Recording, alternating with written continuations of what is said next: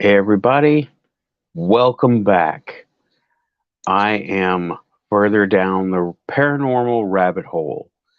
I'm about to toss the link around to the different socials. Oh, hold on. Okay. Had to close the door because everybody's awake at the moment. And yeah, this is just generally a discussion of everything so far and to just toss ideas back and forth.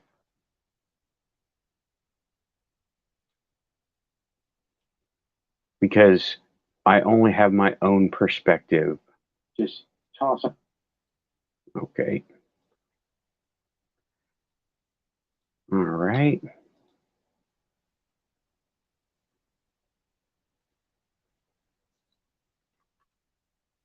Posting around. Come on. All right.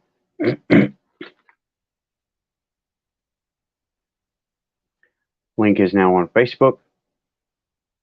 Come on, lag. All right. I do basically Facebook and Twitter for this stuff. Hey, hey, okay. I don't know who all is here. I know Shadow is here. Shadow and Sun. Okay. And Twitter.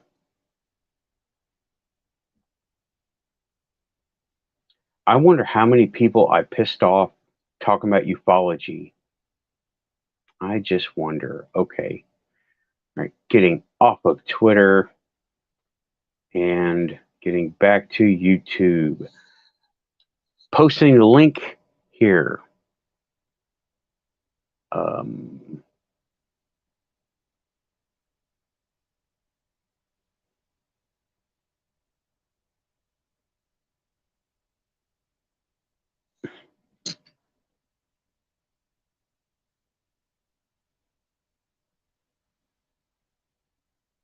Alrighty then. Link is in the chat on StreamYard. There we go.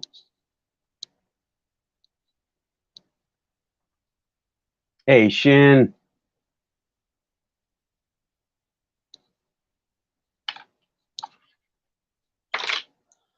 Alrighty then. Everybody's here. Well, they're present. I got 3 people, 4 people. I'm hitting like, well, 4 people are just, well, I'm 1. And there's going to be 3 more. Okay. Alrighty then. Everything's looking good. And I can't hear a thing. I don't hear it. So Shadow and Sun, come on in. And Shin Goji, if you want to come in, come in. You don't have to. I mean, no pressure. It's all quantum.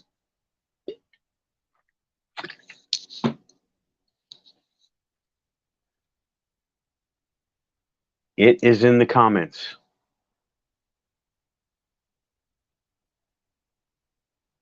In the comment section? Oh, I did. It's there. You can get there from YouTube or StreamYard. In the live chat. If you're on YouTube, go to live chat and make sure you're not on top chat. It's in there already. Gotcha, Shin. Okay.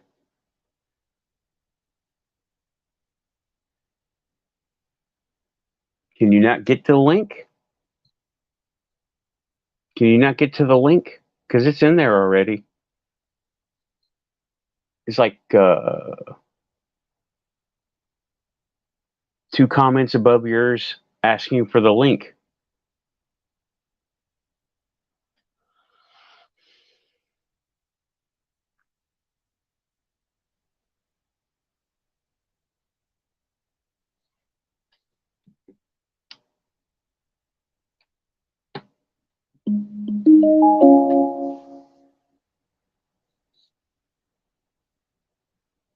link is in the comments right now.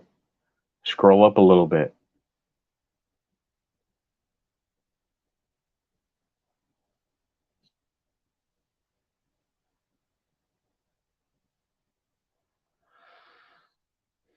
Okay, while everybody's figuring whatever out, including me. Okay.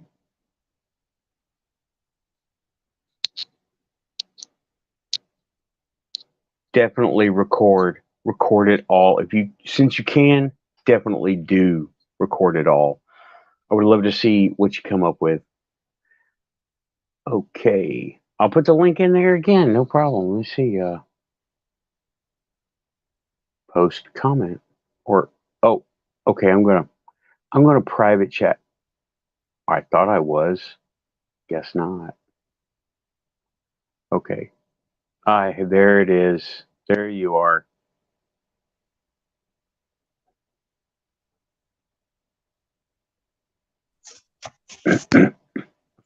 Believe you're here now. Can you hear me? Yes, I can hear you. How do I sound? Fine. Good deal. No echo, no weirdness. Excellent. Let's hope it stays that way. I don't know. Yeah, no shit, right? Got video now. Yeah. Yeah. I muted the video because I was walking from my son's room. He's got his friends came over and we played some Dungeons and Dragons together. That was kind of fun. Hadn't done that with kids since I was a kid, and showing them the ropes and stuff like that. It was a good time, and made some French bread pizza, and just had a nice relaxing Sunday. And he got to he's still playing with his one of his friends that is still here. There was supposed to be like 7 kids, but only 4 showed up, and it was just a nice relaxing weekend. And sorry about last night. I thought we were going to hang together at 10, and then you were shutting her down. I guess that was midnight, like your time or something. But I watched a chunk of your show. I'm gonna have to watch the rest of it. But whatever you want to talk about today is good. I'm okay. Obviously very curious to hear what's happened lately. It sounded like some interesting stuff. I heard the thing about the oil change and stuff like that. That stuff's kind of weird. We've all had things like that kind of happen, but I don't usually have a voice in your head telling you, nope, not today. No, not gonna happen. Well, I have, but usually it's just more of like an intuition thing for me. But sometimes you get that feeling in your gut. Sometimes it's in your head. Mm-hmm. Shit happens, and that's what we're here to talk about, right? Yeah. Oh my God, are you wearing a Final Faction t-shirt? Yes, I am. Oh my God, that's awesome. That's freaking awesome. Okay, man, I'm jealous. That's pretty cool. I'm wanting to, since they're not given licenses, so I'll just make them anyway and stop when they tell me to stop. But I'm going to make that happen. I want everybody who wants one to get one, because I've been asked about it before. And I don't know. I think I warded you off last night by wearing a Disney Mandalorian shirt. I think it was just the Force warding you off. No, I wish I could get on board with, stuff, but then again, I wish they would get on board with the fans. They've been doing stuff that's just doesn't make sense to me, and a lot of other people don't understand what they're trying to accomplish. They should really just keep their mouth shut and just make cool stuff. I agree. But, and stop with the getting into the political arena of stuff. Leave it alone. It's not their thing to do. They're an entertainment company. Be an entertainment company. Well, not only that, but they're supposed to be for kids, for crying out loud. Yeah. And I used to like a lot of their stuff, as a kid growing up, but there came a point where I was a certain age and they weren't putting anything out for people like me. Like the last thing was probably like, the Black Hole, maybe, and that was a long time ago, and I can't think of too many things they've made that that sparked my interest since then. But I maybe not understanding all of the different things they've done, and there may be stuff out there that I liked that I just didn't realize it was them. I watched a little bit of Toy Story. The first one was good, but other than that, I really can't think of stuff that they've done that I'm like, I want to see this or I want to see that or. Right. Um, Well, the Buzz Lightyear movie, the spin-off, prequel, whatever they want to call it, the only thing that came out of that for me were the toys. The toys yeah, were you know pretty what? cool. I've been seeing those. There's some pretty kick-ass looking spaceships and stuff like that that I could easily see. Repainting, adding a couple of little Yeah, the Gribblies to change small up the scale overall. stuff, Yeah, I'm the telling you, man, really that's small pretty scale sharp. stuff, the like an inch and a half scale. I'm like, Yeah. wow, not my thing. Mhm. But they did have something for me, right? Of course they did. And I got the X15. Okay, Dang, that's pretty it's sharp. it is, and there's a guy on My Mini Factory or Thingiverse.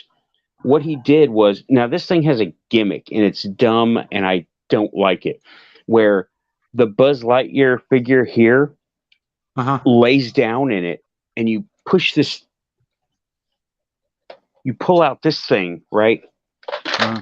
And the whole thing, and he stands up with his jetpack already out. It's Okay. dumb, and I think it's dumb. I just think Okay. it's dumb. But what this guy did, he gutted it, and he put a cockpit for 3 3/4 inch figures, Okay. and made it into a kind of a escape pod for 2 figures. Gutted it and Cool. put the 2 figure, and I'm like, oh, that's a good idea.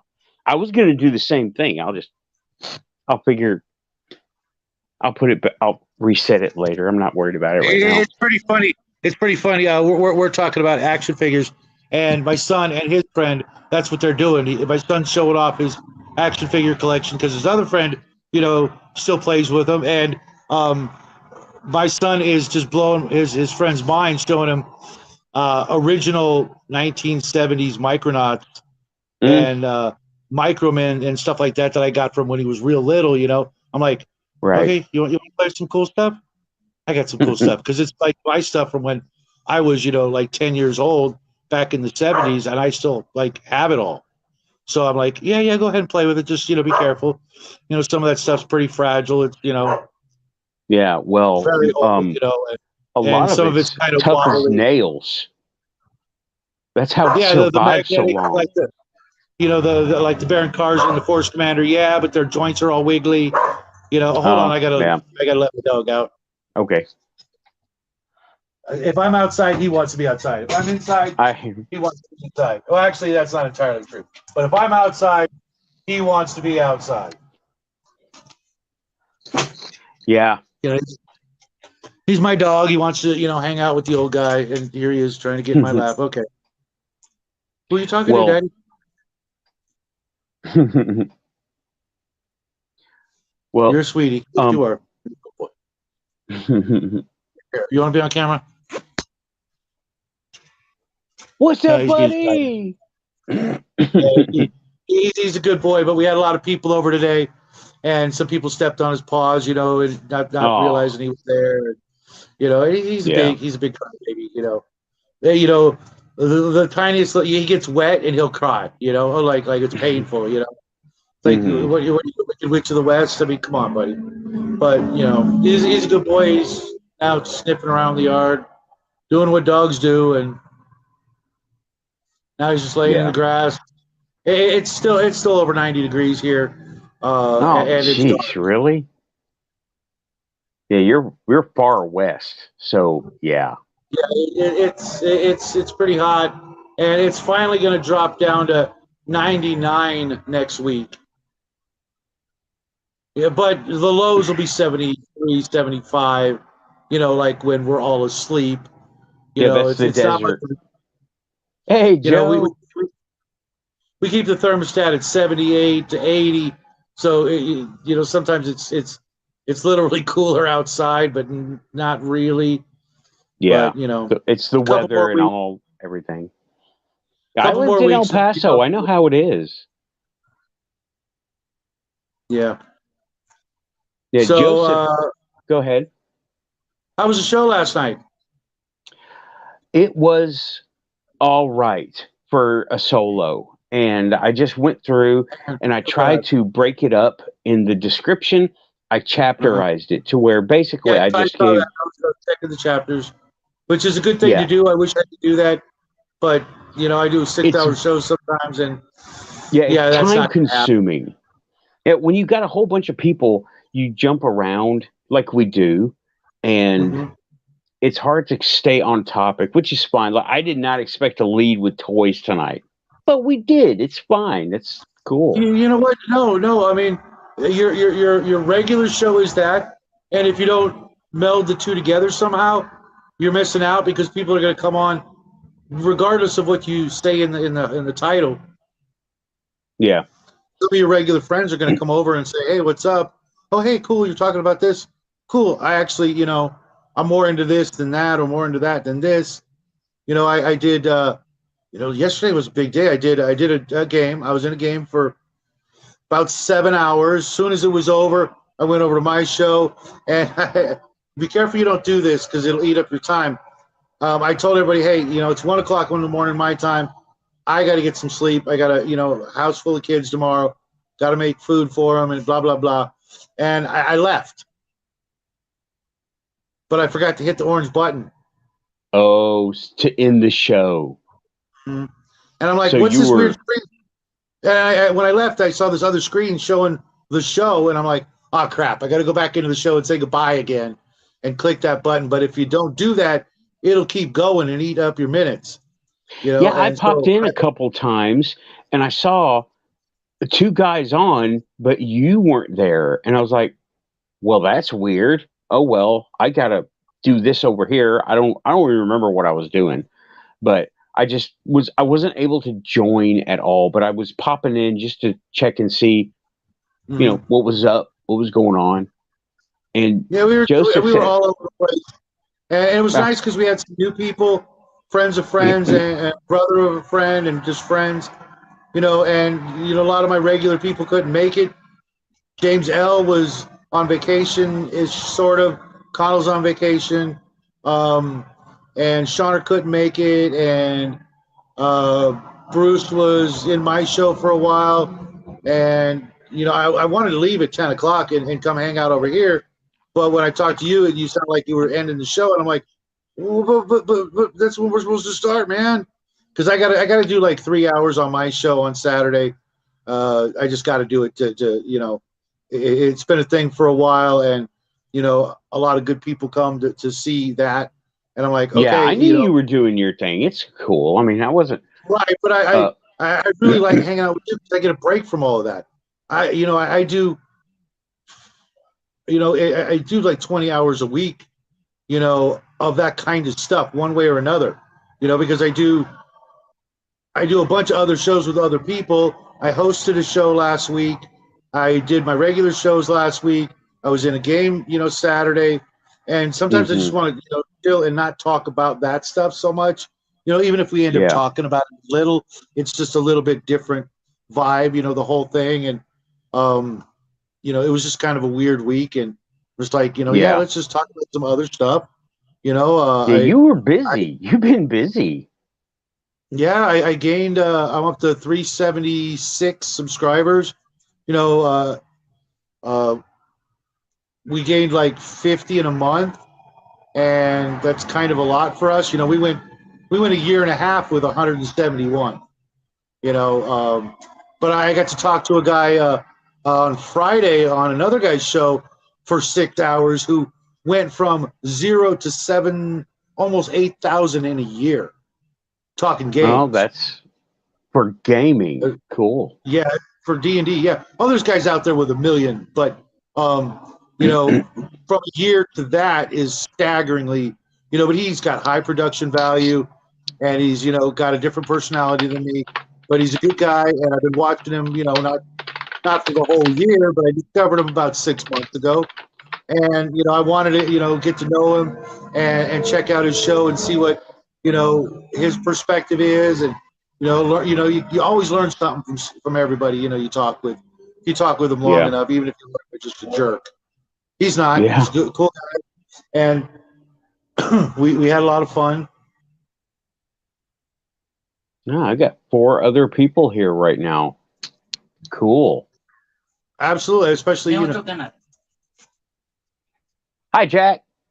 he's talking to his mom on the phone. Hi, Jack's mom. So, when you hear Spanish, that's what's going on, or it's his mom, or Hello. he says hi.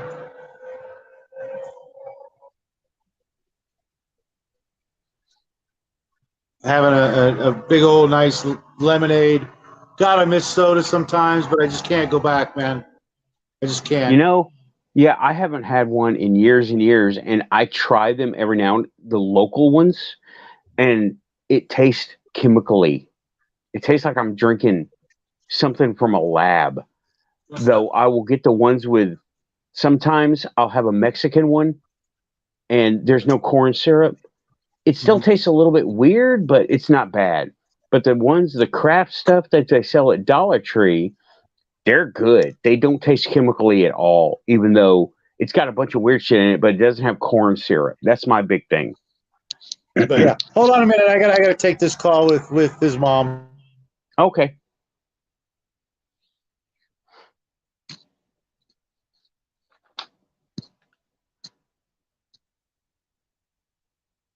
I've put up the cone of silence.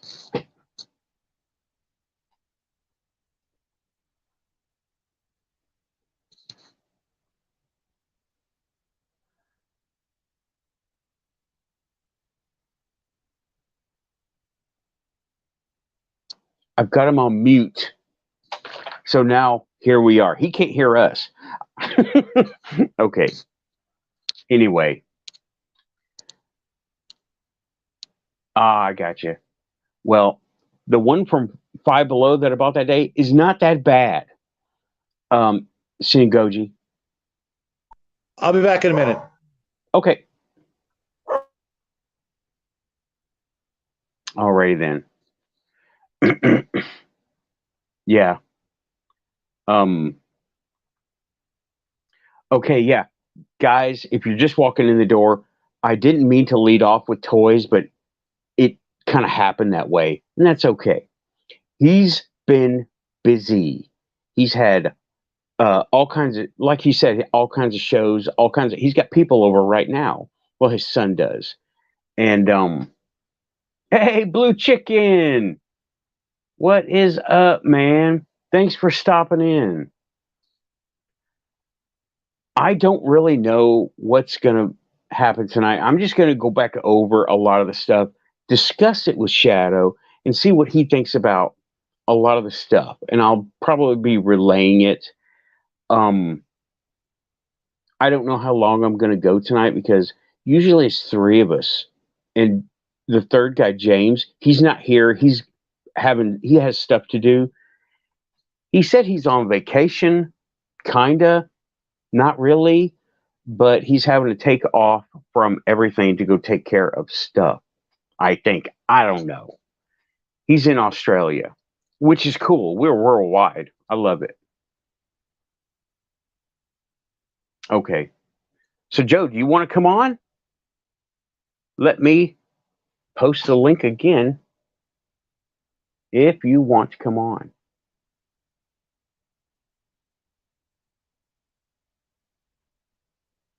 Hang on. I got to do this on my phone. Come on, you.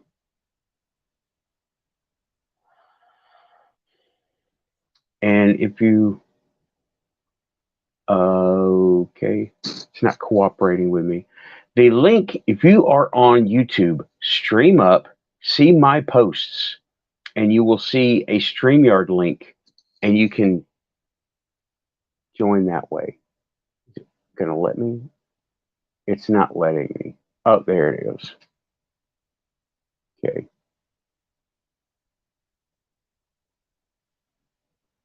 Okay. I posted a new link. Okay, it'd be great to have you on, Joe. And just curious, have you watched the other couple of videos that I've made, the paranormal stuff? Because there's a lot of context there, and it needs. I'll be going over it again tonight. Yeah, you said. See, I'm not doing really hosting. He's not my co-host. He's jamming with me, kind of, sort of. There's no hosting going on. I don't even have a moderator in here.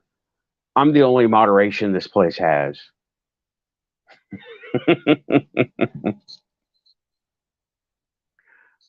And yeah, I'm fooling. Let's in with the camera. Let's see here. Okay, I'm back down. All right. Well, if you click the link, I don't know what it's going to do for you on a PC. On a phone, it will close whatever you're doing. I think you're in. Okay. Let's see here.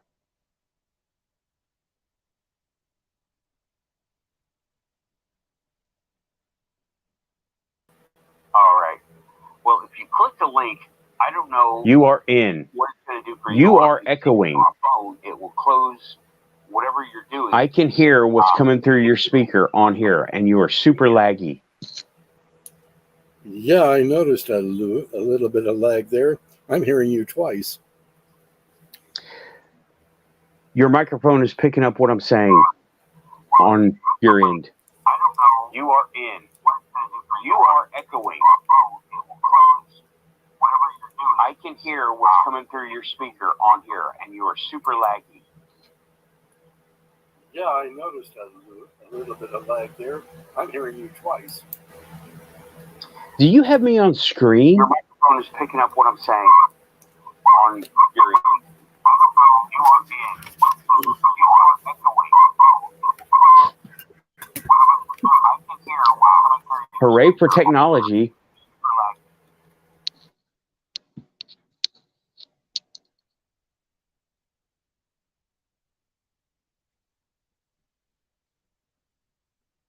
Yeah. Yeah. Okay. Can you hear me now? I cannot hear you now. Hooray for technology. Can you hear me now? I can hear you now. Okay. And there is no echo. Good deal. We're good now. Okay. Well, welcome to my not a show show. Not a show?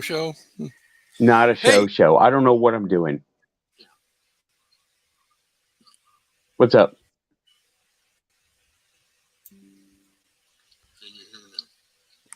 I can hear you now.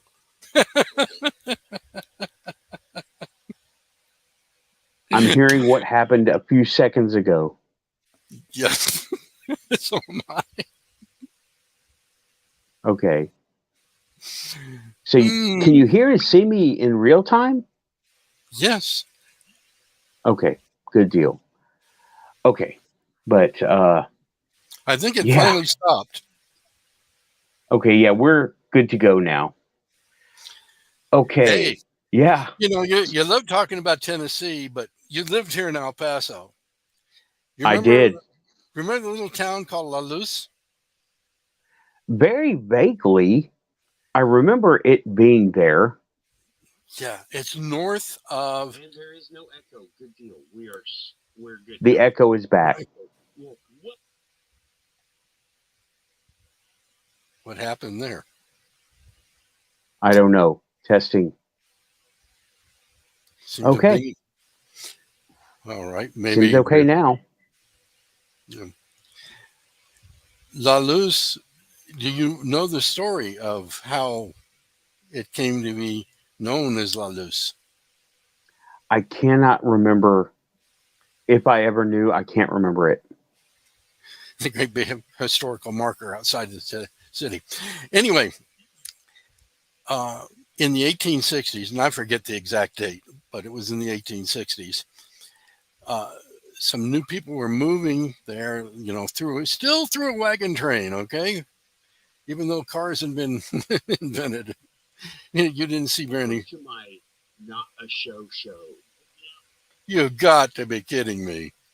Not a show show? Not a show show. I don't know what I'm doing. Do you have multiple windows open? One. Oh, wait 1 second.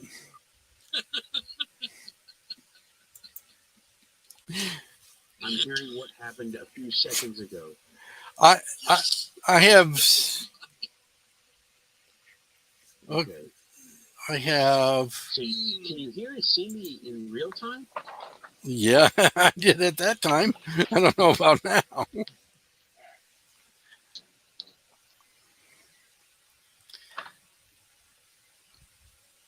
Let's try testing.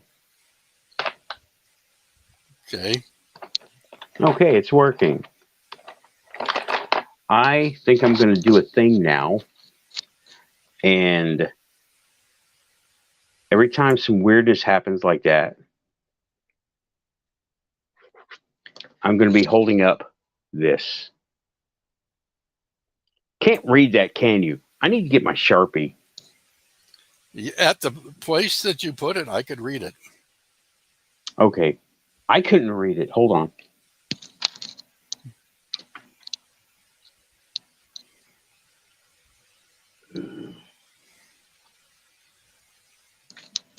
We're still missing Shadow. Okay. I am using these cool Sony earbuds I got just for this. That's as much investment as I've done. Oh, and something I did invest a little bit, and I'm not using it. It's this tiny little light. Oh well, I'll do it. I'll use it for stills. When I did the radio over the internet, I used a separate sound card. Mm-hmm. Had to go microphone in and then out from that sound card into the regular sound card. Mm-hmm. That way it was bi-directional. Right. I love hooking stuff like that up. I have a plan to hook some stuff up using DTMF, but that's a project for another time. I think Shadow's about to be back on. Yeah. Maybe Shadow would like to know about La Luz. Oh yeah. Shadow, Hi, you Shadow. back? You got Shadow, no sound. You're on mute. Oh, geez. Hello. How come you're not showing Hi, up? Jack. Because the camera's really thin. Oh, okay. Turn the camera sideways. It's we not really this can't. phone. It's the website. It's StreamYard doing it. Yeah, you can have multiple. There's multiple settings. Let There's me multiple look and see. camera settings. Is it under the more? Maybe. I'm not sure how it works for the Yes. phone. Up the Hold on. Let me. For 3 people, it is pretty much like this. Oh no, that's to focus on one person's camera. It probably only shows 2 people, but it works with 3. That actually works better, though, doesn't it? It does, but it'd probably be better to have it a bit more. I know there's one that even my dad probably doesn't do it, but I know Connell does. It's so it's 2 and 1. No, where it only shows 2, but it works for 3. Okay, well, alrighty then. I'm just gonna go with default. All right. And we'll just stay skinny for a little while. But or anyway, you can go get his camera. I will, but yeah, then we can do 4 and it'll be a lot easier. Yeah, 4 in a block. But Joe, Shadow Joe. Nice to meet you all. Joe. How's it going? It goes like it does. Do you have your own show? Screening. Joseph, do you have your own channel? No, not really.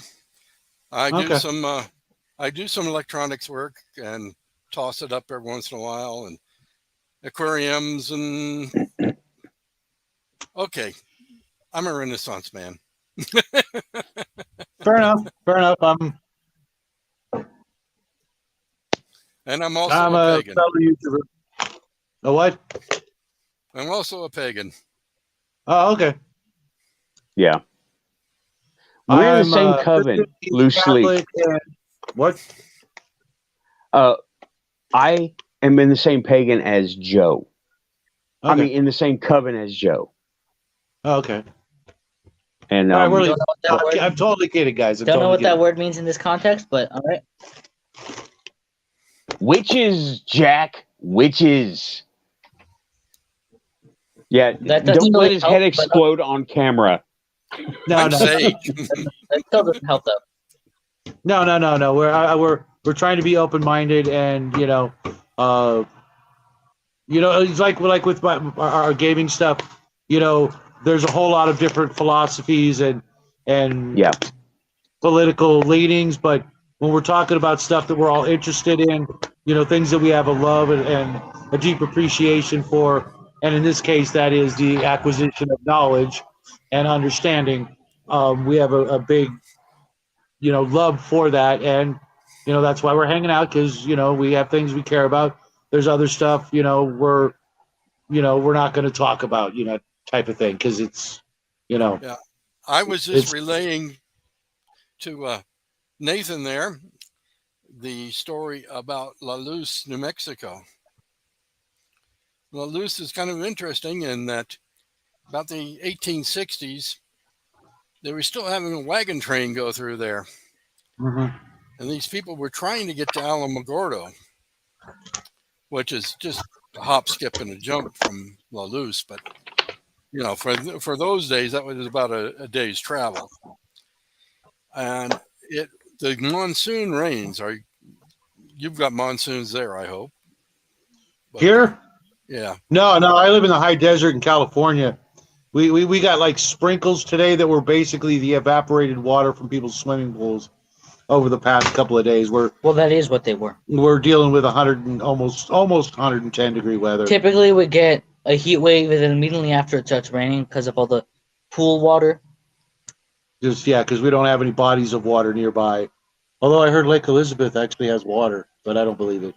Yeah, we have no major bodies of water near us. In fact, between Alamogordo and the nearest river, which is called the Rio Grande, and it looks like a stream most of the time when it's flowing, and otherwise it's dry. Anyway, we get these horrible monsoons, kind of reminiscent of at that particular time of what Pakistan looks like right now. Are you aware of the rains in Pakistan? I did hear a little bit about it, and I have a friend over in Guam, I think, and they were getting some of it as well. Well, isn't Guam pretty far from Pakistan? Well, somewhere in that area, not immediate area. Well, Pakistan is part of the Indian subcontinent, and Guam is. Oh, it might be. It might not be Guam. It might be. Bangladesh, no. Afghanistan, India, Kashmir, Philippines. Philippines is. Maybe I don't know. I'm not a geography guy. This kid's got the big brain. Just because I know every flag doesn't mean I have a big brain. Okay. He's got a big brain. You can see it. Veins popping out. You can't see it. Anyway. Listen, you thought.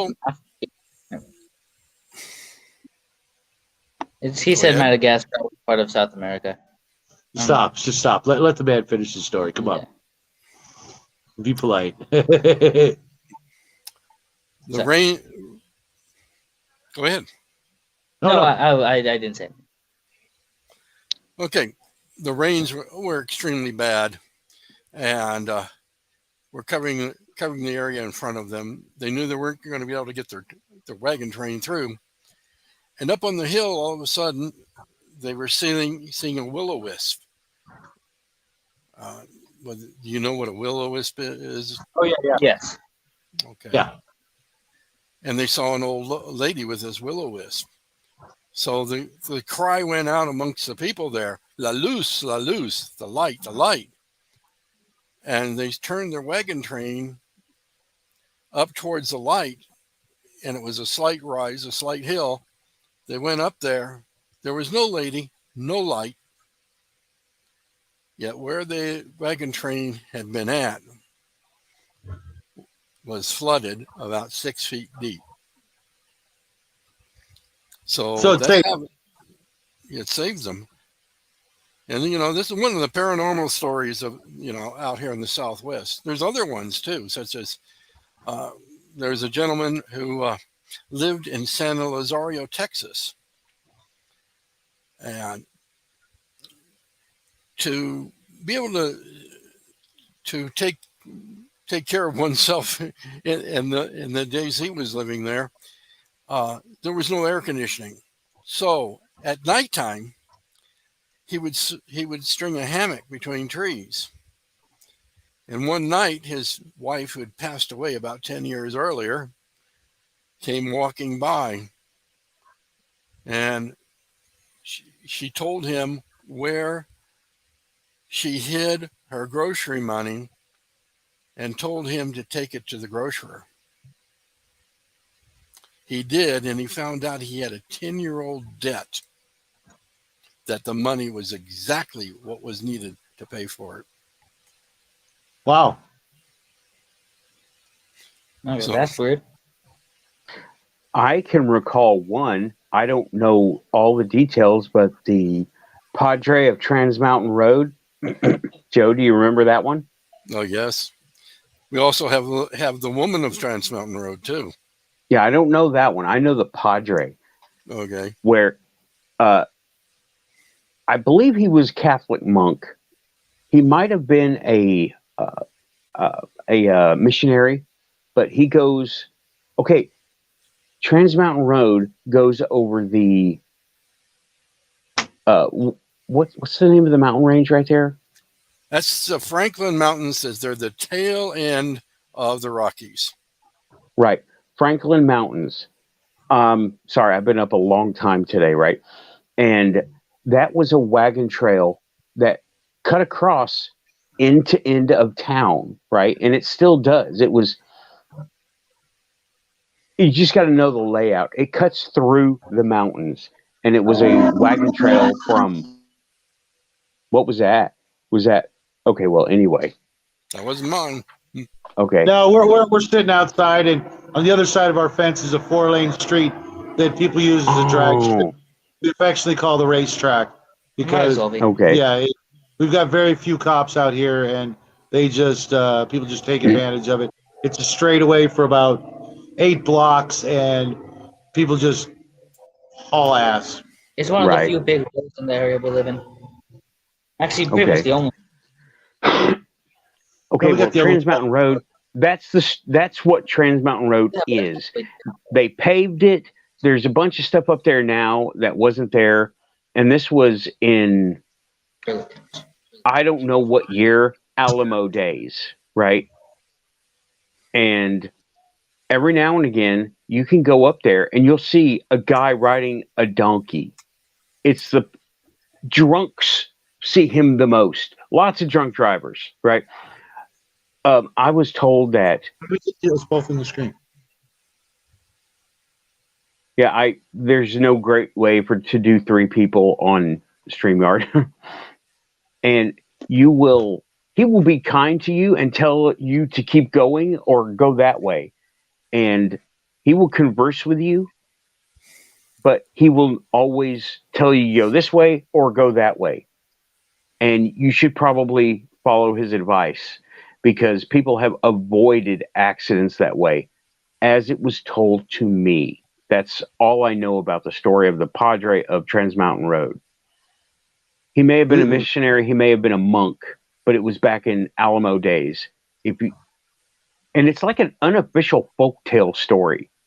I don't think this is written down anywhere. Bruce is the Texas guy. He knows all kinds of crap about Texas. Well, El Paso is its own environment, totally. Paranormally, economically, every single way. It is its own environment. It is nothing like Houston or San Antonio or any other place, Dallas. No, El Paso is its own thing. And it's Isn't got that a where lot you of live? ups and downs. El Paso? Yeah, our friend Bruce. I don't remember. He was I the don't guy you remember could if only I. see. Remember, he was painting miniatures, and all you Oh, could see right. was. I don't. I don't remember. I think he said San Antonio, didn't he? Yeah, I don't think so. But I I know. couldn't tell you. Yeah. I don't remember.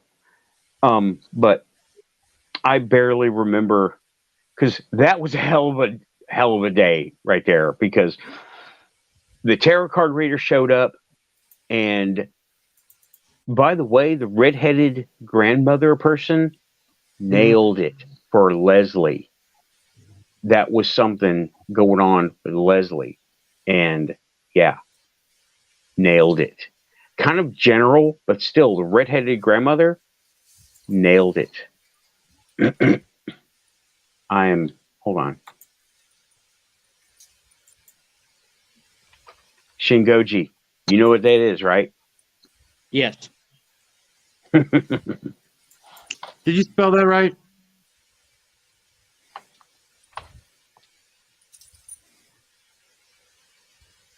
Yeah. Look at the last letter. It's an M. No, That's an M. That's an N. Two That's humps. a very. No, that's an M. Two humps is an M. Yeah. Give it another hump. It's missing a loop. Oh, I Man. don't believe I said that. I do. Oh yeah, you've been around me. Never mind. Are we better? Is that better? No, No. it only has one hump. It looks like an I was N to us, writing man. quickly. I know it looks like a backwards N. Man. Spelling on my channel. Hey, I was a teacher, so watch it there. There we go. There we go. Okay. Hold up. Okay. Don't tell me. Don't tell me it's leaking. What? We left the door open again, didn't you? Never mind. Pretend I never said those words. Blue is listening in his car while he's driving. Welcome back, Blue Chicken. And thanks everybody for stopping by, stopping in. We're just starting to get onto the the paranormal stuff. We started with toys, talked about, oh, it's so good to not have to do what we normally do, and here we are. And right now it's local ghost stories. Joe, did you watch my 30-minute Little guys solo? Yes, I did. Okay. Though I cheated. I put it on What, double like- speed. I was just gonna say double speed. You're the one person I know who can actually understand it at double speed and be able to comprehend it. That's a crazy skill.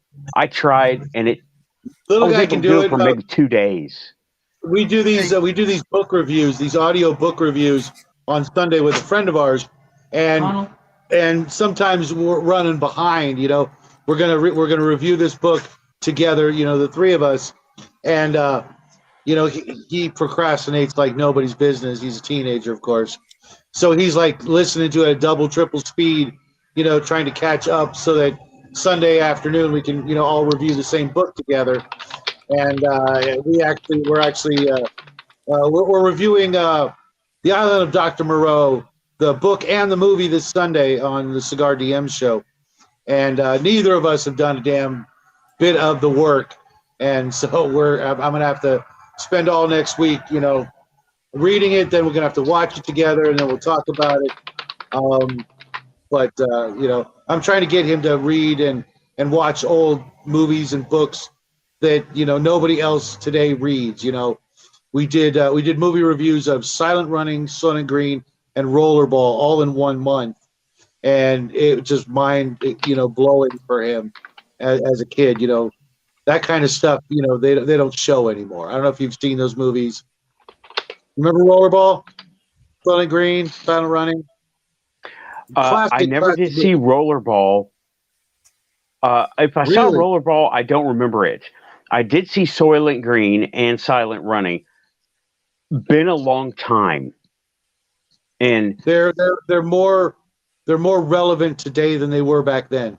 Okay, which Silent Running? The one with Bruce Dern.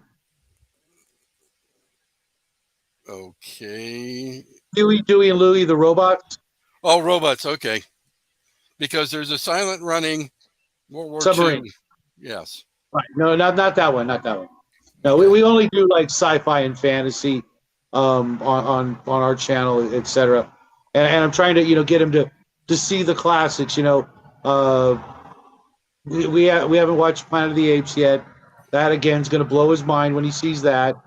The movies of today. Hello? Oh, I'm here. Okay. Especially if you look at the things that are happening with the chimpanzees and apes on islands now. And they've noticed aggression that has never been seen before. They've noticed that they've taught that some of the apes, chimpanzees that were taught sign language have now taught their own version of sign language to their fellow chimpanzees. It makes that movie not so far out there. Hey, it's an M. Yeah, something else that's been happening is things that have been taught on one island, even though it's totally isolated from other islands, they're doing those things on the other islands. And that is some kind of quantum network going on.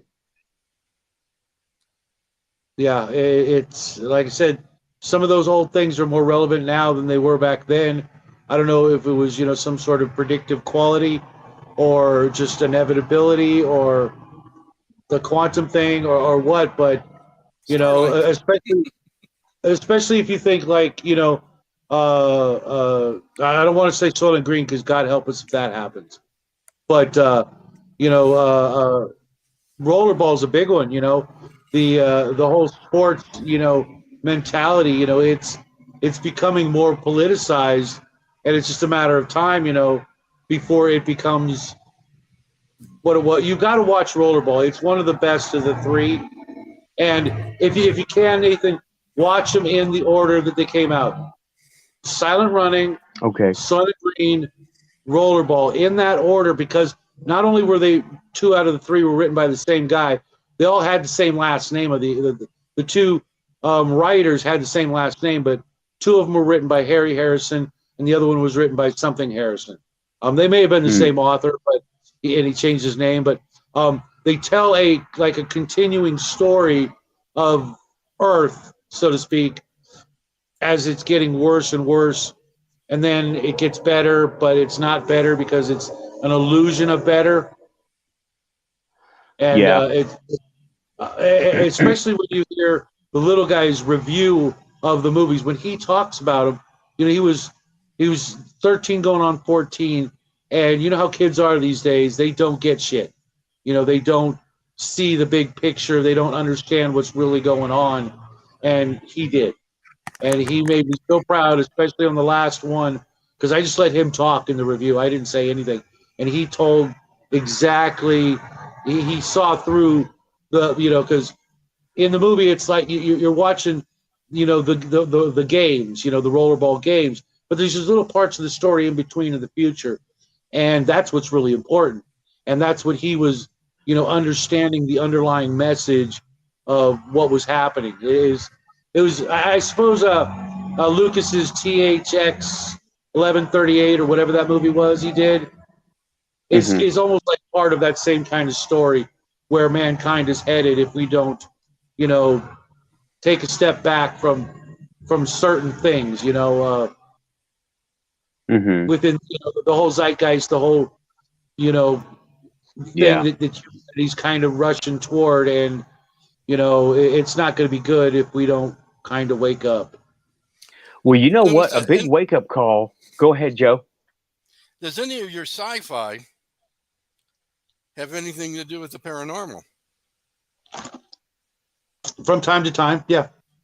Yeah. What movies would you recommend as far as that's concerned? Uh, Probably, I think Sixth Sense would be a good one, and I'm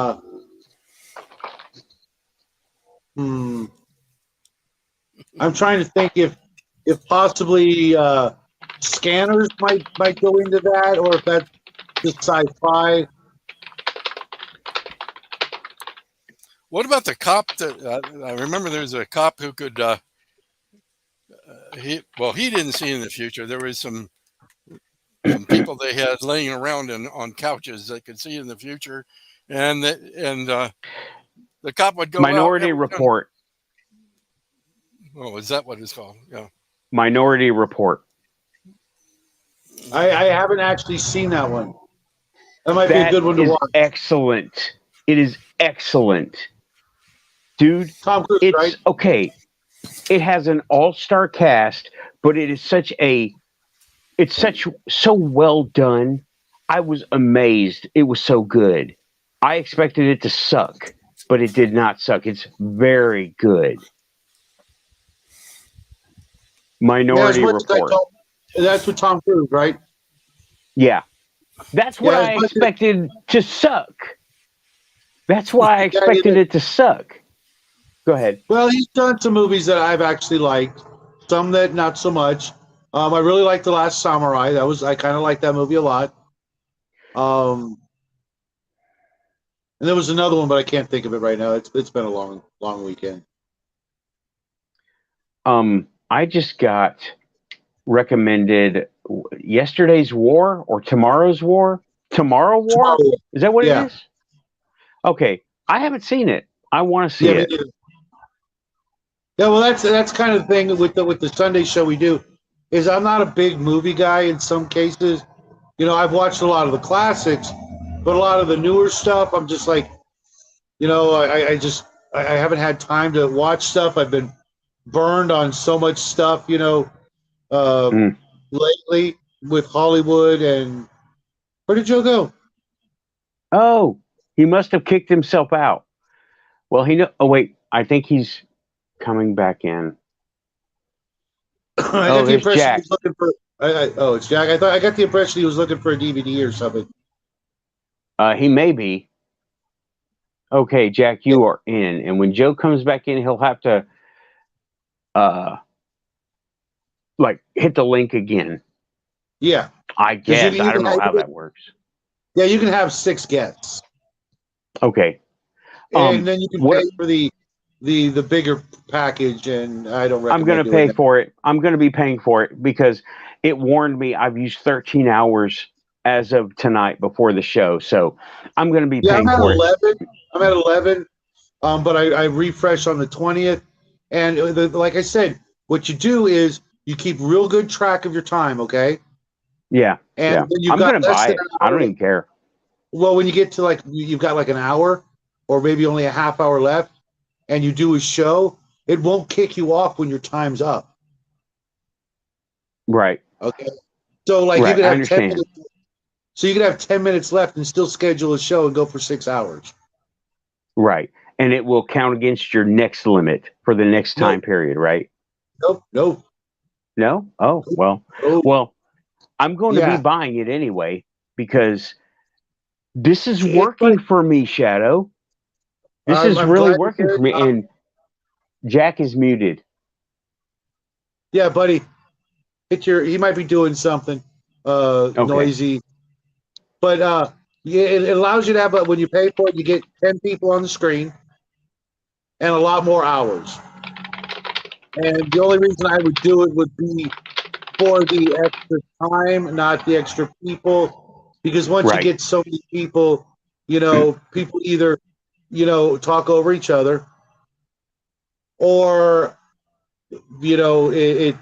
it's hard to get everybody a little bit of time, um, to you got to wait like an hour before you can say something, and nobody wants to Yeah. do that.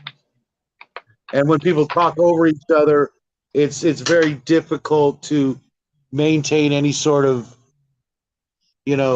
semblance of order and sanity. There's a friend of mine. He does a show, the T-shirted historian, and he does a 10-person cast show every, I think, Saturday or Sunday morning. And I try to watch, but I just it's real hard because there's 10 people, and people don't want to wait their turn, and they'll interject, but then sometimes it's like four people saying something at once, and I'm just like, Right. I don't know what I'm hearing. And I don't, and especially when people like my son don't put their face up so you can't see them talking. So there's four people talking, but there's 5 different screens that have no picture.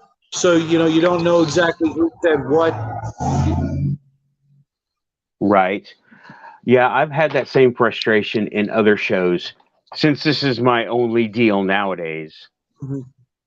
Well, I'm glad I recommended this to you because it's something to look forward to, and you know uh, it's so therapeutic in my opinion. Just the ability to be able to chat with people like this, and talk about whatever, and Yeah.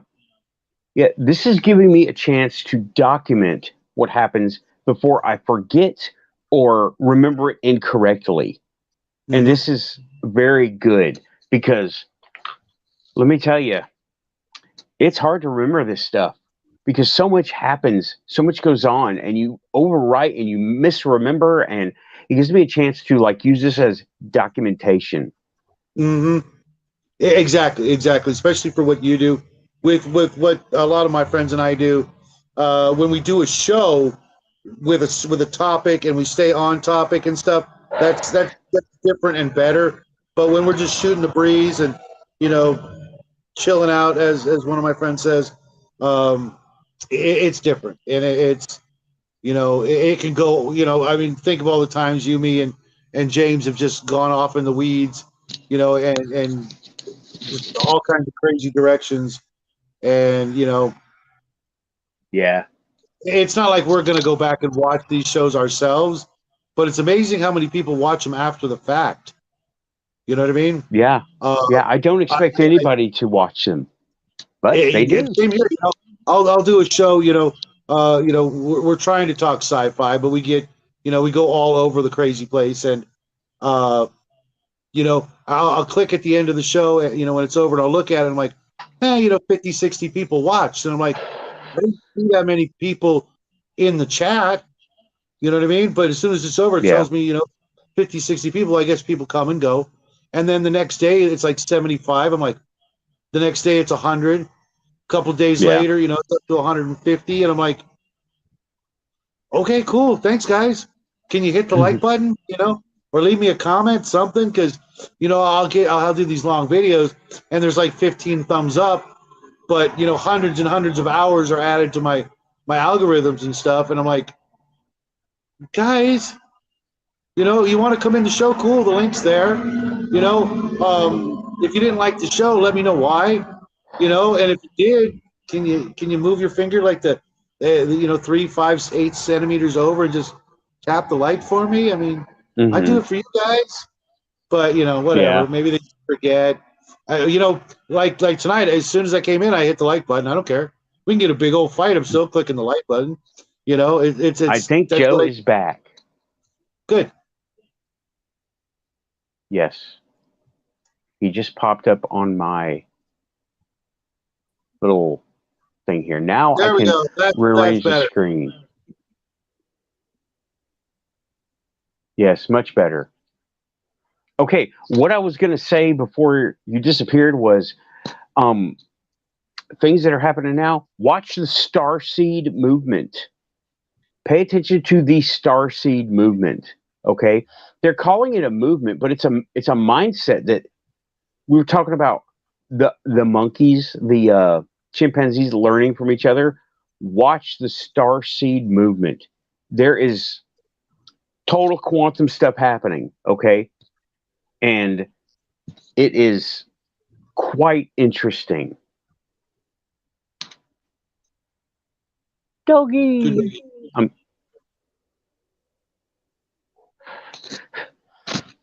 there is a person that I was trying to look for a link, but my computer's acting slow. Savita. Okay, she's very young. I think she's, what do they call it? Gen Z? She's like 22 years old, I think. But she is doing a big Starseed coverage on her channel. She has mostly things on Instagram and TikTok. I think she has a YouTube channel. I've been trying to look, but my computer's arguing with me. But yeah, that's my technology. You remember the McGolfin house? It rings a bell, but no. Talk about it. Oh, that was the most haunted house in El Paso, even though there's a bunch of them. It was McGolfin was actually the original name of El Paso. Was Okay. McGolfinville, and because it was a big ranch, and then of course Fort Bliss moved in and all that, and so finally, but there's regular tours of McGolfin House where people walk through and they'll have 20 people there and 5 of them will turn around and say, "Oh, did you see the lady in the period dress?" And the people giving the tour go, "No, there's nobody here with that." Yeah, I don't think I ever went there, but there's a ton of places haunted in El Paso. Oh yeah. In fact, we have a regular tour of haunted places in El Paso. Yeah, there's some that aren't on tour. Okay, I'm going to put Savita's link in the YouTube chat and it'll carry over here. All right. She's very high energy and she's very dancy and stuff. So be patient. Oh, you know me. I don't like that. Well, Yeah, be patient. I should throw some links. I'll put them in the description later after the show. Um, but yeah, there's Joe. I don't know if you know, but I live in this place that I'm renting right now. This is a it's right next to historical area. right next to the What? cemetery. Right next to the Yeah. cemetery. Oh, yeah.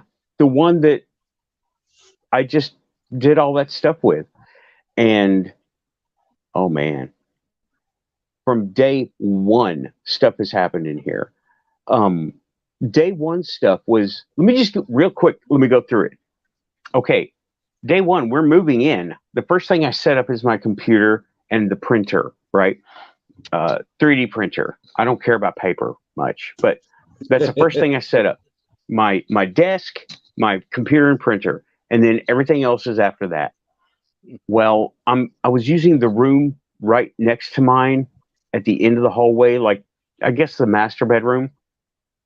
And I was trying to do smarter, not harder. So I was stacking vertical, right? I had bins and boxes going vertical. And I had been doing this like all day and it was still daytime, right? So I put a box down, I turn and I see out of the corner of my eye someone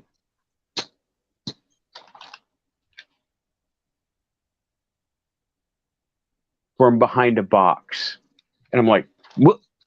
And there was nothing there, right? Later that day, and I'm like, okay, whatever. I'm here by myself. I need a radio or something. That's what I'm thinking. So um, later that day, I get everything done for that day, and I transfer the frozen foods from the other house to this place, right? So over here, I empty the freezer out, including the ice bin, and it's got some ice in it. I just leave it. I set it on the counter, and I move everything. I take a break, and I'm sitting over here, and I hear now. Y'all know ice bins, right? It's that plastic that you look at it and it makes noise, right? It's just clanky. All you hear it all the time. I mean, you open the door. Anyway, it's that kind of plastic, and I had set it on the counter to make rooms for the stuff, right? And I'm sitting here taking a break after everything, and I hear the thing clattering, and I'm like, oh, and I'm like, huh? Oh, there's ice left in it. It's warming up. It's breaking apart. I will stop being lazy and I will take care of it. So I go in there, I clean it up, I dump the ice. It's just a bin sitting on the counter now on a paper towel. I'm like, okay, resuming my break. And I go sit down, and it happens again. There's no reason for anything to affect that plastic bin because come to find, well, I will leave I'll leave it for later, but there was no reason for it to be making noise. There was no ice in it. It was room temperature now, and there was no reason. But yeah, I got an explanation later, but that was a weird thing. And yeah, this place, everything around here is haunted. Everything around here is haunted. Um, yeah, behind me is the cemetery. In front of me is the historic church. And it turns out they had services over there today, and I could have swore I got home about 2 hours ago. I could have swore I saw the door open and close on the front as I was driving past it because I'm directly behind it. There's like a horseshoe driveway behind it, and I parked behind it. And I could have swore I saw the front door open and close. But I was driving, so I wasn't paying attention. I was, you know, don't get in the ditch, don't hit the guardrail, don't drive on the grass. Paying attention to driving, not to the door of the church I was driving beside. So can't say, but I have a lot of stuff has happened at that church. The first week or something, okay, the mailboxes are by the road in front of the church. I walk past it up the driveway and I hear what sounds like furniture moving around in the church. There is nobody there, okay? And several days. Now, they don't have services regularly over here, special occasions. And I guess today was a special occasion. I'm not a member. And they won't let me investigate it. They don't want investigators in there. But the lights are on, either in the front or the back. And there's nothing blocking the window. So you can see all the way to the back. If you go up to the window, and if there's a light on, you can see it all the way from the driveway. So there's lights on, there's things making noise. And the other day from the cemetery, I put this in the other video, but I'll put it here. Just Adana says we're out, we're chilling, we're done, right? And we're just going, oh my God, I can't believe it, just what happened. And she goes, hey, Nate, look up at the window and tell me what you see. I wasn't expecting this, right? And I look up and I get the impression in my head only, not a visual, of somebody standing up there going, yeah, like, you know the rules, you stay over there and you're okay.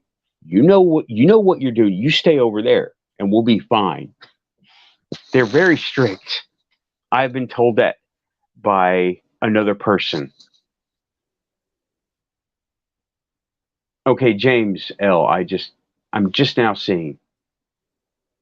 Do you mean Blue Ridge Mountains? James L is mentioning the Blue Ridge Mountains. Yeah, it's Appalachia. Total. 100% Appalachia. Blue Ridge has got something going on for sure. All of it. It is straight up Bigfoot country. All of Appalachia is straight up cryptid country.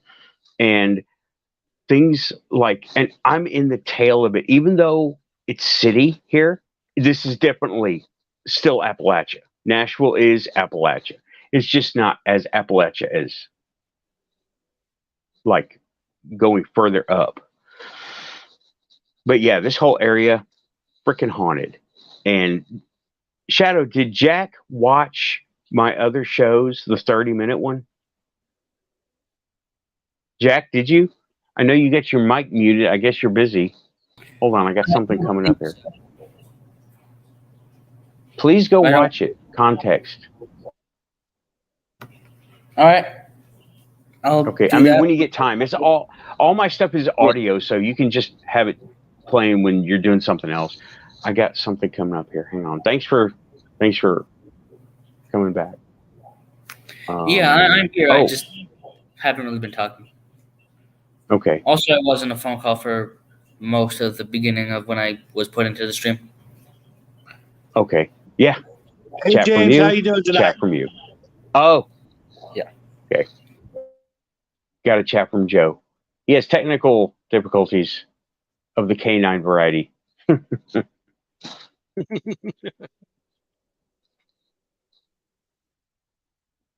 Yeah, it was the big dog that did it. The little one doesn't do things like that. Mm. You seem to have lost somebody.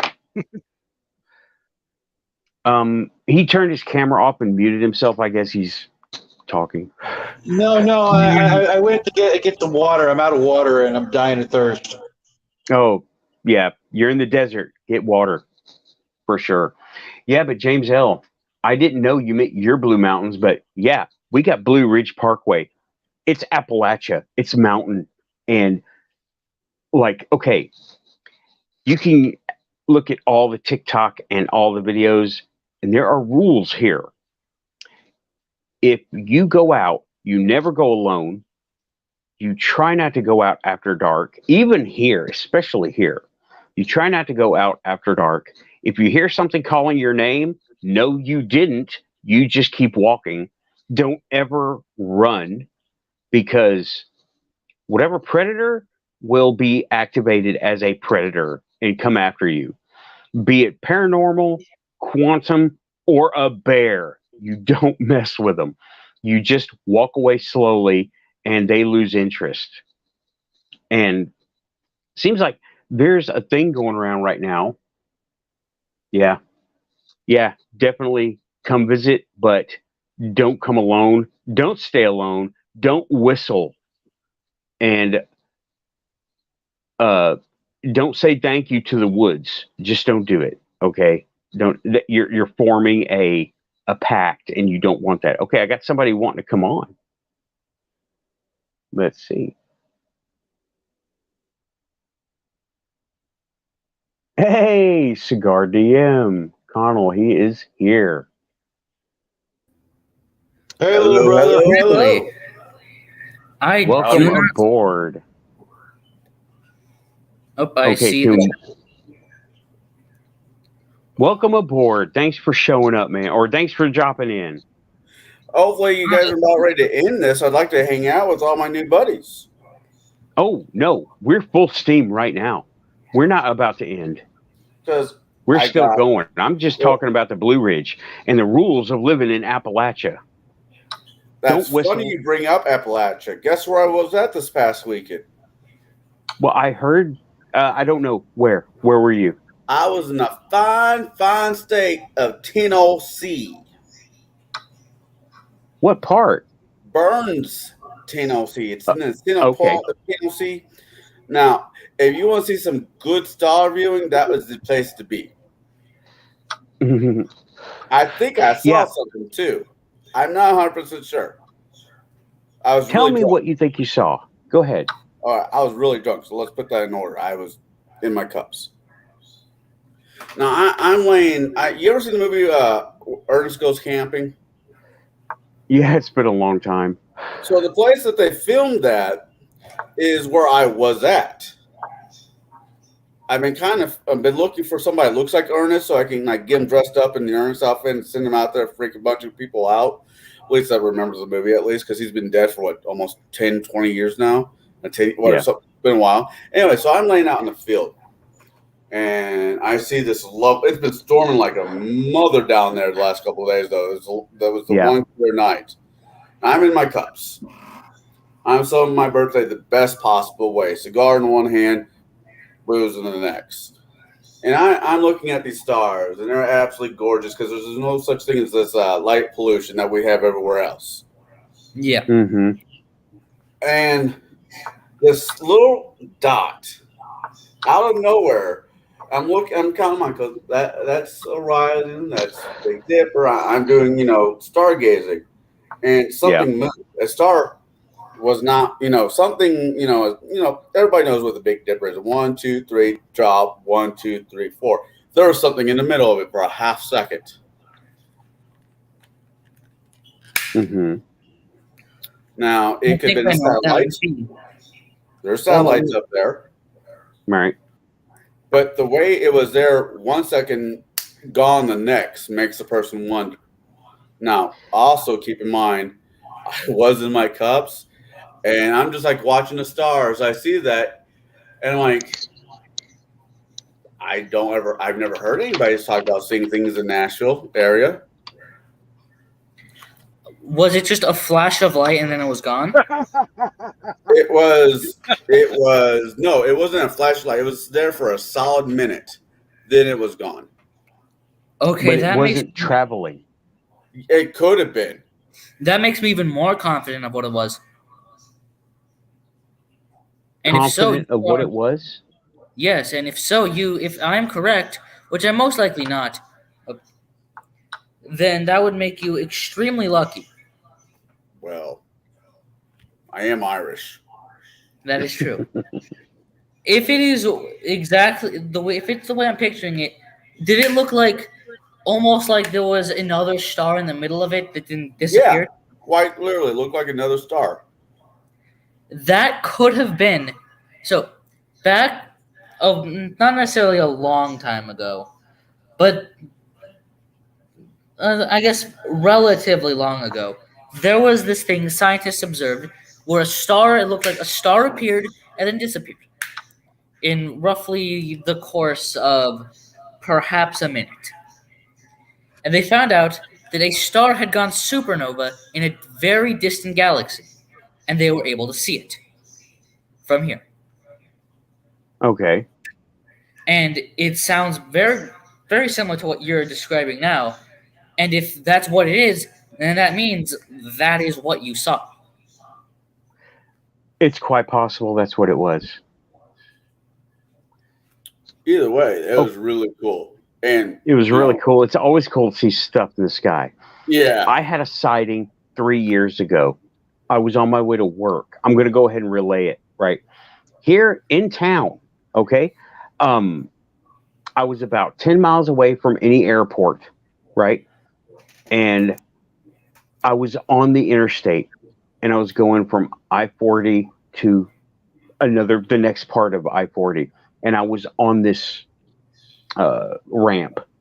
Well, I saw it was really early in the morning and it was in November 3 years ago. So it was dark and dawn was coming up soon. And what I saw were we got all kinds of light pollution right there downtown area. Oh, God, I saw 2 stars. Yeah, you know what I'm talking about. I saw 2 stars at kind of an angle like that, right? And then I was like, that's weird. Might be helicopters, might be planes. And then I saw what appeared to be, it was hard to describe, right? It looked like, a heavy curtain, right? Yeah. And you got a heavy curtain, and when you put your finger under it and lift up a little bit, it kind of goes like that. Goes like that. That happened in the sky, a different shade of blue. And I'm driving, so I'm like doing this. I'm in a big curve. This is a really big curve, really big interchange piece of road. So you're curving and you're trying not to, you got to pay attention. And I look and there are two and that opening, right? And then I'm looking down. I look up. One of the stars lights had disappeared and it was one in the opening and it was kind of at an angle. It wasn't just straight up and down. It was kind of like an angle, right? Right. And its horizon was like this, like this. Right. And then I'm like, check the road, look up there, and they're both gone, and everything's gone now. And I wasn't the only one to see this over Nashville downtown. Yeah. And they Shingoji told me about it being on Channel 5 News locally. That's a CBS local channel. And I was like, all right, that's my sighting. Unfortunately, it's just dots. But see, I follow Rich Giordano. Me and him are buds. And Gotcha. I know a lot of people have problems with him. I don't. If you have a problem with Rich, you better examine why you're in the field. Okay. Rich is a nuts and bolts guy, and he hates dots. And that's why I say it was just dots, because I've never seen anything. Now, mine were dots that did something, not just a dot. I've seen a lot of just dots, but these were dots that did something and something else that looked like some kind of opening portal or something. So that is my big UFO sighting that I saw. And I've been taking reports from people trying to, and it started out kind of as a joke. This thing that I was doing was when the telemarketers would call, I answer, UFO hotline, would you like to make a report? And one time, one of them did. One of them tried to make a report, but their manager cut us off. And I was like, oh my God, that is so cool. The manager came over and cut us off. And I was like, oh man. Sorry, go ahead. No, I was living in the shadow. Oh, sorry. Okay.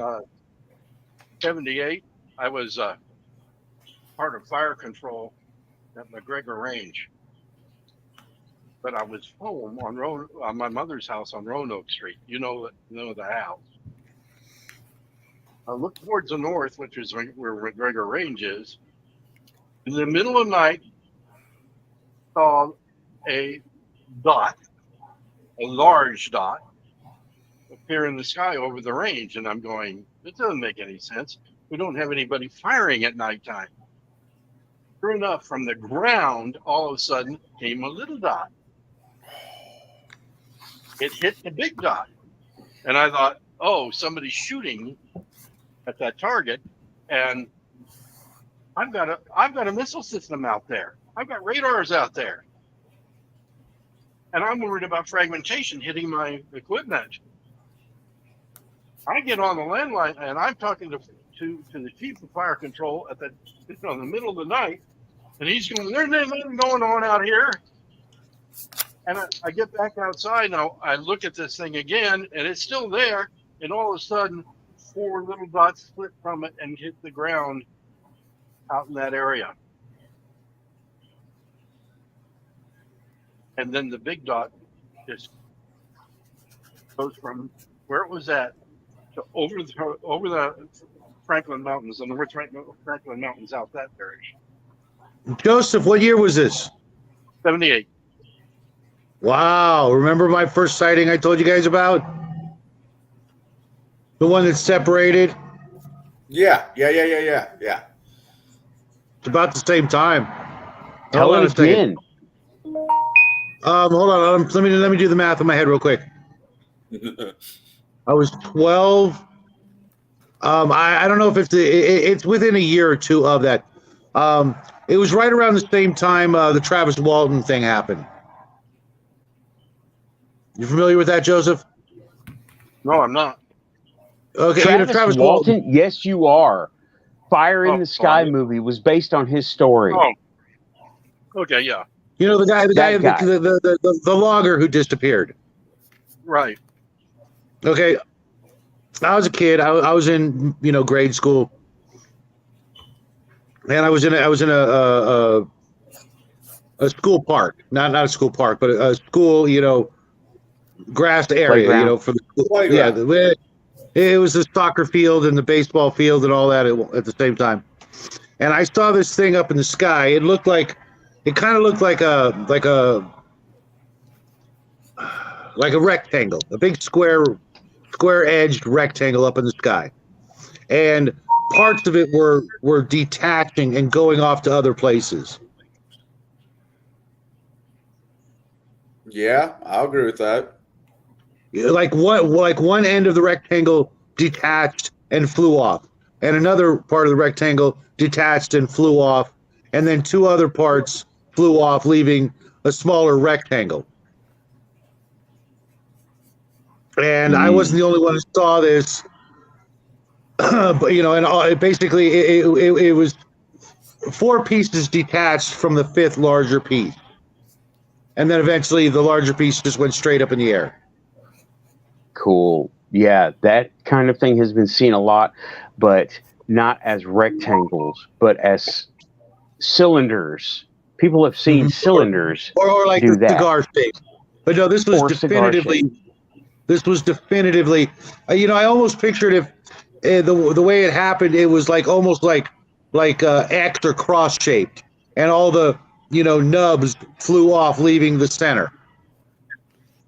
Okay.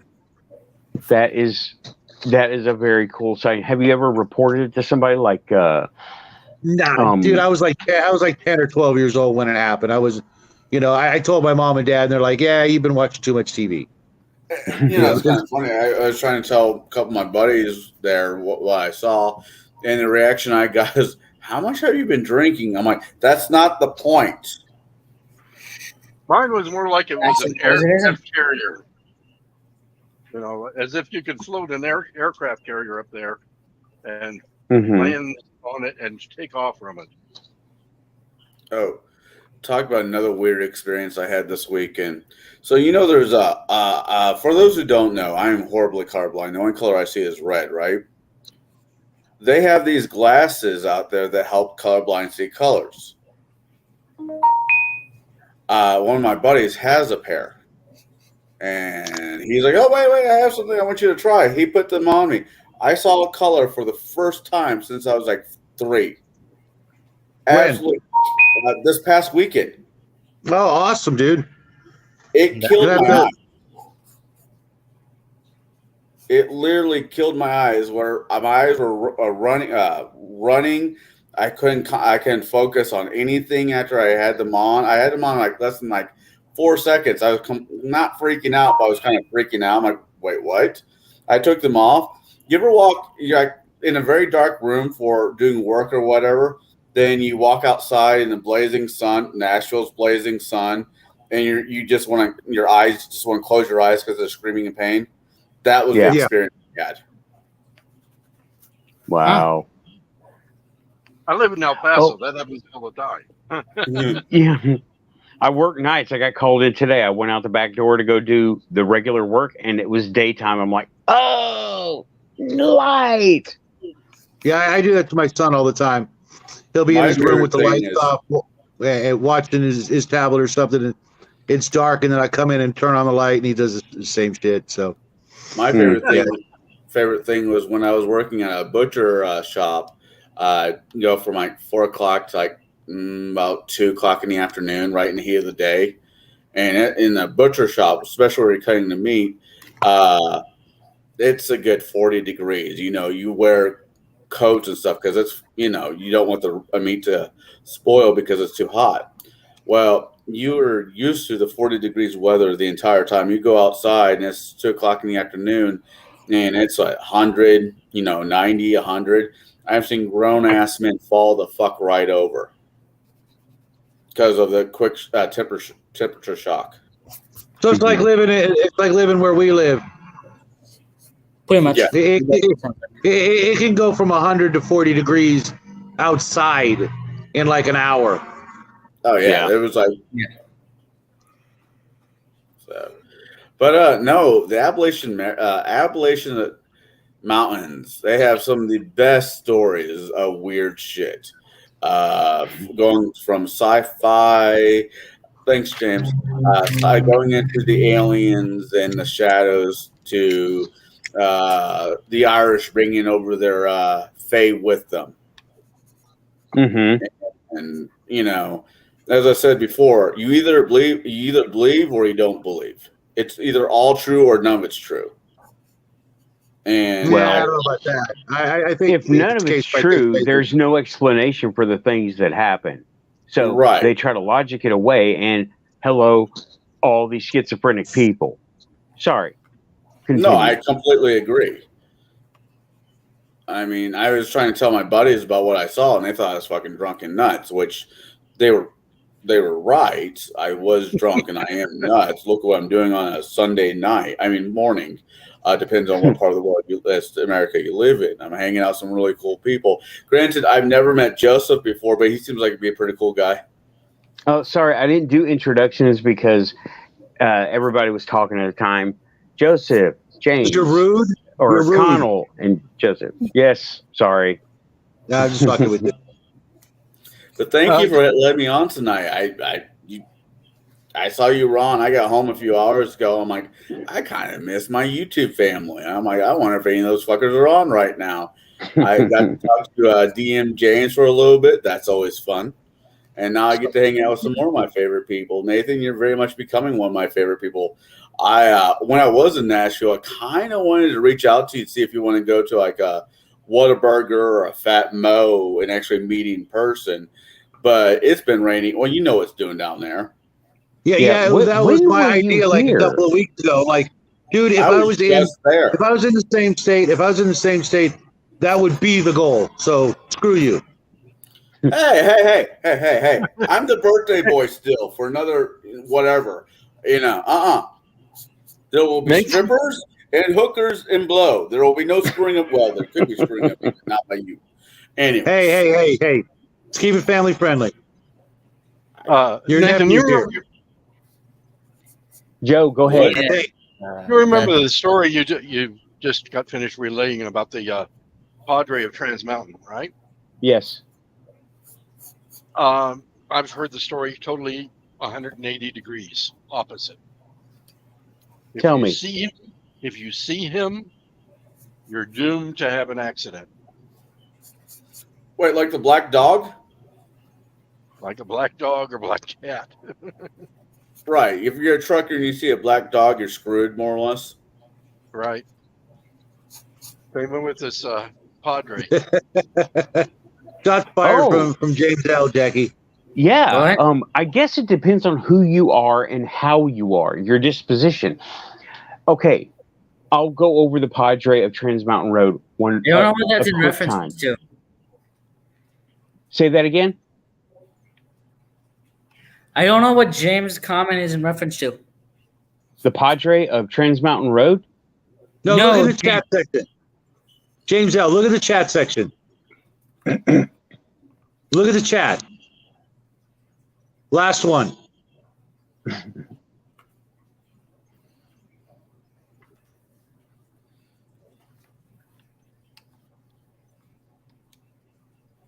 About the broccoli?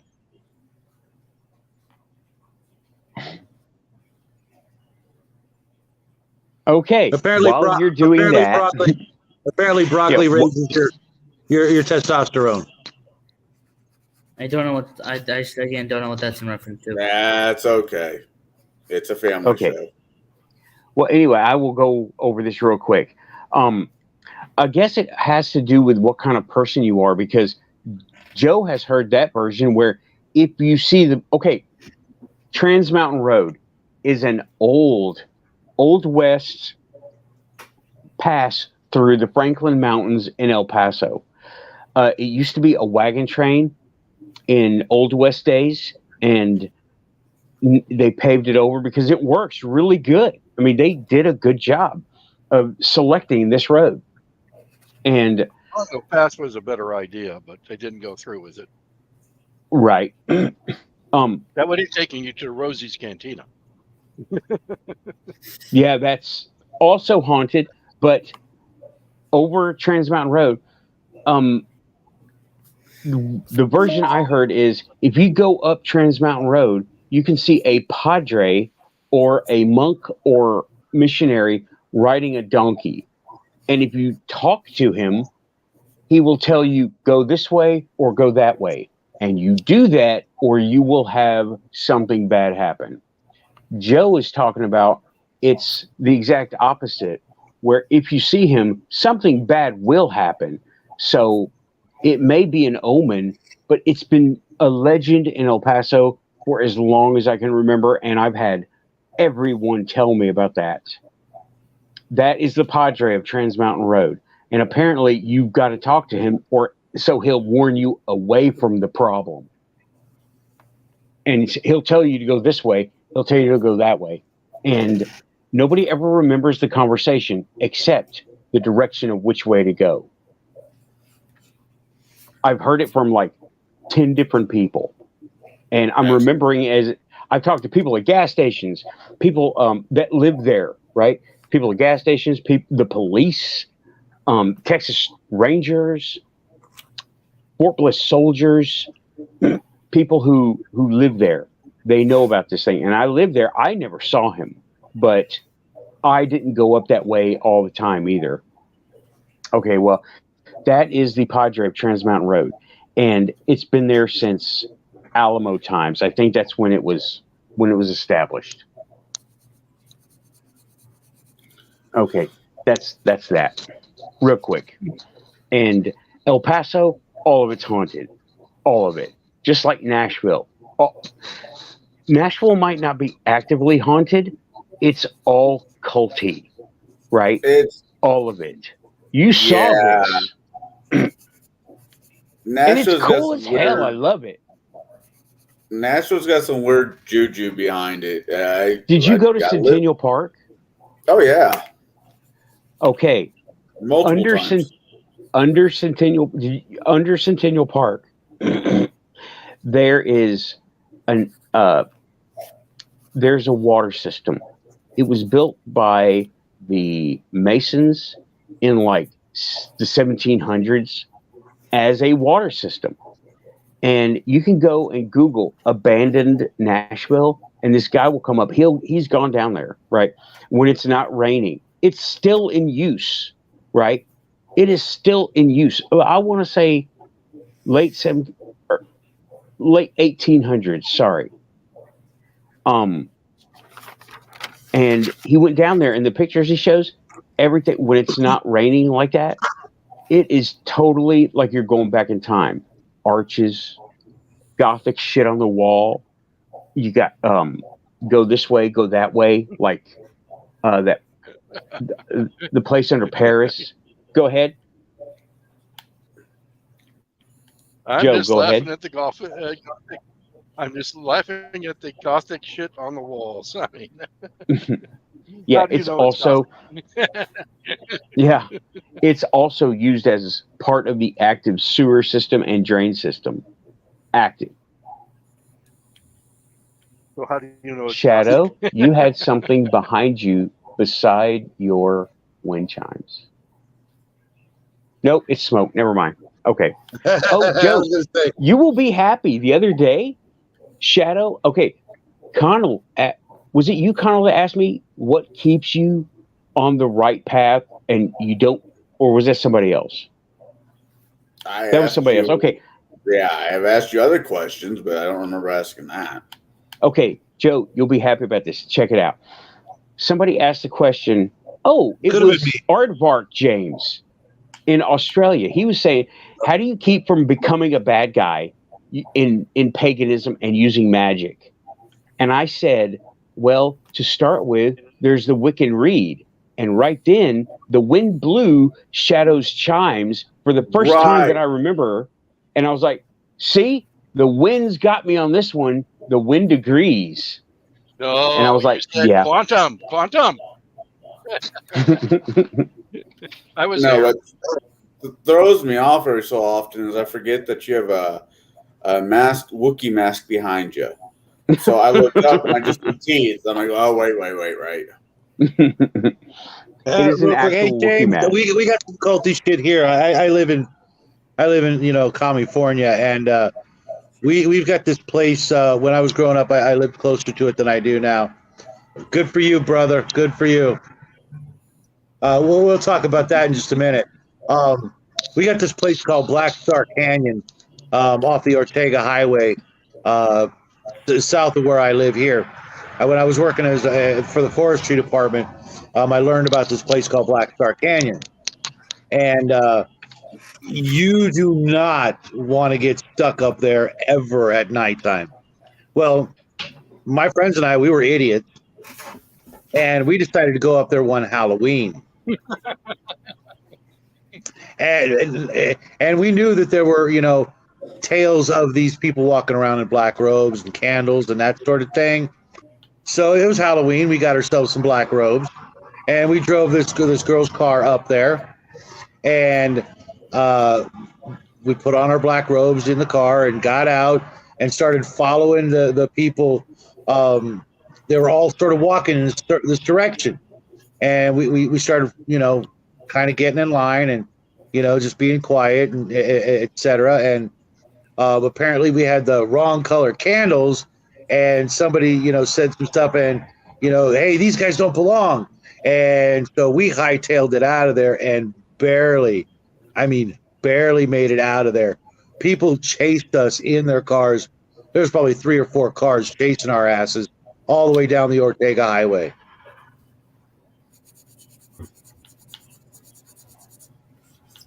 And now he has cultist miniatures. That's awesome, James.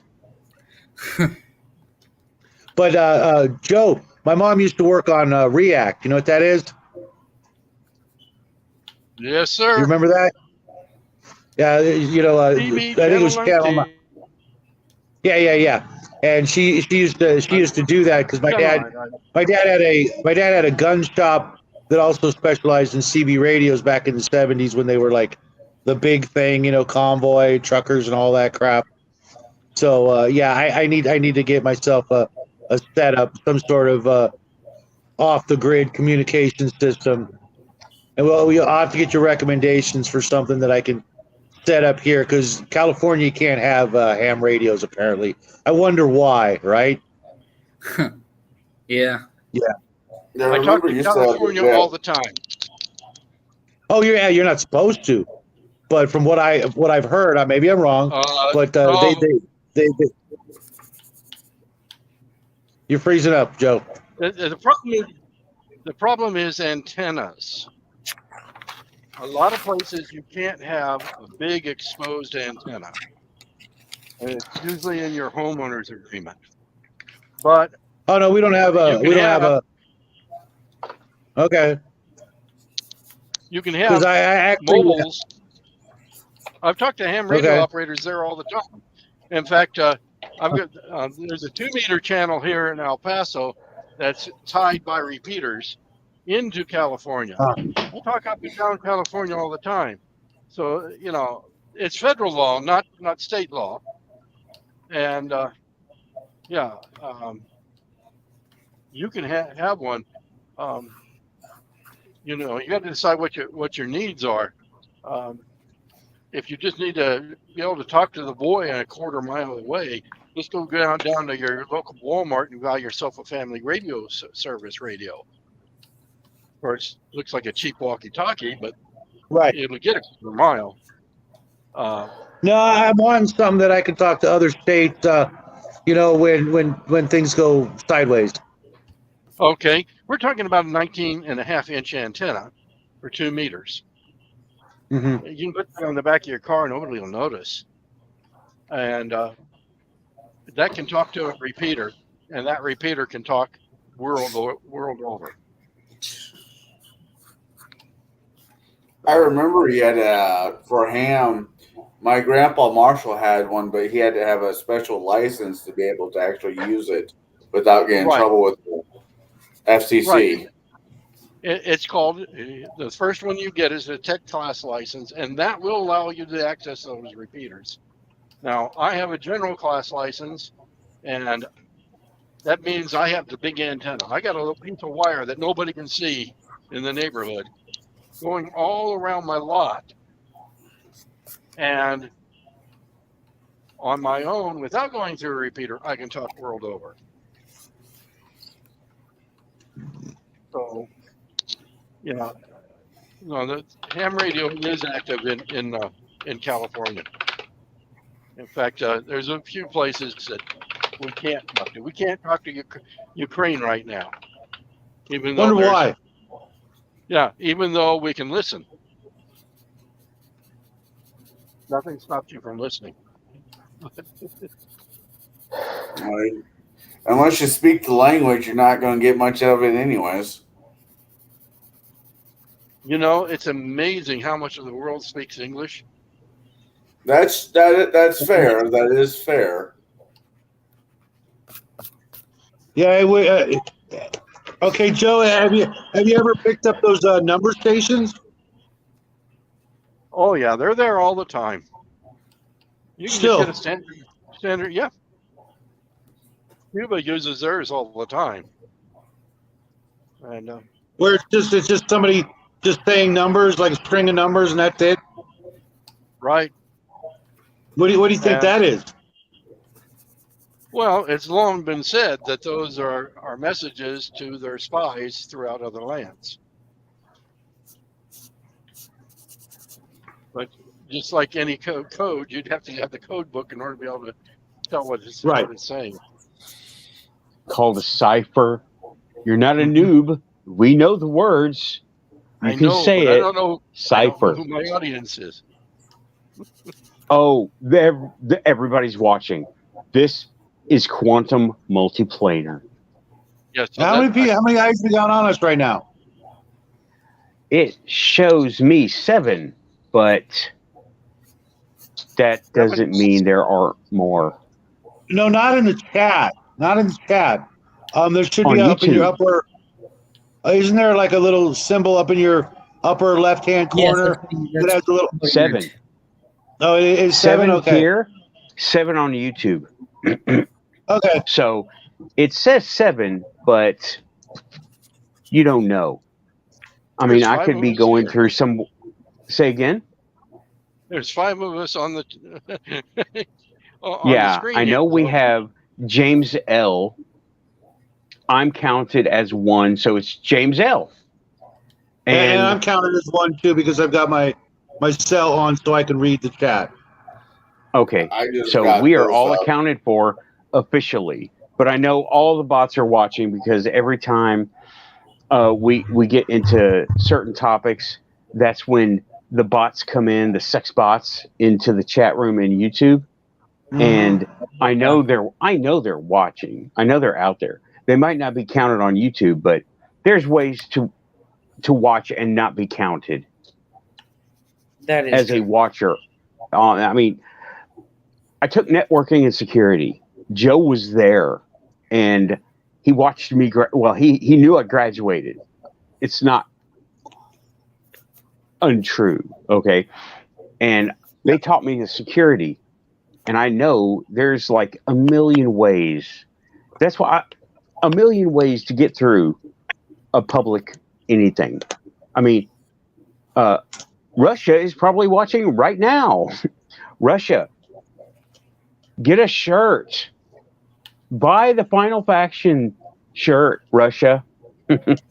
Hell, if I was Russia, I'd watch. Yeah, they'll just start making them. Russia has Russia will start making them. Yeah, Russia will start making them now. Russia has a lot of paranormal. Yeah, they do. Speaking of which, have you guys ever heard of this one? Check this shit out. Okay. It's a new. I think it's in New York. It might be somewhere else, but I'm pretty sure it was New York. But in Russia, within days of each other, there's this guy. Let's just assume it's New York. My memory could be faded on this because it was a long time ago that I read about this. This cab driver gets accosted in the middle of the street by this 3-legged, like 3-armed thing. Okay, in the middle of the street. It is. I don't know why it wasn't like, photographed or whatever. It must have been in, like an alley or something, right? So, and not your usual standard, little gray or reptile. It was like a literally like freaking 3 legs and 3 arms, of the way the guy described it. And then a couple days later, same freaking thing in Russia. And mind you, this was before the internet, before a lot of shit, but a similar encounter of a 3-legged, 3-armed thing. All right. Wow. What was I just watching? It has something to do with Hey, dude, you Russia. got David Hasselhoff on the channel now. Oh, do I? Okay, David Hasselhoff. Cool. Hey, And Bruce what gets was George Lucas, so it's a step in the right direction. David is coming to us from YouTube. You guys ever heard the story about the that Russian group that went out in the middle of nowhere to go camping? Bad Yes. Oh, things. dude, that was creepy. That Dyatlov Pass. one is creepy, man. I was watching a show about that, and I'm like, I thought it was kind of interesting. That's one of my favorites, actually, because the cold weather just doesn't add up to me. They all just decide to freaking, it's so cold they decide to just go nuts and Take their leave clothes off. Yeah. Well, I could think of a couple different drugs that would make you do that, but it was But to spread your tent from the inside to get out, yeah. I'm like, come on, guys, that's something else. Yeah. Wait, and where did wait, the I higher don't- I radiation think I've come heard of from? this, but I think I've heard of this. I just don't remember much about it. It's called Dyatlov Pass. I've certainly watched the documentary about this. I just don't remember anything about it. There was one that there's a guy on Discovery Channel, History Channel, Unexplained. I don't know. It's anyways. And he kind of doing the Indiana Jones, but see if he's got the hat and whatnot. And he goes to some really weird places, like the hidden Nazi train station where all Is he? It's Aliens guy, right? no, I don't. Was watch that show. was it Childress maybe? The kind of like a chubby guy with glasses and a beard. Yeah. I think it's David And Childress. did he talk like this? No. No. I will Okay. figure out. I'll find out what the show is and tell you later. I mean, Oh, that guy bugs the shit out of me. That guy loves the sound of his voice more than anybody I've ever met. those shows Yeah. bug me on immensely. It's like we found new information, and you go and watch the show, and it's like this is the same information you had last week. You just put a new twist on it. Well, Yep. you gotta find out when the episode first aired. Right. Sometimes like-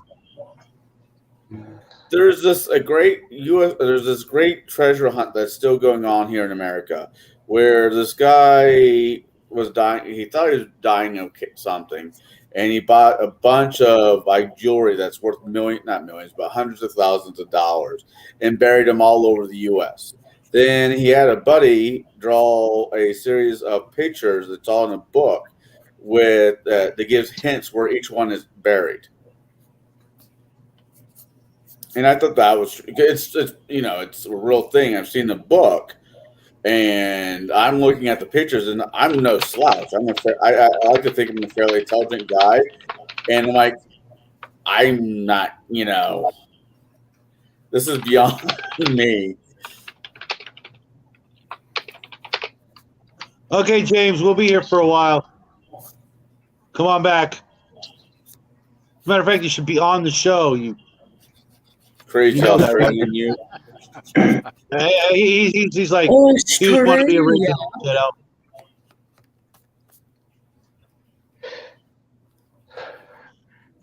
Did you find anything on 3 legs? I couldn't find nothing. It was all science fiction. Nothing three-legged. It was all like what was it? Martians, Uh, War of the World. no, it was what was that thing? It's a line of toys, and Oh, I can't remember. okay. Yeah, I didn't find anything on three legs. Okay. When Well, I was where did growing you up, hear this story? What? Where did you hear about the three-legged things? It was a book. It was a UFO book. It was. It might have been that one series of books that I told you that were like a private press sort of collection that this library got a hold of. There are these little books. They're about this big. I mean, like you know, how there's like really small Bible type books. You know, they're let's say 3 inches by 6 inches. I mean, really narrow, really short books, smaller than a paperback, but with like a leatherette cover, not a hardback, but like a leatherette. And they might have been hardback actually, but they were part of some like private, limited press, limited collection UFO books, and it had a whole bunch of stuff in it about things like that. But it also had the Uri Geller stuff I told you about, how he was like he claimed in these books that he was, you know, in more or less constant connection with aliens, and that's where he got his ability to So bend the that's what it's spoons called. and shit like that. So when I was talking about the treasure, if you type in, hold on, the secret book treasure hunt. Yeah. That's what I'm talking about. I had was having a momentary brain flare. Fart. No, it's more of a flare because that's when I know the rubber's burning. Hmm.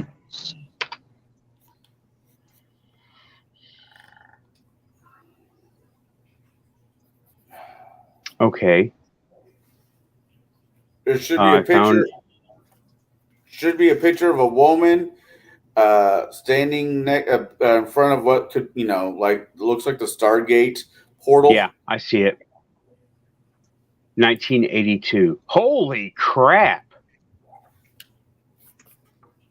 Yeah. What? Well, that's eBay. There's an eBay listing coming up on a search for $1,400 on eBay, but then there's another one right next to it, $26. Oh yeah, you can find a copy of the book on PDF where you're just looking at because everything you need to know to find the treasure can be found in the pictures. It's hidden. I mean, Right. it's really really cool. I Who doesn't love a treasure hunt, right? Yeah. Do you think that there's a possibility that somebody did find it, they just didn't tell anybody? well Absolutely. Oh yeah. there is a society because it's like there's like 12 of them and three or four of the treasures have already been found.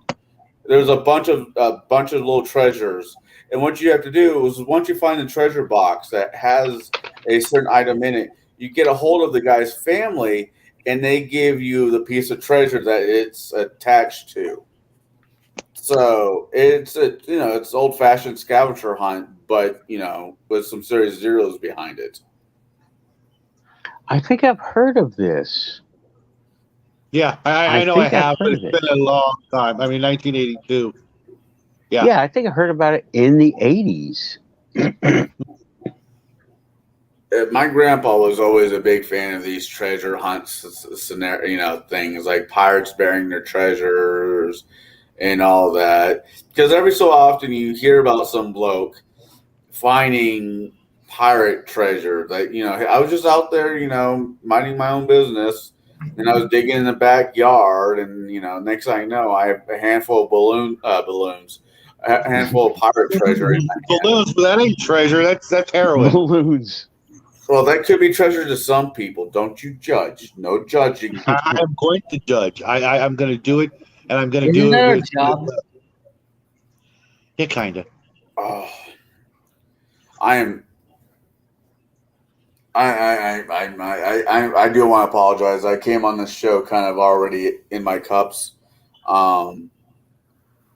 I have nothing to do tomorrow, and I had such a good time doing what I've been doing. I just kind of stayed with it. And what? Birthday, you know, if you want to celebrate it your way, I don't blame you. Oh, but no. But aliens. Going back to alien. Going back to aliens. I had a 4.5 hour conversation with the guy who believes. What did he say? It's almost on like a damn movie I saw too. It was really weird. The guy believes that the Earth was planted by aliens, seeded by aliens, to grow, and at some point come back and harvest. Yeah, it's pretty common, along with the Anunnaki, that whole bit. That's what came to mind when I heard that too. I mean, am I the only person here, or others have read Zachariah Sitchin? Oh yeah. How far did you guys get? All of it. Pretty far. Every one of them. In fact, All of them? Yeah. And did not only did Sitchin, I did Kramer, I did a few of the other authors. Yeah, he made it almost required reading in the coven. Yeah. I only made it to I think I only made it to the Wars of Gods and Men. I think was the last one. I've got the other ones, but it was just getting at a certain point it got kind of harder to believe and repetitious. Yeah, I mean the first three. I want to say the first three books just stuck you in, and then especially the first one, obviously. But then after that, it got more into the mythology kind of prose and speaking, as opposed to the hardcore like sciencey effect. If that makes any sense. That's the reason why I went to Kramer. He was an honest archaeologist that worked on it. And believe it or not, he got into the goddess aspect near the end of one of his books. He finally gave up and said, their religion kind of makes sense. Along with the books and the reading stuff, I watched listened to so many YouTube shows about that guy. Like the History Channel? No, like Art Bell. Maybe History Channel, maybe. It's been a whole lot. History Channel Zachariah had a lot Sitchin. on. Oh. Take care, Shin. Oh, he's not leaving just yet. Oh, okay. He's hanging out. Okay, cool. Though time's getting short, I understand. It's 3 a.m. where he's at, 2 a.m. where I'm at. 105. But I can hang. I did the drive from Tennessee to Illinois, and I got home at about 10 o'clock. Right so yeah, I'm I'm exhausted, but it's fun. I mean, these conversations you guys are having are just always fun to even just listen to. I tried to watch as many videos like Shadow Chat last night in a cabin in the middle of the woods as it's storming. It was kind of fun.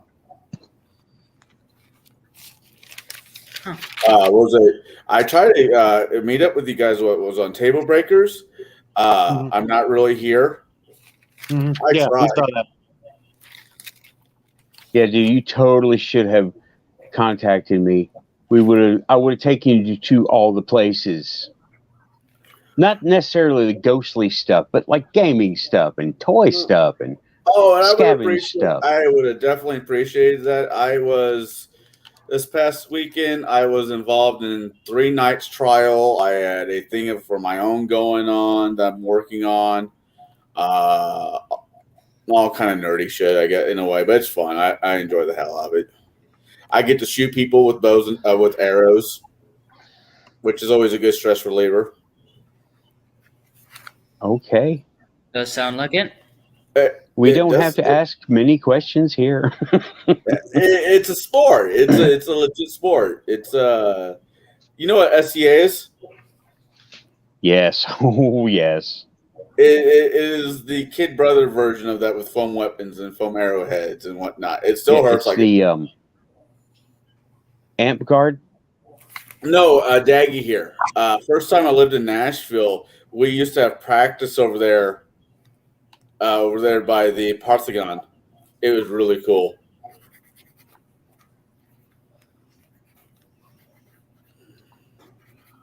You'll have to put that in the Okay. chat or something so I can. Otherwise, I'll Okay, I forget. will. So I can come back and write it down and get it. That looks But like I got Joe. You're muted.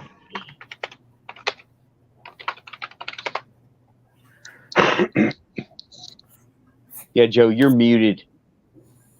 I think he means to stay muted. Okay. Anyway. but even there was that cemetery that's out in the middle of nowhere. It's like I can't remember what part of Nashville it is, but there's like this old cemetery. I think it's like not the oldest, but it's up there. It's cold iron gates, bricks. I think it's like Civil War era cemetery.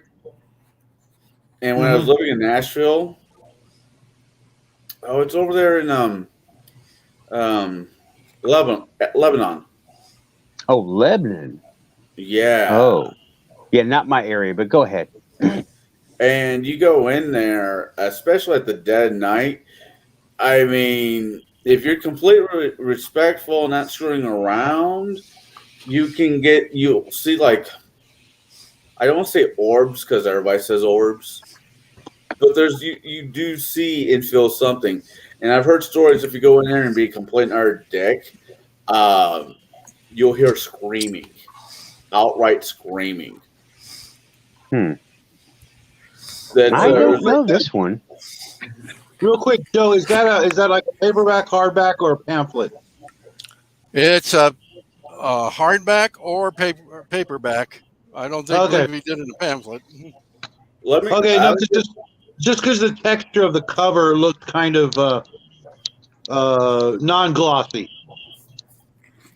Oh, it's glossy. It is glossy. Oh, okay. Wait, Shinji, he's I spent the night in that cemetery several times. He's right. Samuel Noah Kramer and John Matter. And it's a good thick book. Oh, okay. It reminded me for some reason of my my Ranger training book. You know what I mean? Those kind of, covers. You know what I mean? Yeah, I had plenty of TMs and FMs. I got a question for you, Shadow. Since you are the John Carter expert that I know, was John Carter the first novel superhero? No, I think the Phantom was. Well, I don't know about novel. Novel. You mean like pulp? Yeah, pulp novel. Yeah. Okay, because I think the Phantom was, and he was in newsprint first. Okay. I don't know if he was the first. Ooh. Because I don't know if he actually counted as a superhero or just a pulp, like. Oh, I would be. Or if they would count like Doc Savage or the Shadow or even Zorro,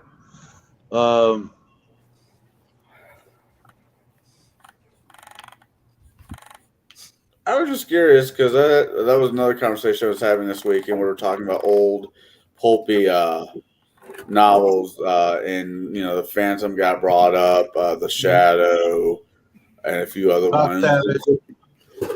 And somebody said, "Well, John Carter of Mars was the first one." Like, I it's not that I don't believe you, but I don't. You know, it's like, wasn't there also a Hugo Hercules or Hercules Hugo? Could be.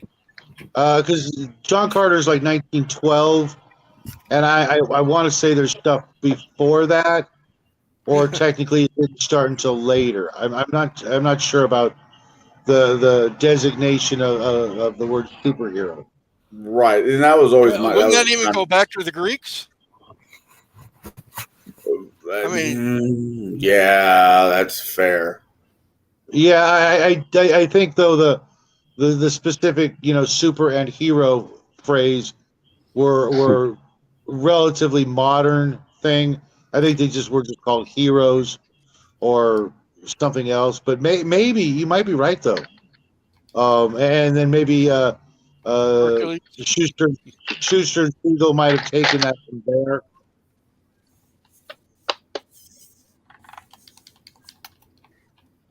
Yeah. But Then you got getting back all to the Greek cryptid tales. animals. Oh yeah, I mean, I imagine if the Greek gods were just really aliens coming down fucking with us.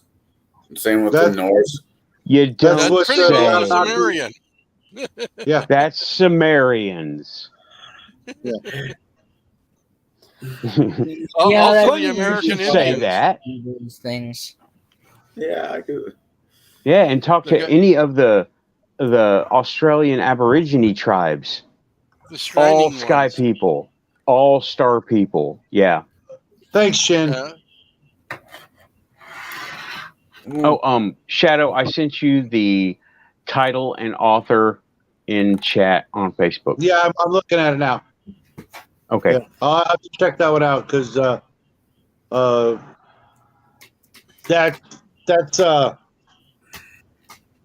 Sitchin was my. That's from an archaeologist's point of view rather than Sitchin's point of view.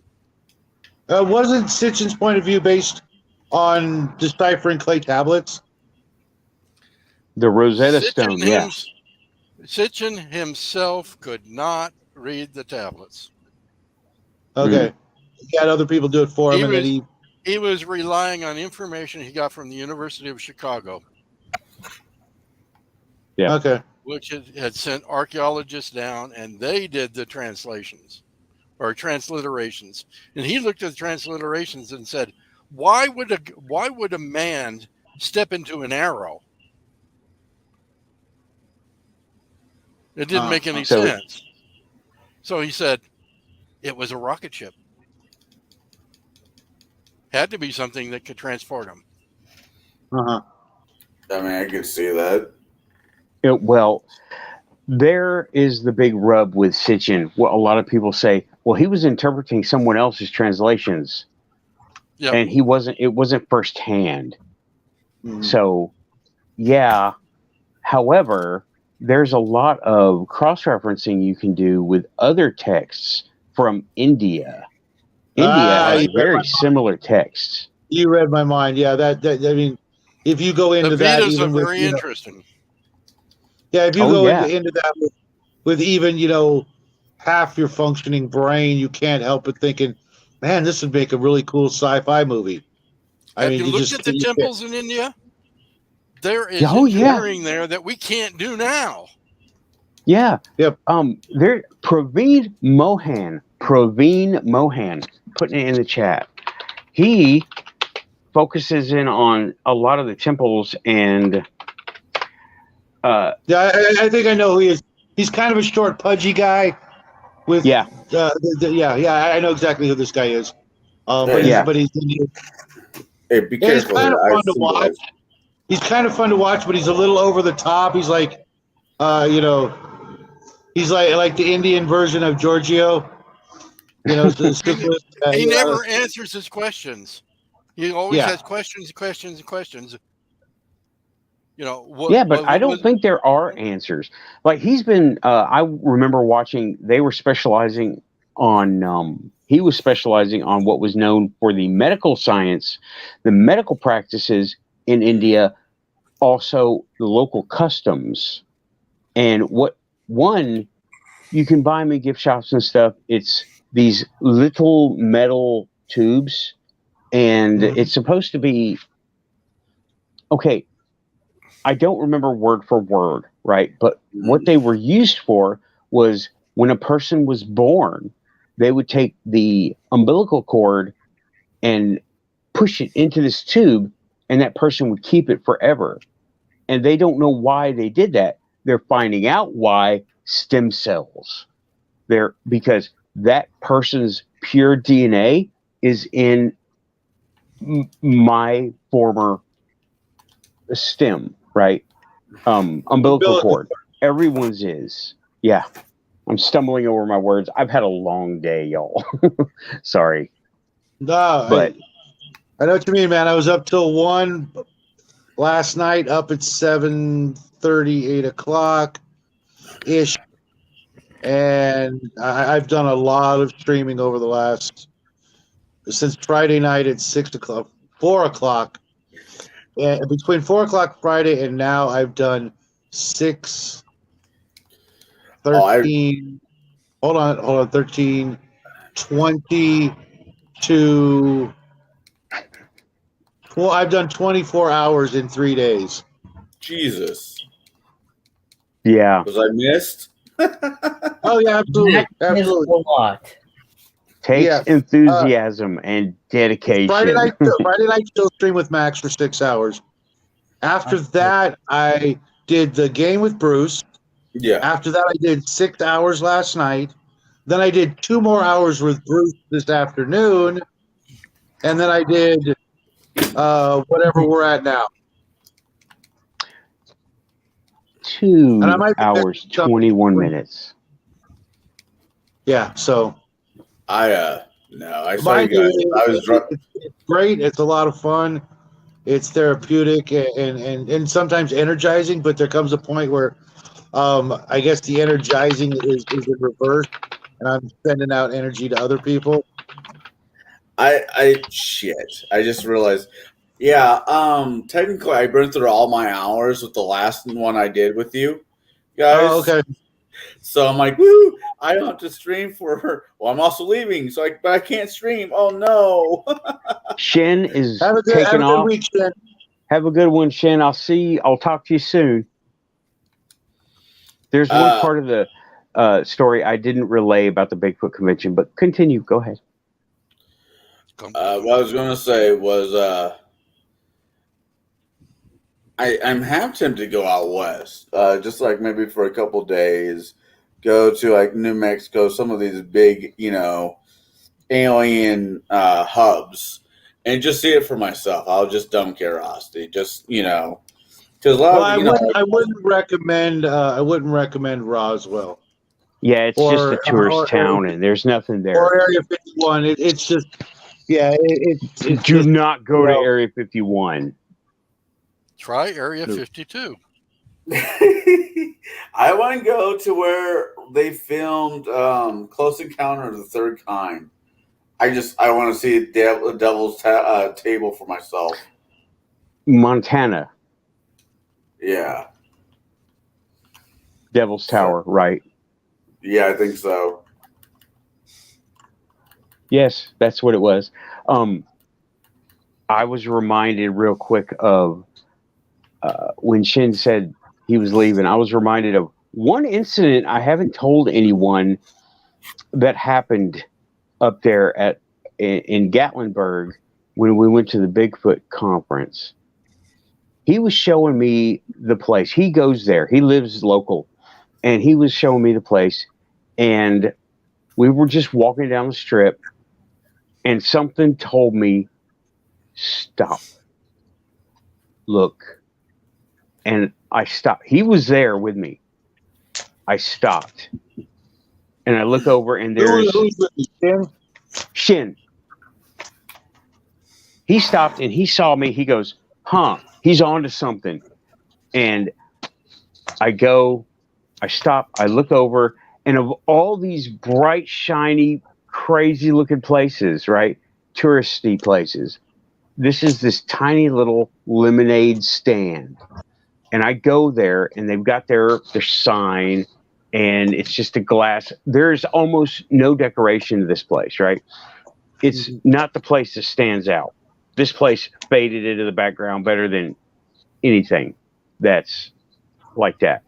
I go up there and I just start asking, hey, and I go up to the window. I buy lemonade. Maybe I did tell y'all. Maybe I did tell somebody, but I bought a lemonade.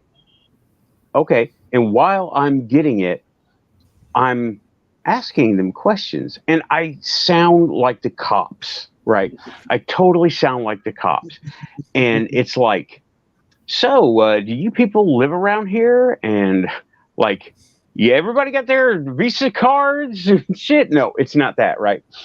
And they start acting like I'm a cop. And here comes this. Okay, now it's three like 20-year-old. I don't know why, but they all told me their ages. I'm like, okay. And up to the front comes this person who is very different. Okay, these other two, they're just, there's nothing abnormal about them. The girl that comes up to talk to me, very not normal, right? And I'm like, okay, just the feeling. And she's wearing a pendant, and I can't see it too well because I'm keeping a respectful distance. And yeah, well, I mean, we've got glass between us, so I'm not trying to like get all up in their faces and stuff. So then I go, hey, that's a nice pendant. It's a pagan symbol pendant. And I'm like, okay. And I start asking her about, well, I asked them all this, and the other two, they're just like losing interest. But she is rapt attention here. And I say, so I've heard this place is run by witches. What do you tell me? And the other two are bored. And she goes, well, I don't know about that. It is rumored. That's always been a rumor. Always been a rumor. As long as Gatlinburg has been there, that it was run by witches. But I don't know. And I ask, is the manager, who pays the fees? Who do they pay the fees to? And she goes, and I say, and she's got this look, and the force just says, I found her. And I'm like, okay. And I keep talking to her, and she says that she has dabbled, and she has tarot cards, and so she's the witch. Yeah, she's the witch. She's the witch. And I found her. And Shin was like, of all of Gatlinburg, you find the one witch nowhere where anybody expected. Because we went along the haunted tour. We didn't take the tour, but we went along the same route. And I took a bunch of pictures. Didn't get anything. But, yeah, found out she was the one. And seriously, it was like some force told me, stop, go here. And I did, and bingo. That was a while ago, and it's a long drive, so I haven't gone back. No. But that's where I would be going. Go ahead. Say goodnight to everybody. All right. Oh, you going on? Yeah, I'm going to sleep. Okay. Thanks for stopping in, Jack. Appreciate you coming and joining us. Yeah, it was fun. I'm probably going to try to go to sleep as fast as possible, though. I got work tomorrow. Okay. Well, not necessarily work, but you know what I mean. I got you. Have a good night. Thanks for coming in. Have weird dreams. All the weirdness to you, Jack. Tomorrow? Yeah. Thank See you, Jack. you. Yeah. May the weirdness be with you. Yeah. Next time I show up or you show up to one of our streams, doesn't really matter either way. I'll probably try to show off if I've made significant progress between now and then, of the progress that I've made on episode 1. So hopefully, I'm not sure if you've seen any of it. I know I've talked to Connell about it, but I haven't really shown much. I would probably don't want to really show it off on our channel, but not sure. Okay. But yeah, if I do make progress, then, well, I'll show you. Okay. Looking forward to it. Yeah. I just hope Have a that good night, man. Don't just... I'm not going to say I'm too lazy to do it, what I do is that I procrastinate until the very last minute, and then just say, I'll do it next time. Wait, you're Yeah. telling me a teenager is procrastinating to the last moment? No, never. Okay, when it comes to schoolwork, I typically actually do it a bit earlier, and then just everything else I say, yeah, but like, what if I just do it in a few minutes? And I don't. Why don't And you then turn it's that around? squirrel. What if I just do a few minutes of it? Yep. Yeah. Yeah. Well, speaking of pictures, me and my ex-wife drove up to Maine so she can go to a divinity school type camp out type deal, which is really cool. It's up in Maine, right outside Portland. Ferry Beach, I think it's called. Um, Hot as hell. The water is freezing, freaking cold. I was really annoyed. But anyways, on the way up there, we stopped in Sleepy Hollow, like Sleepy Hollow, the one you're thinking about right now. And the cemetery was open, so I went in there, and I went to the gas station, and they still had one of those old fashioned buy it, take pictures, have it develop, throw it away after you're done. And I'm like, I'm just going to start taking some pictures and see if I catch anything. Didn't catch a damn thing. Still was one of the better days I've had just walking around a damn cemetery. Hey, Nathan. Yeah. One of my trips up to Tiburon, I saw an elk walking on his hind legs only, Yeah. as if he was comfortable doing it. Shapeshifter, skinwalker. Yeah, that wasn't an elk. I talked to the forest rangers, and you were talking about Maine. The forest ranger told me that elks are very flexible and they can do that, but that there's a story in Maine about an elk like that can they're very violent creatures, and yeah, and well, it goes with the cryptid animals we were talking about earlier. Okay. Starting to sound like a Wendigo, just not so Wendigo-ish. Yeah, the front legs, I didn't notice whether they were any different than usual, but it didn't look any different when I saw it, and it was about 10 years ago. But when I mentioned it not too long ago, somebody else mentioned that the same thing that the ranger had mentioned, that Yeah, well, somewhere in Maine. Wendigo. Yeah, Wendigo is not something I ever want to come anywhere near. Mm-mm.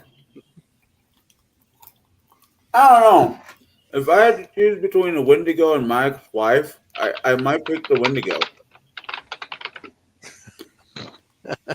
Is that before drinking or after drinking? Yeah, a little both. I just put a cryptid story in the chat. If you get a chance, look him up on YouTube. He's done a whole lot of interviews.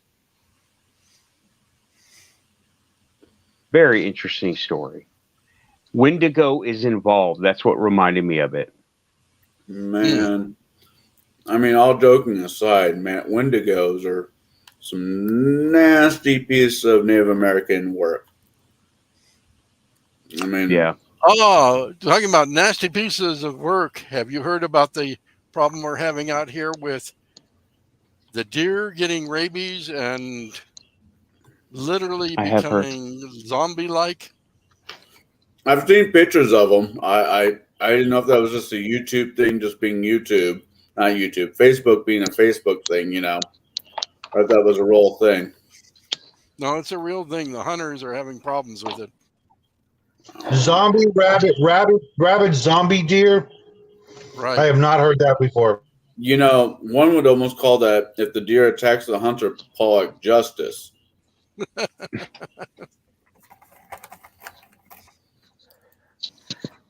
Hmm. I mean, don't get me wrong. I think venison is some damn good meat. And if given a chance, I'll eat venison, whatever. But to quote that bad, was Indiana Jones movie? Not Indiana Jones. Johnny Depp movie. It's absolutely horrible.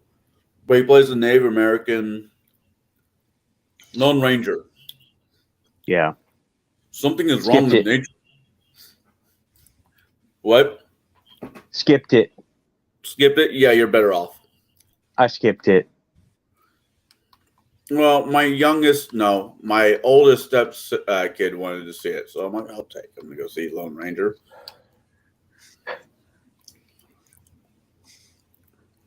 Have a kid or a nephew, and they're like, "Hey, let's go see a dumb movie." I don't want to see a dumb movie. Will you please take me to go see a movie?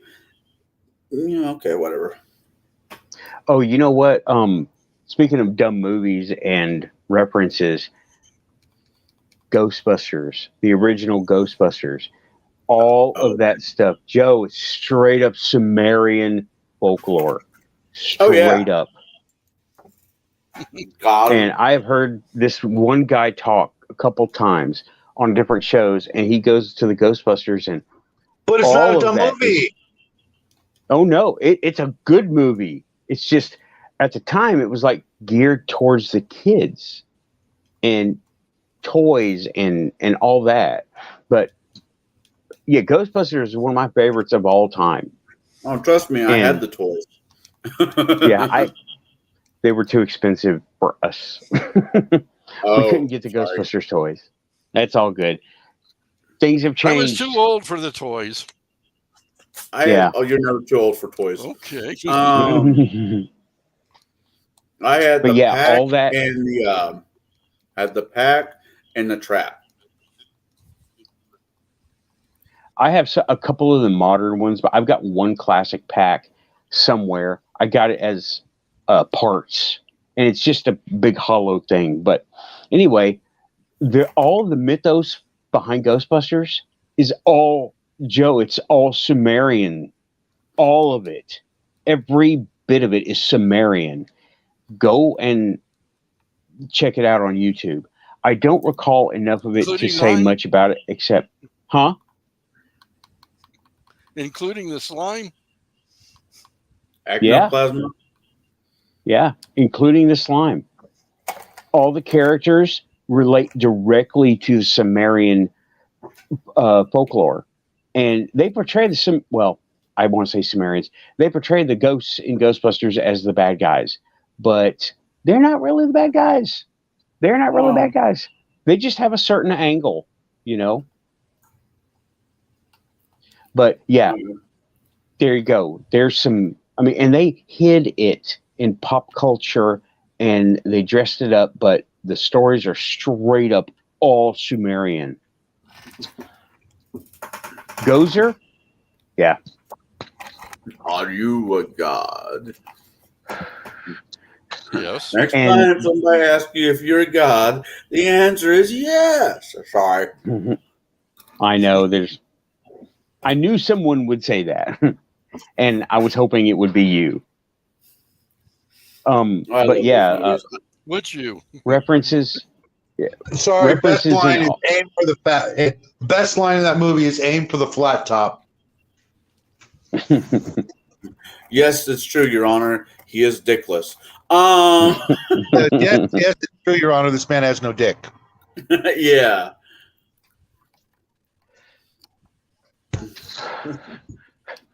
Okay, well, I think we're starting to lose steam. I know I am. Lately. No, I just had to. I knew my son was, so I had to go check on him. And I knew he was passing out. Well, Yeah, no, well- I got on the show, and I feel like I'm just kind of railroaded show, and I'm sorry. Nah. We'll take it all the way back to what? We'll take care of this problem. Do you ever watch the TV show Fringe when it was on? What? You might like it. Fringe. Oh, friend. Yeah, Fringe. Yeah. thought you said French, and I'm like, French? No, you mean Fringe with no, What's not the TV? French. What's TV? Yeah, it was with the guy, his dad or whatever was a serial killer. He wasn't a serial killer. He was a scientist who was a scientist in French science. He made a portal to the another Earth. It was just really weird stuff. But no, he That wasn't a was serial actually pretty killer. He was just no, he wasn't a serial killer. I thought he was. Maybe I'm thinking of him, the same actor playing a serial killer in another TV show. Yeah, that's possible. The old man guy. Yeah, he's been in a lot of shit. John Noble or something like that. I don't remember, but yeah, I did watch it when it was on. I think it was on Netflix, but before Netflix went insane. Yeah, I didn't watch that. I'll give it a try. Sure. It's on Amazon. It's on Amazon Prime. So if you have Amazon Well, Prime, I think pretty much everything is on Amazon now.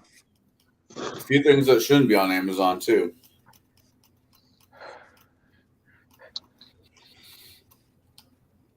Oh, Okay. Well, why do I hear Elvis music? I've always been involved in fringe science, even when I was in the service. Oh yeah. yeah. Remember me telling you, Nathan, them sending me to repair equipment for people who weren't there and the equipment didn't exist, and I wasn't in the Right. country. No, there was a movie that came Can I out have the years ago. schematics? There was a movie years ago came out that what was the name of it? It was absolutely horrible. But it was really interesting because I can honestly see our U.S. government actually doing this. Called "The Man Who Stares at Goats." Yes. Minister. That's based You know on what? real events. Oh yeah. Along with the remote viewing and a few other things, yeah. Which is Connell, did that's you the think one- that that's was the one I wanted. fictitious? I thought no, I didn't think it was. I thought bits of it was fictitious. Let's put it that way because it's a Hollywood movie. Okay. I believe that our U.S. government at that time, and including now, and probably for a long time, even before that, Oh yeah, they spent good money on all kinds of crazy has shit. spent money on that research. It's just the movie was over the top. I think it could have been not. I don't think they could have made it into a serious movie and it done as well with it without the goofiness of it. But Yeah, having you and McGregor go, what's a Jedi? right. But I thought Yeah. they just they didn't have to make it completely dry serious, but if they just toned back the stupidity of it, I thought it would have been a really good movie. Yeah, well, you can look up Project Stargate. That's the remote viewing part of it. Yeah, that's the and then one you I'm can- the most interested in. I think of all of them, that's the one I want to. I've been following it for years, and that's the crazy shit, man. That's the crazy Yeah. shit. Look, especially when they start looking off Earth. Then I'm like, whoa. What was it? Okay, now you're getting into like you know the iceberg meme. It's just the You know, tip. Oh, yeah. Where with all the different levels below the surface. That's like that's the that's like the holy grail for me of all that shit. They're never going to say anything about it. It wouldn't surprise me if there was an organization in the U.S. government / military that was practicing or finding the plausibility of using magic against our enemies at some point. Well,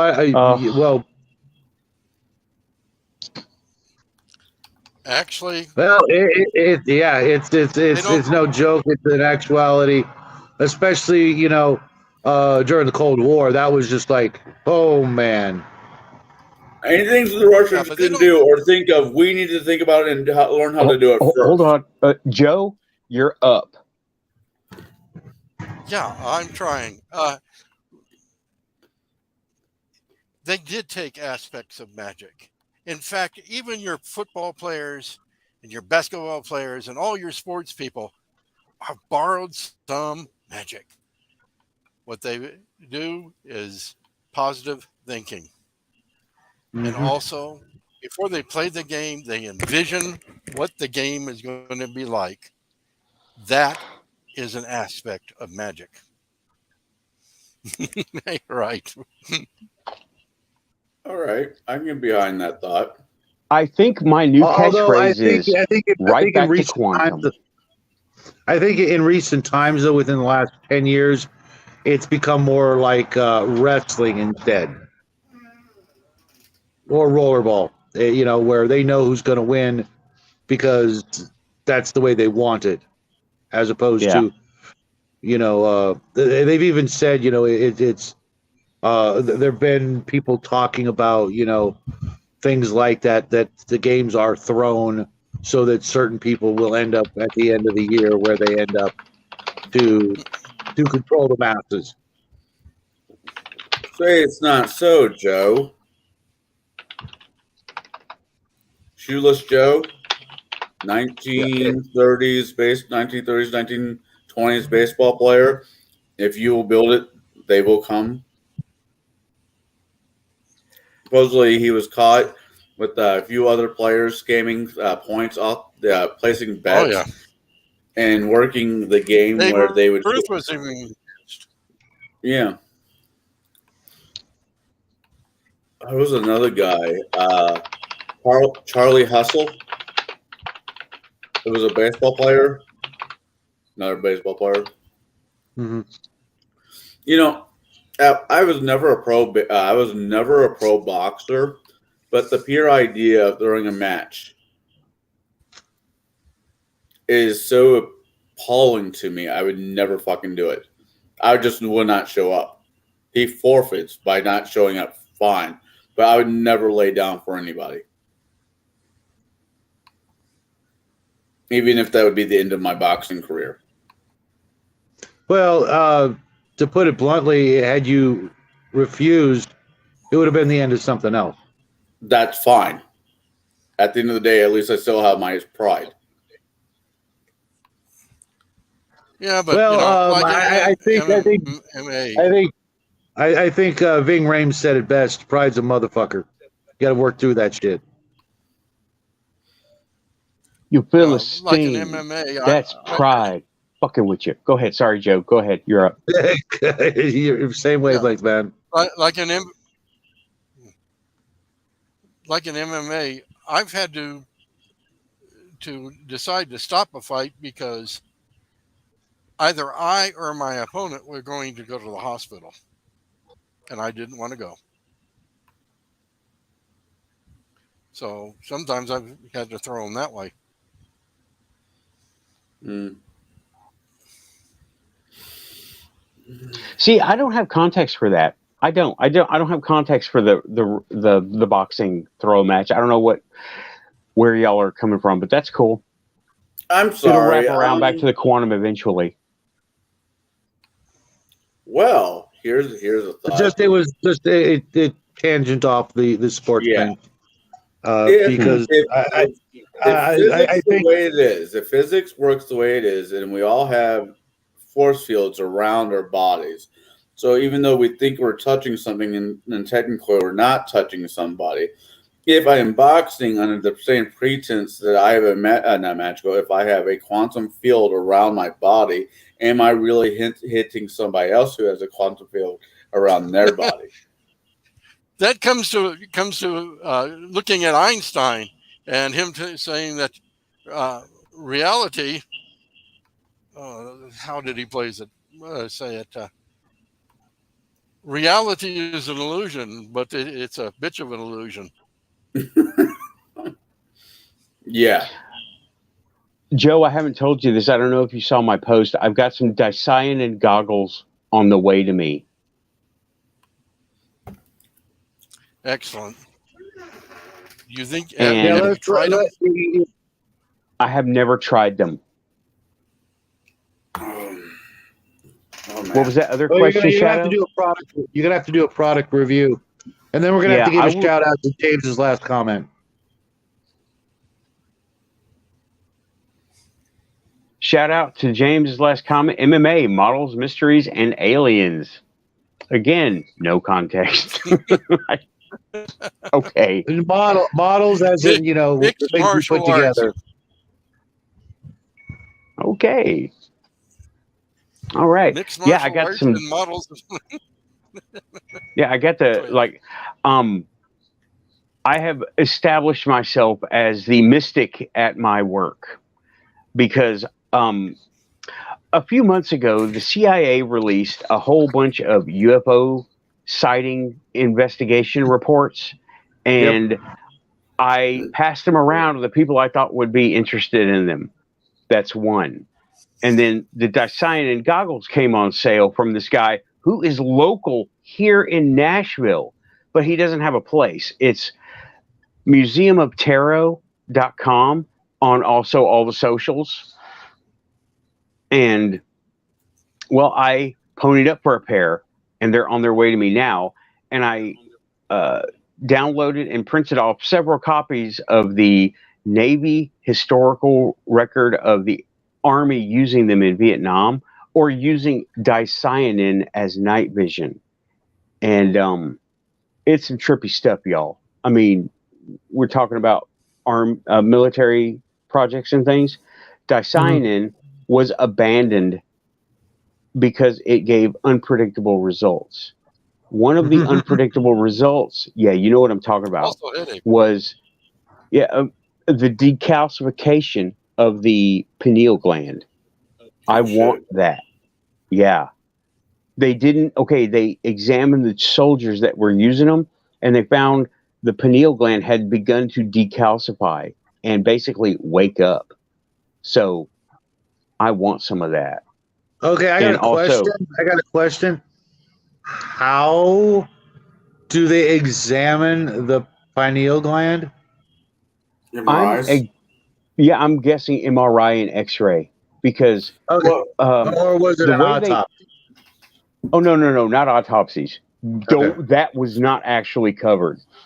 You can examine the pineal gland now through both X-ray and MRI by looking at how it reflects the signals or how it is detected, just like Also bone and done by skin. sonogram. yeah. Also sonogram. I mean, it all comes up differently. You can look at the different tissues in the body using all that stuff, and that's how dicyanin actually got discovered. It was during when they discovered X-rays. Capitalist medicine says, okay, well, if somebody's got the X-ray, what else can we come up with to compete against it? And they tried dicyanin, but it came up with the same weird findings and then they kind of just shelved it, but the government explored it, and they made the first starlight scope and some night vision binoculars using them. They stopped using them because weird stuff started happening. They saw goblins, aliens, all kinds of cryptids and UFOs. They saw all the dragons. They saw all these things, and they were reporting them. It either opens up your third eye, or it's a heavy hallucinogenic. Right. You don't take it. You wear it. And no one knows how they work. They just observe the effects. That's so So weird. I've got them on the way.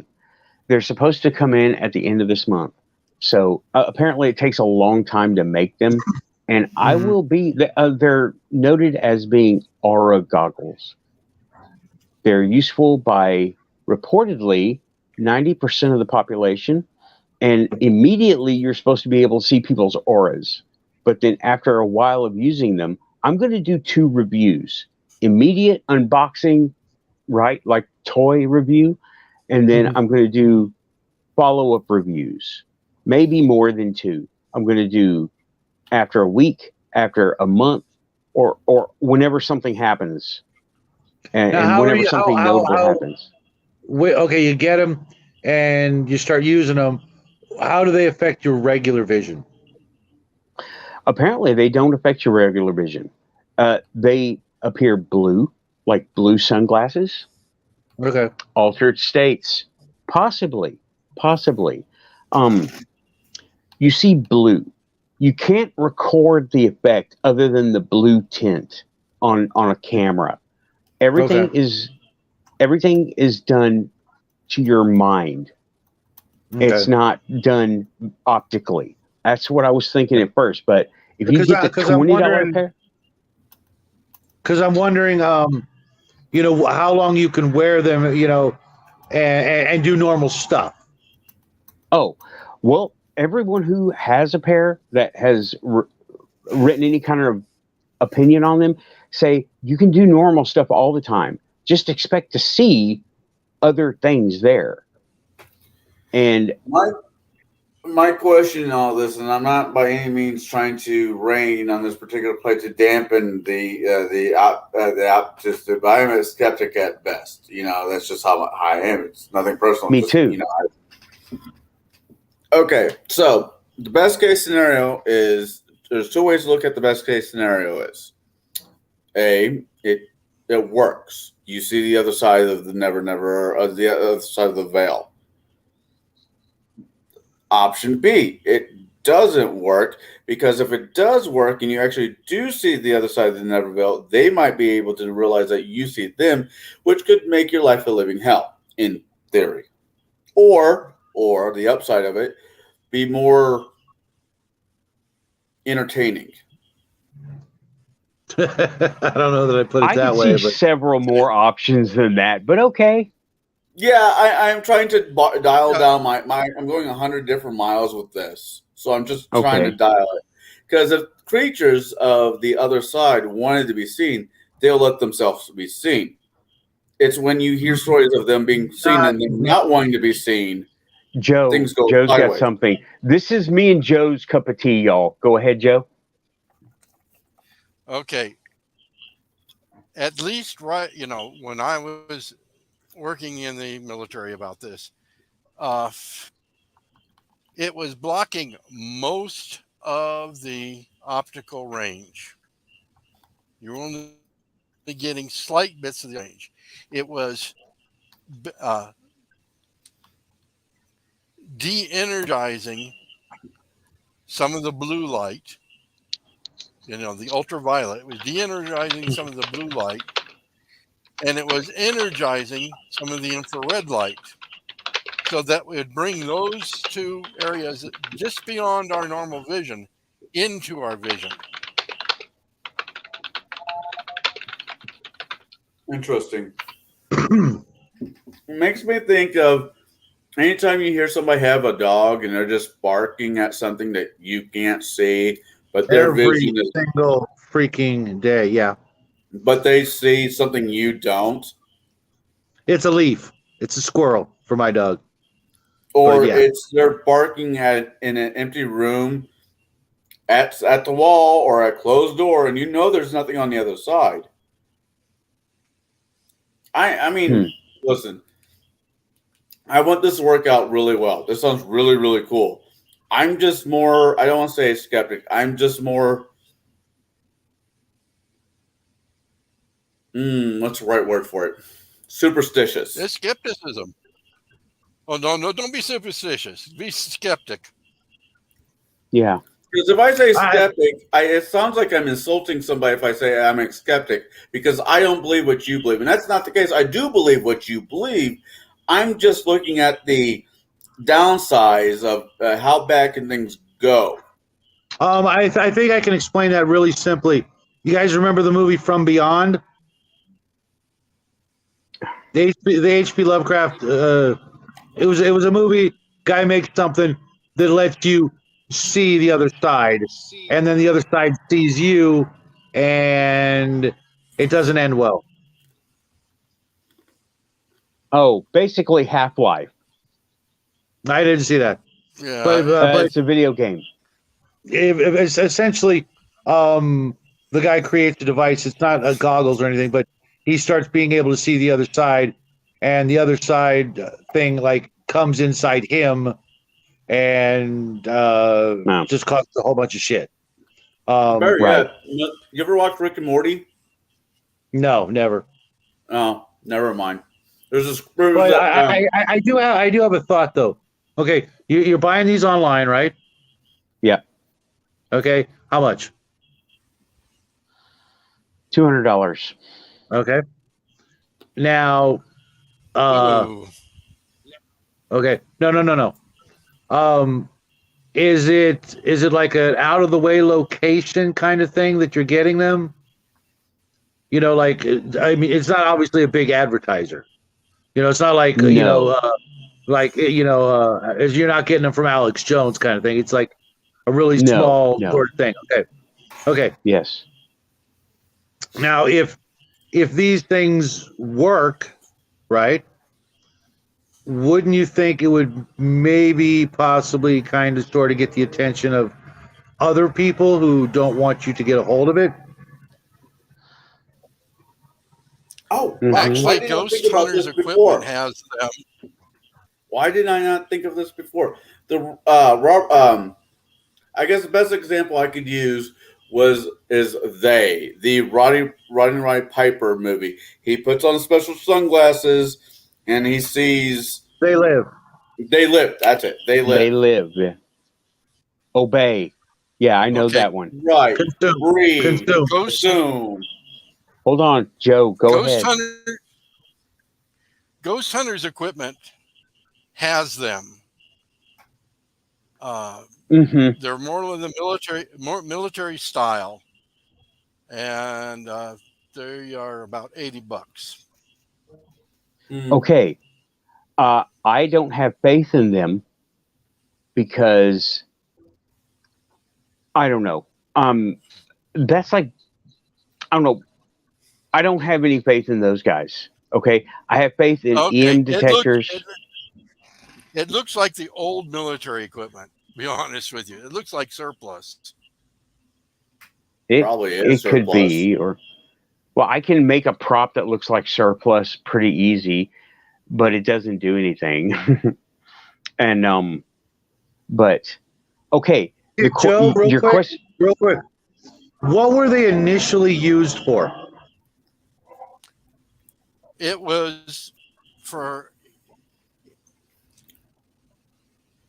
Nathan knows this, and the other gentleman knows this too.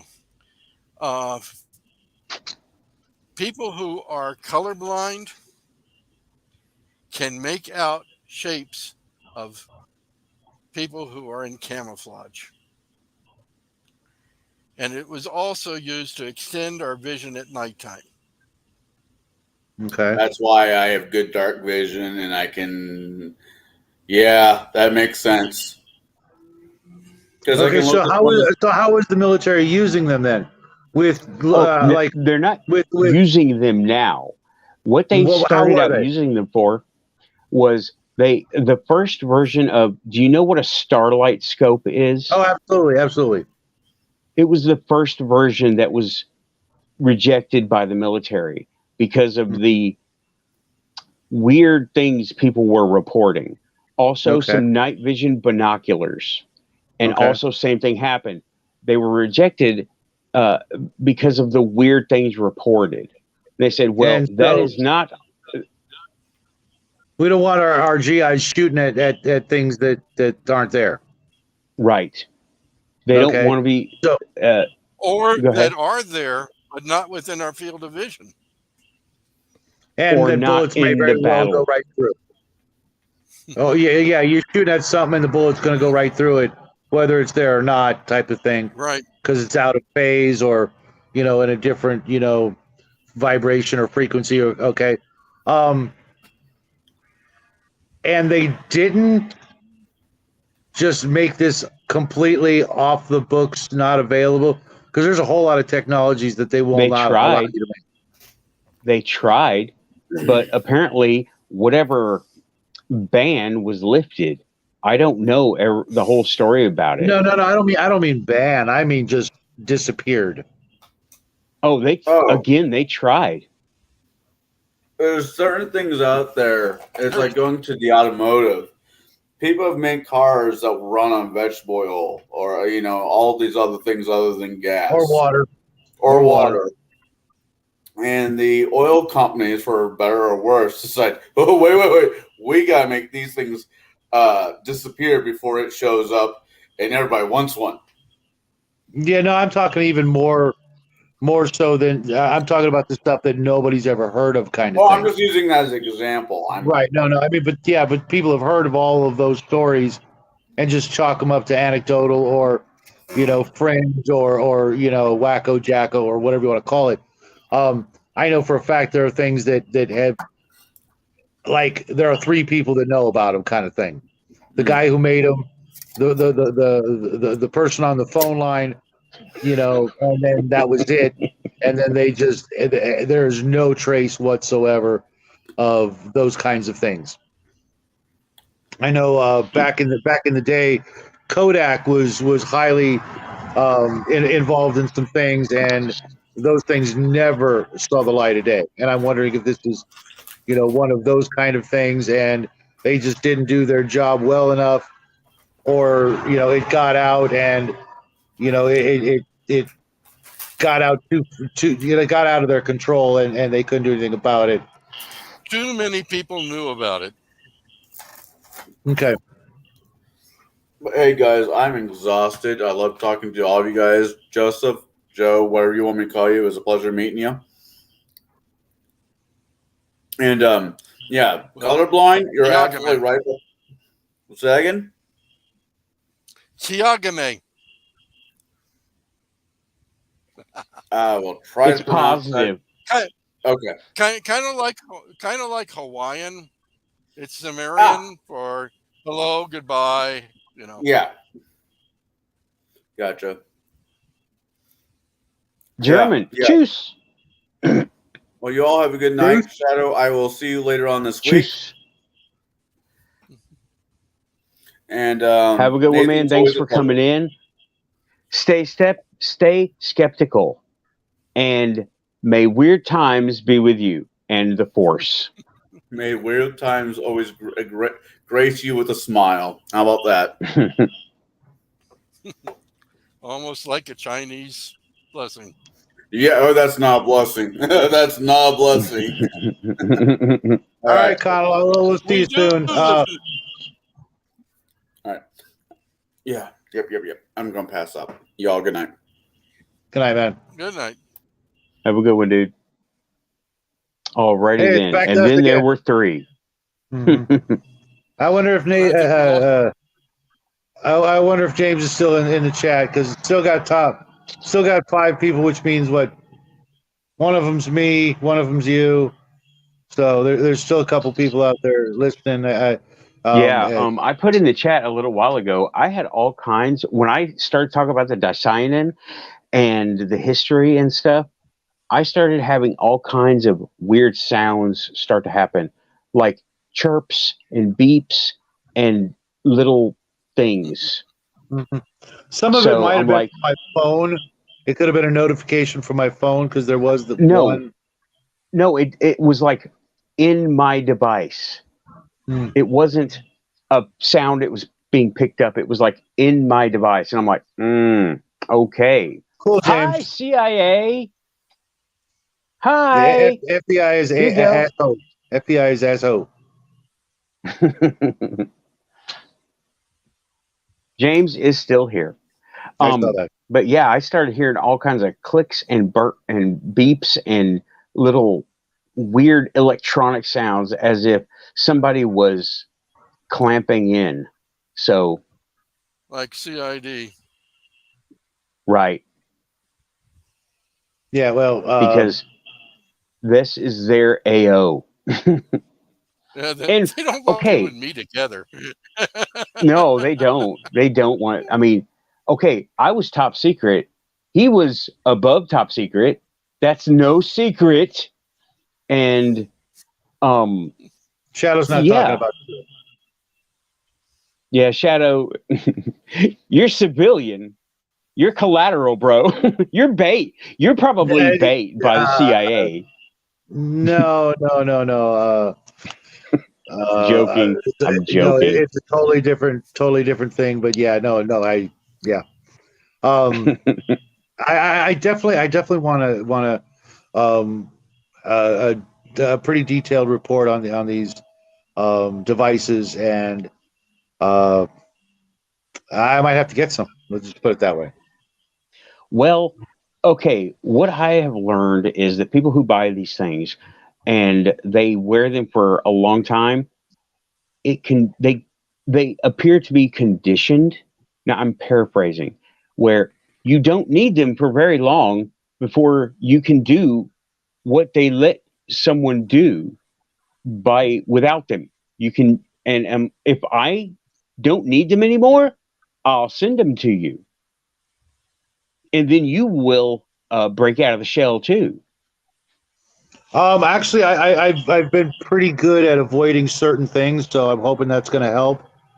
Um, Okay. when it comes to the things that calcify, etc., and I've had my own, uh, I've looked into certain things, and I hope.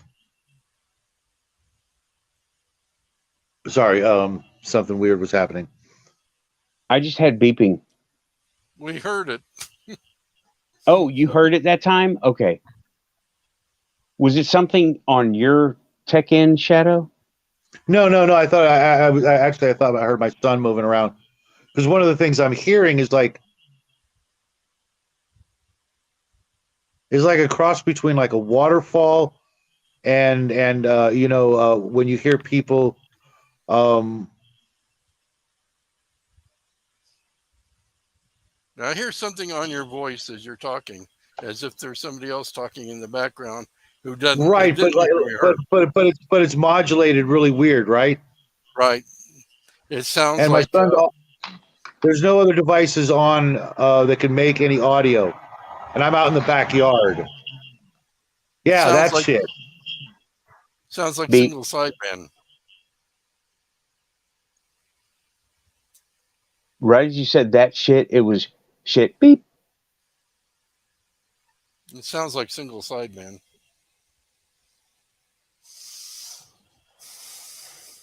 Okay, well, I cranked up my volume for a second.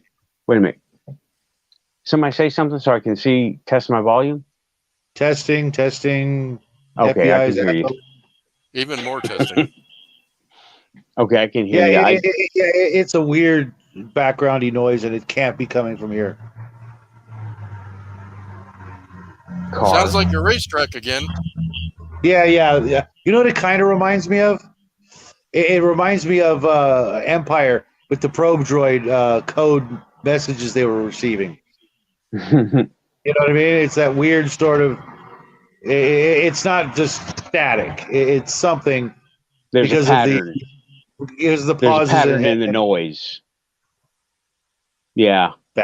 And it's overriding our voices.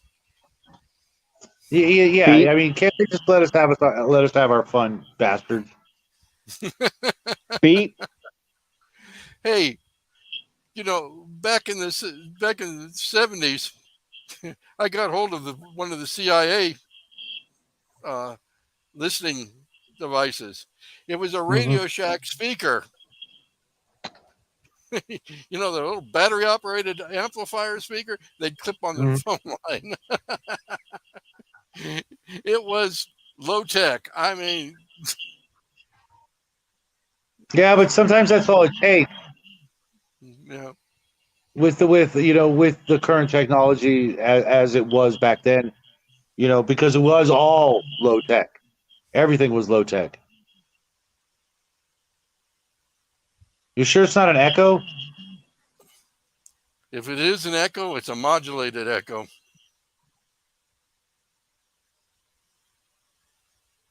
Because it sounds like it's coming from me. Also sounds like comes from me. You can hear it in my own.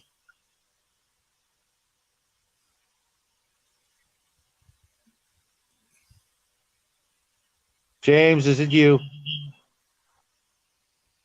Hmm? No, I'm just messing with him. Sorry, I'm listening. I didn't hear it on your voice that time, but I heard it on mine now. Okay, well, from what I understand, the compression and relaying of the sound on these streaming channels, it adds some stuff to it to make it make sense to the server. It could be that, but not this beeping I'm hearing and clicking and like I don't know, beeping and clicking, but it's all like synthesized, and it sounds like it's coming from these earbuds. There was something and another, and now it's static. I have like a low background of static. It started. I don't know how to describe it. A burst of static, a lower burst of static, and then a static burst that it continues. Anyway, yeah. Well, I got one thing to say about that. That reminds me. Well, we'll have to find a way. Sorry, I don't know why I was leaning so far off camera. To communicate uh, for emergencies. Um, that's weird. Our numbers just went up all of a sudden. I guess that's weird. I noticed that just as we started talking about this. We're on to you guys. We're on to you. You have to get up a lot earlier in the afternoon, I guess. But pull one over us, I guess. The smoking gunman. You like that, huh? I do. Yeah, James likes it a lot too. I haven't mentioned it to Connell because, he's gonna go. Oh, you got to bring me in on that. Because he's a cigar smoker. But I'm like, no, man. It's got to be one of these, man. It's got to be one of these. No, I don't care. It's just we're all looking for that smoking gun, and we know it's out there. Yeah, I don't know what that's piece of something. information it's going to be, but it's out there. I've been following the ufology scene for a long time, and lately I will go into the ufology stuff right now. There is one guy who gets it that I heard, and it was Tupacabra. He's a friend of Alien Girl 111, Amy's channel. He was saying that the government is never going to, the nuts and bolts things doesn't work without the mystical, without the quantum. And I've been saying that too, but I didn't know how to put it into words because there is an element missing that the stuff doesn't work and you can't make it. Go ahead, Joe. Remember Warren York? Yeah. The reason why the aliens came after us or came to the planet is because we can operate what is now called zero potential. Whoop, He'll be back. No, what is going? And it's back. Okay. Oh, yeah. Okay. Or on your science fiction thing, they call it a ZEP. The Stargate thing, the thing that powers the Stargate. Oh, 0.ZPM, ZPM. Yeah. Well, he was telling us that back when, before you came into Coven, and I was still in Rose's Coven. Yeah, I never hear him mentioned ever. I never hear him mentioned. I'm guessing he was so tip-top secret, no one wants to acknowledge him as being part of the he had a freaking unit patch. I've got it saved. I keep trying to get it made, but everybody says it's too hard to make.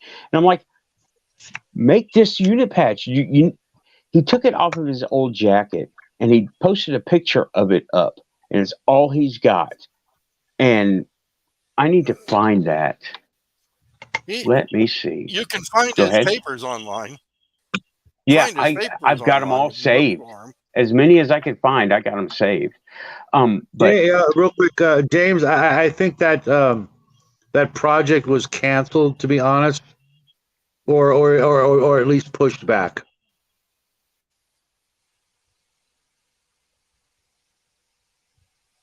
mm, I think over the last 2 years, that project got just a little bit too much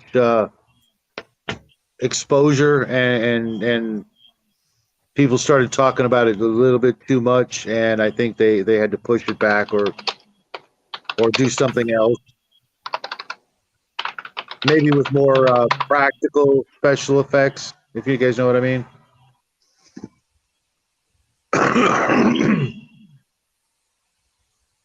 yeah, it's definitely not.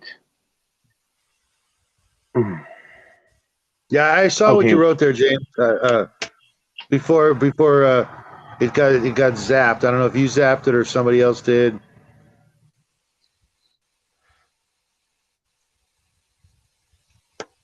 okay. I've got the image saved somewhere. I can't find it right at the moment. But I anyway, can't put up the link, James. hold on a second. Let me But see if I apparently, our can.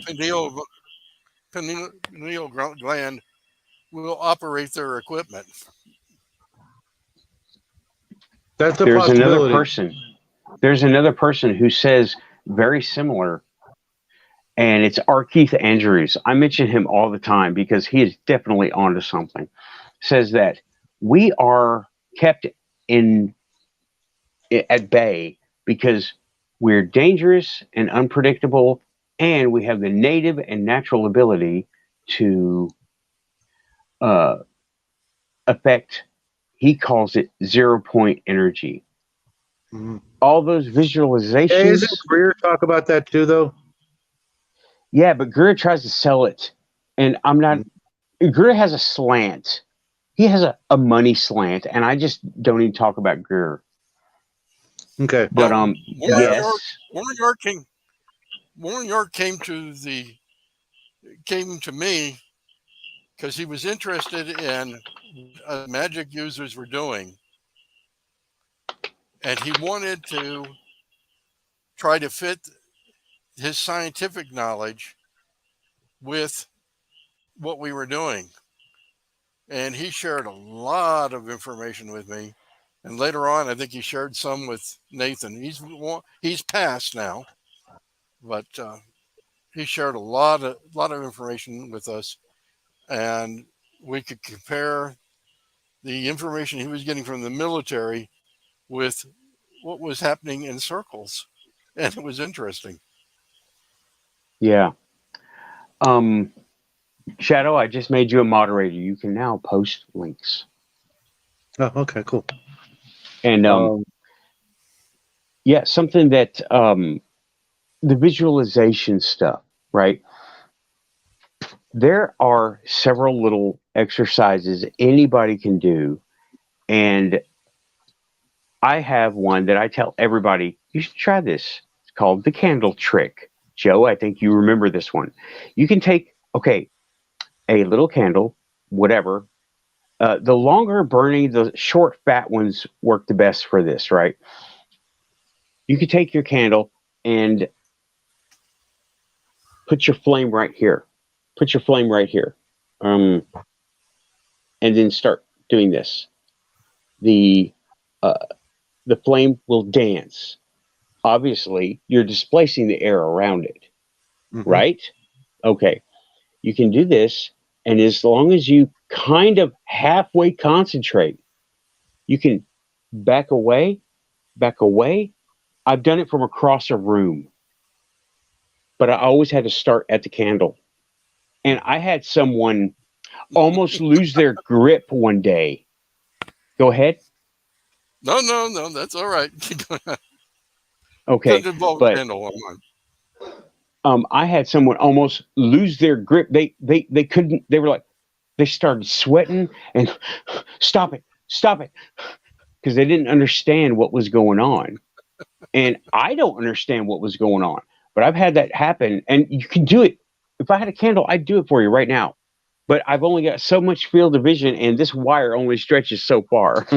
But you can do it at any point in time because we have that ability to do. We do. I mean, when people say we create our reality, literally, okay, we can create something out of nothing.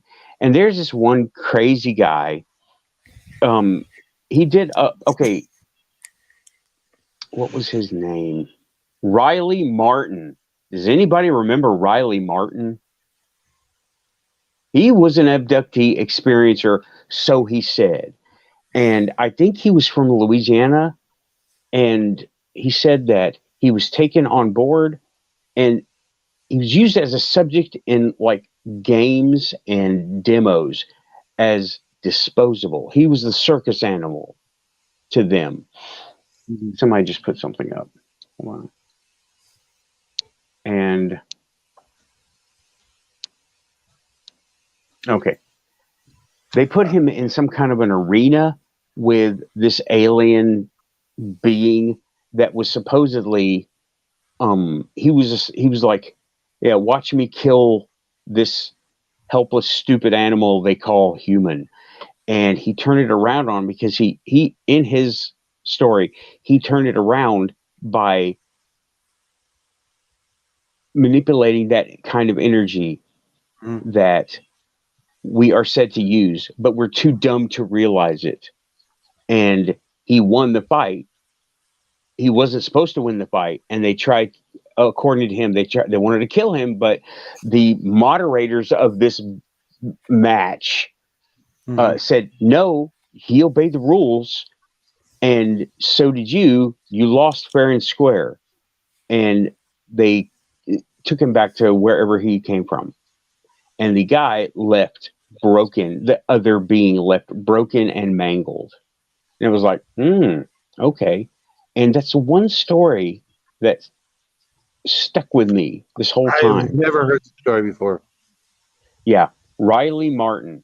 He was one of the most fringe UFO people you will ever hear. And most of his stuff sounds so crazy, it doesn't even sound credible at all. But this guy, once you hear him, you'll want to hear more because he has a way of speaking to the microphone. And yeah, that he does that. Nathan, He has a very silky voice. Go ahead.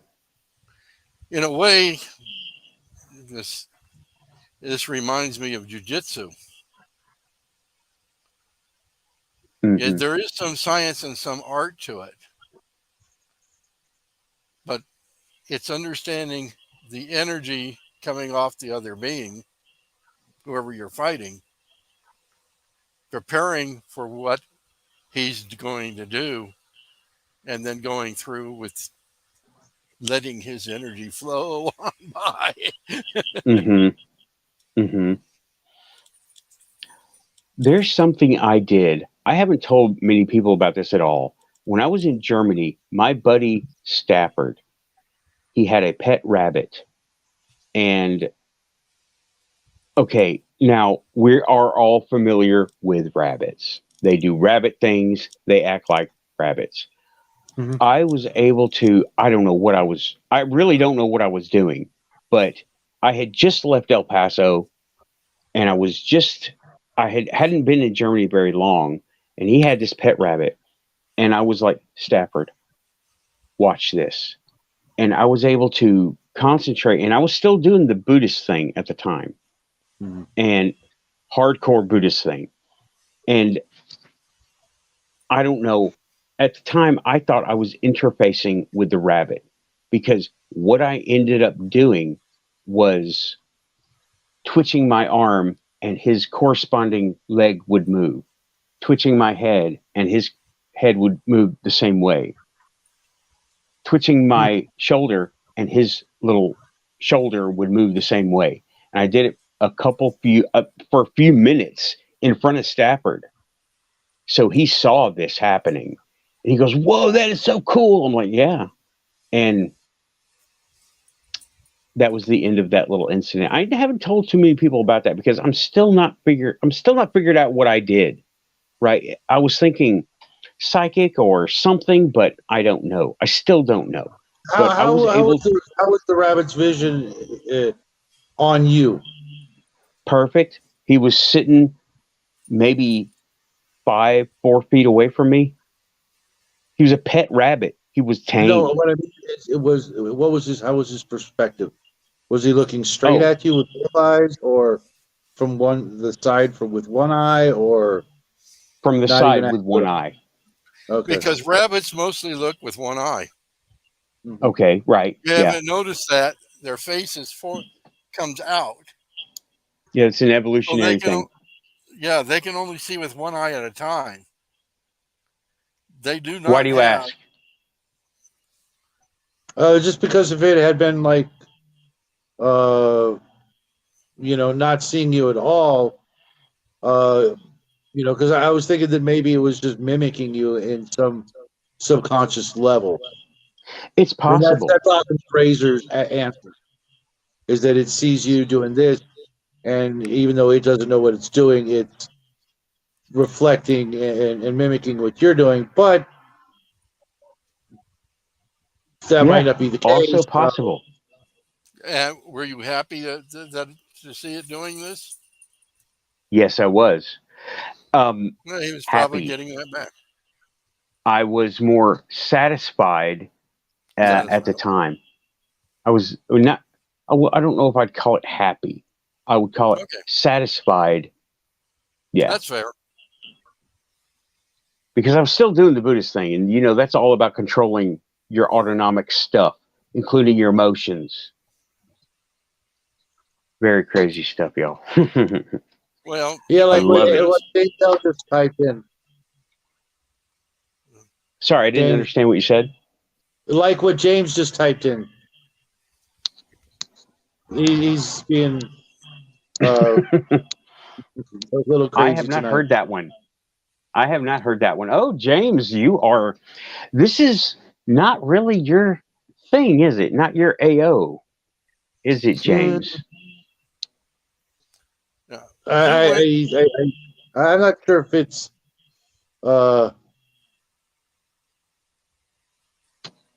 Well, you went Buddhist and I went martial arts, but we both went there for the same purpose. Mm-hmm. Oh, another thing that happened while I was fully doing Buddhist, right, on Fort Bliss. I think, Joe, you know this one. And hell, I think you both know this. And James might not know this one. Okay.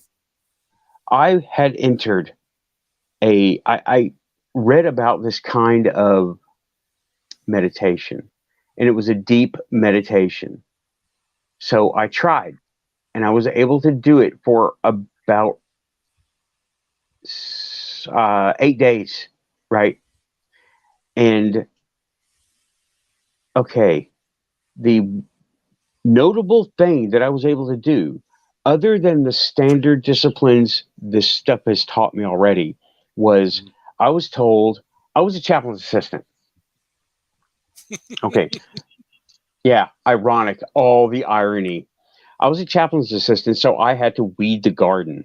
They told me to go weed the garden. It had crabgrass growing in it. And I was like, okay. I went out there during this meditation. It was actually the last day of this meditation. And I was pulling up the weeds out of the garden, the flower bed that we had, that I was apparently I was in charge of. And I had the ants crawling all over me. They didn't bite me. They wouldn't bite me. Well, I was like, now I'm in this meditation, and I was like, this is interesting. I didn't really have an emotional response because of this type of meditation, right? And I was like, okay, this is interesting, and I'm weeding the garden. I decide to see if they can sense any mood change or mood coming off me.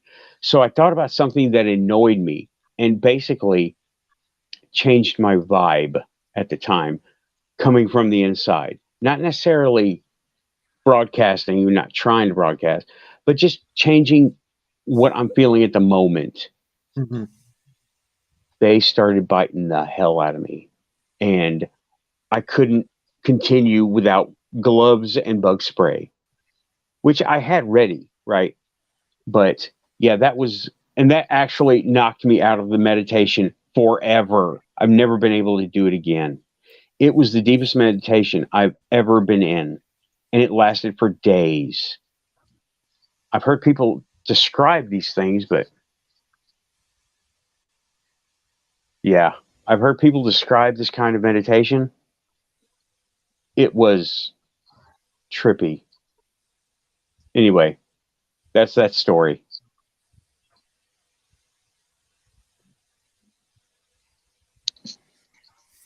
Beep. Every time I hear a beep or weird noise, I'm going to mention it. Beep. Yeah, I almost wish we could what do you call it? Increase the volume on the static so we could hear it better and clearer. Maybe we could run this through a filter and separate it and see if it's just an echo. Like to me, it sounds like an echo sometimes. The static might Other be an times, echo, but not these beeps. These beeps are intentional. These beeps are electronic beeps. Every time I hear one, I'll say beep. Well, if the static is an echo, it, as I said, sounds like single sideband. Looks like, like taking the AM section and splitting just part of it off. no, James, you got to come in. Not necessarily tonight because I think we're getting ready to shut down. But you got to I be in mean, here. this is not the longest show we've done, Yeah. but we got a late start, and I started tired. I think everybody started tired, and Joe will just blow us away if he gets telling stories because I've heard some of them. Yeah, I'm Yeah, definitely glad to have met you, Joe. I got a million questions, but I'm slowly fading here. Um, it's all good. I'm glad we did this. I needed to continue the quantum and continue further down the rabbit hole.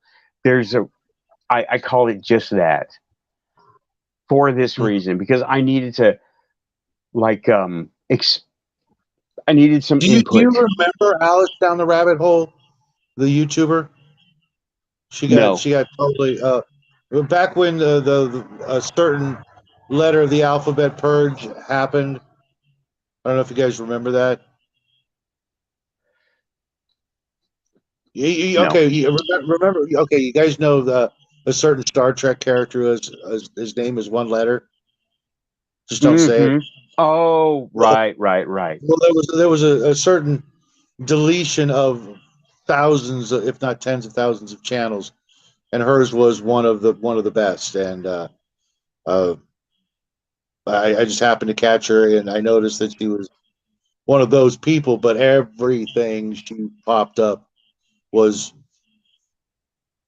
on the level 100%. And just every Right. time I hear that, I think of wow, her and a bunch of other people that I used to listen to. Not saying that I was I One of mean those guys. here, yeah.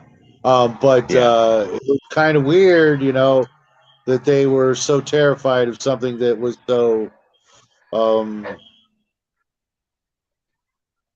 Supposed to not be all that made up paranoid nonsense. Yeah. They were so scared of the made compared up to the stuff paranoid that's nonsense. still out there. Yeah. They were terrified of those people. Mm-hmm. It's just weird. Yeah. But no, I didn't I thought that they were so out there I never paid them any attention. But They're there only were out there. They're only out there on one thing. and that was the thing from that one Star Wars movie. What was it? Which one was it? What was the one where they went to?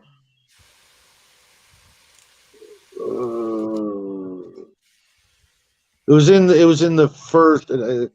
If you go in order, numerical order, it was like number 2 or 3. Empire Strikes Back. No, When they no, no, went to no, no, Hoth. no. In Oh, numerical order, numerical not order. Oh, yeah, Attack of the Clones. yeah. That last word. Beep. They had this. What? They had a theory There was a about that. beep. They had a theory about the deep fakes and things like that. That was Wacko Mm, Jacko. Everything yeah. else, I know for a fact, was pretty accurate. Shadow, And yo, when I'm getting ready to get off of here, want to say that you may want to look up test tech testing materials on online. You can get the test and the answers just by searching online for ham radio tech, mm-hmm. and it's a real easy test. Though I had one friend who took the practice test and did really well on it, and then he studied and he couldn't pass the test again. It's mostly common sense. Mm-hmm. Well, I've got a little bit of experience through communications through my old man's gun shop, and which is weird. After he sold the shop and passed away, I bumped into the people he bought the shop from and started working for them. So I was pretty, familiar with a lot of the equipment, not quite that level, but the other stuff that you were talking about. And I definitely got to get something because I'm very interested in being able to communicate without using this method or some other method. Okay. That Old fashioned CBs are available and they're cheap. They'll give you Mhm. 5 miles of range. No, that won't help me talk to you guys and other people when instead of talking in code. Um, Okay, so I would get my tech license and then you can get on repeaters, and it it's gone away. We used to have repeaters that were connected to telephone lines, mhm, but instead of going to telephone lines, it's going to the computers. mhm.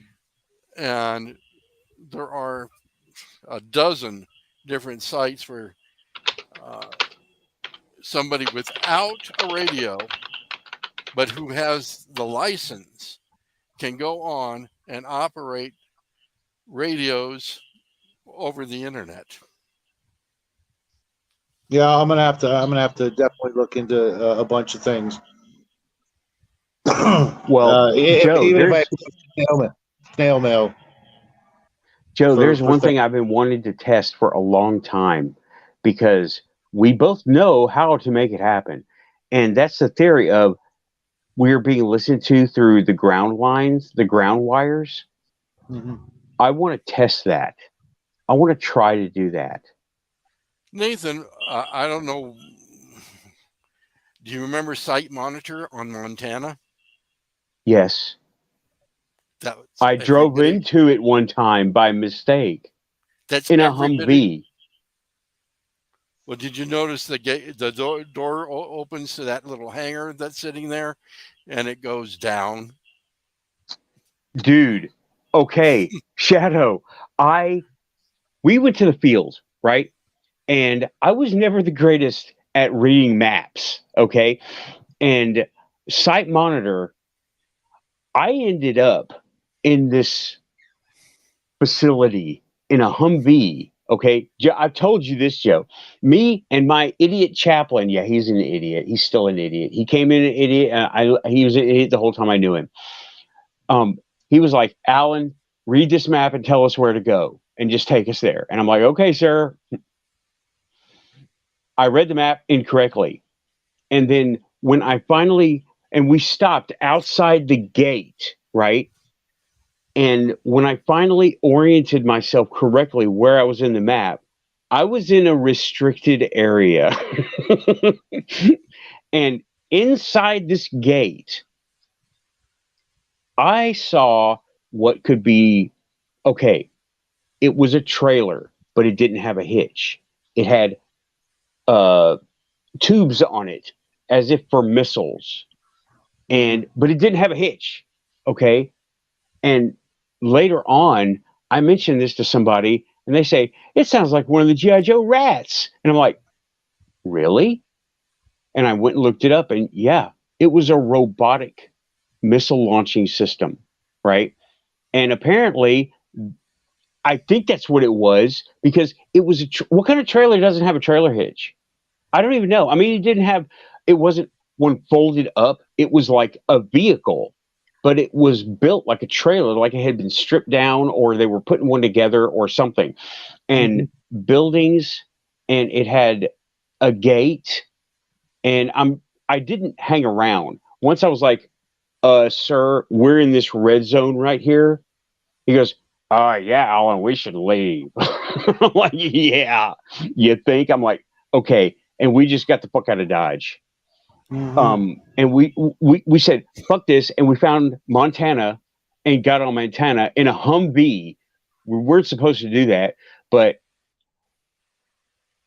given what could have happened in the red zone versus the sheriff on Montana, I took the sheriff.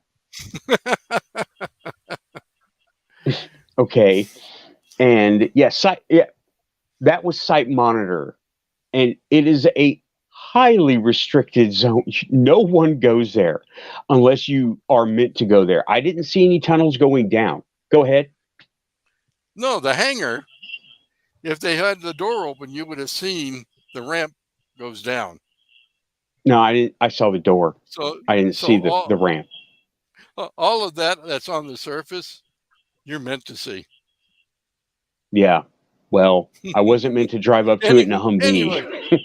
Anyway, almost every communication that goes out of the Fort Bliss area, the greater Fort Bliss area, is looked at Site Monitor,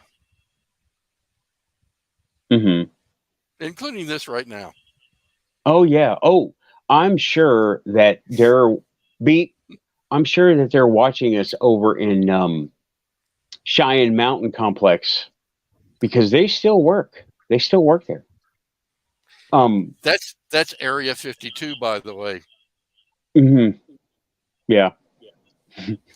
70 I'd forgotten miles about north, that. 70 miles north of Area 51. Starts the border of it. Sorry, guys, got a helicopter overhead. With good reason. I probably have one overhead too. I'm not. I mean, he's going right by, but still, I mean, it's kind of a weird time. 1:45 in the a.m. You know, out in the middle of freaking nowhere. Well, it could be life flight. You never know. Yeah. Benefit of the doubt. You hear me, CIA? It could be life flight. We get it. Okay. Anyway, yeah, I got it. I think I better call it a night. It's almost 3:00 here. Okay. Yeah. Okay, Joe. Thank you for coming on. All right. Definitely cool meeting you, old man. And if you need me again, just let me know. I'll move over to this area where I'm not affecting my life. In fact, I'm probably going to go to the Mad Scientist Lab next time. Okay. That would be enjoyable. Okay. All the weird equipment are back there, but yeah, maybe this, I should say this Saturday.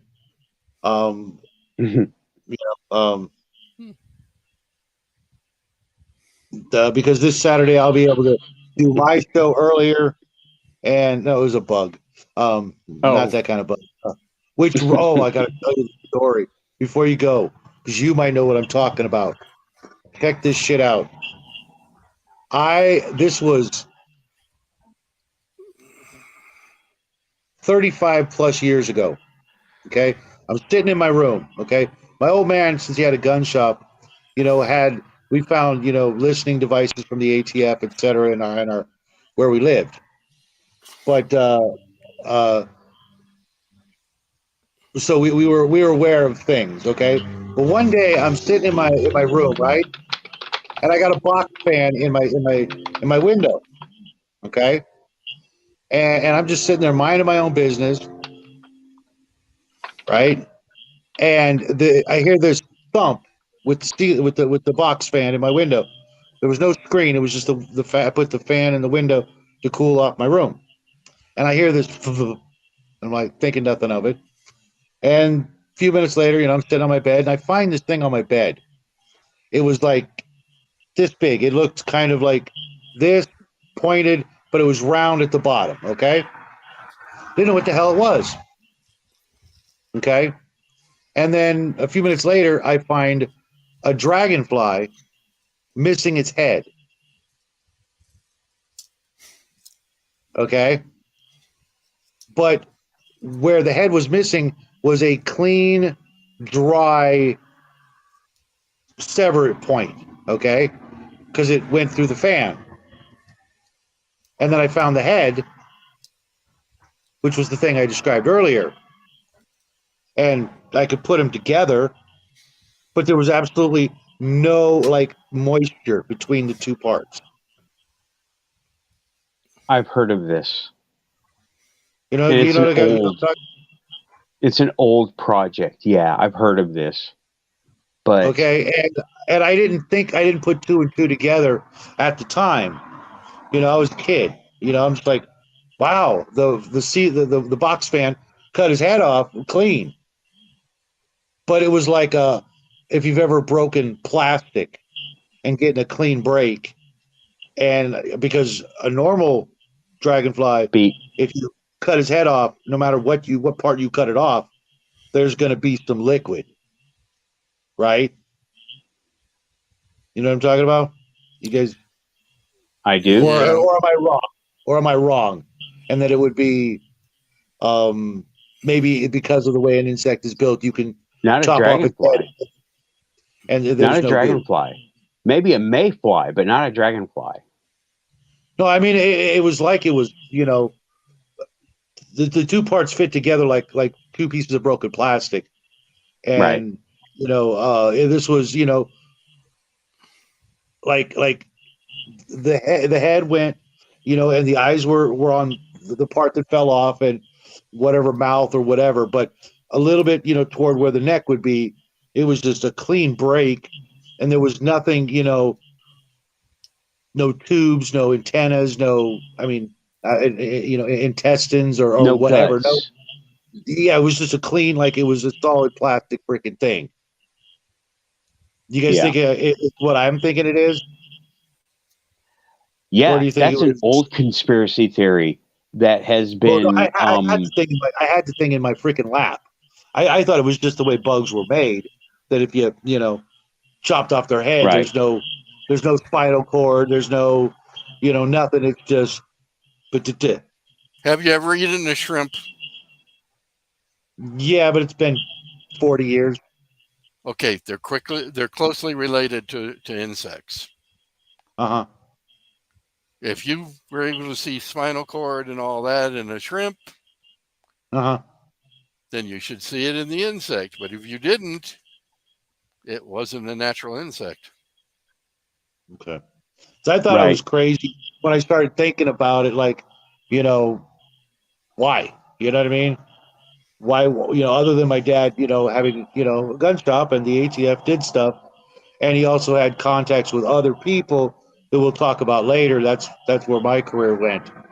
And now I'm starting to put some pieces together as I think about it from, back then, why, I went and did stuff that, well, anyways, and That's weird. s- That's weird. certain gentlemen who went to hide in the hills in a cave, they sent cockroaches after them.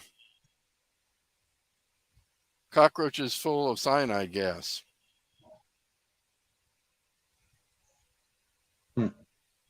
I don't know that one, but I can see it happening.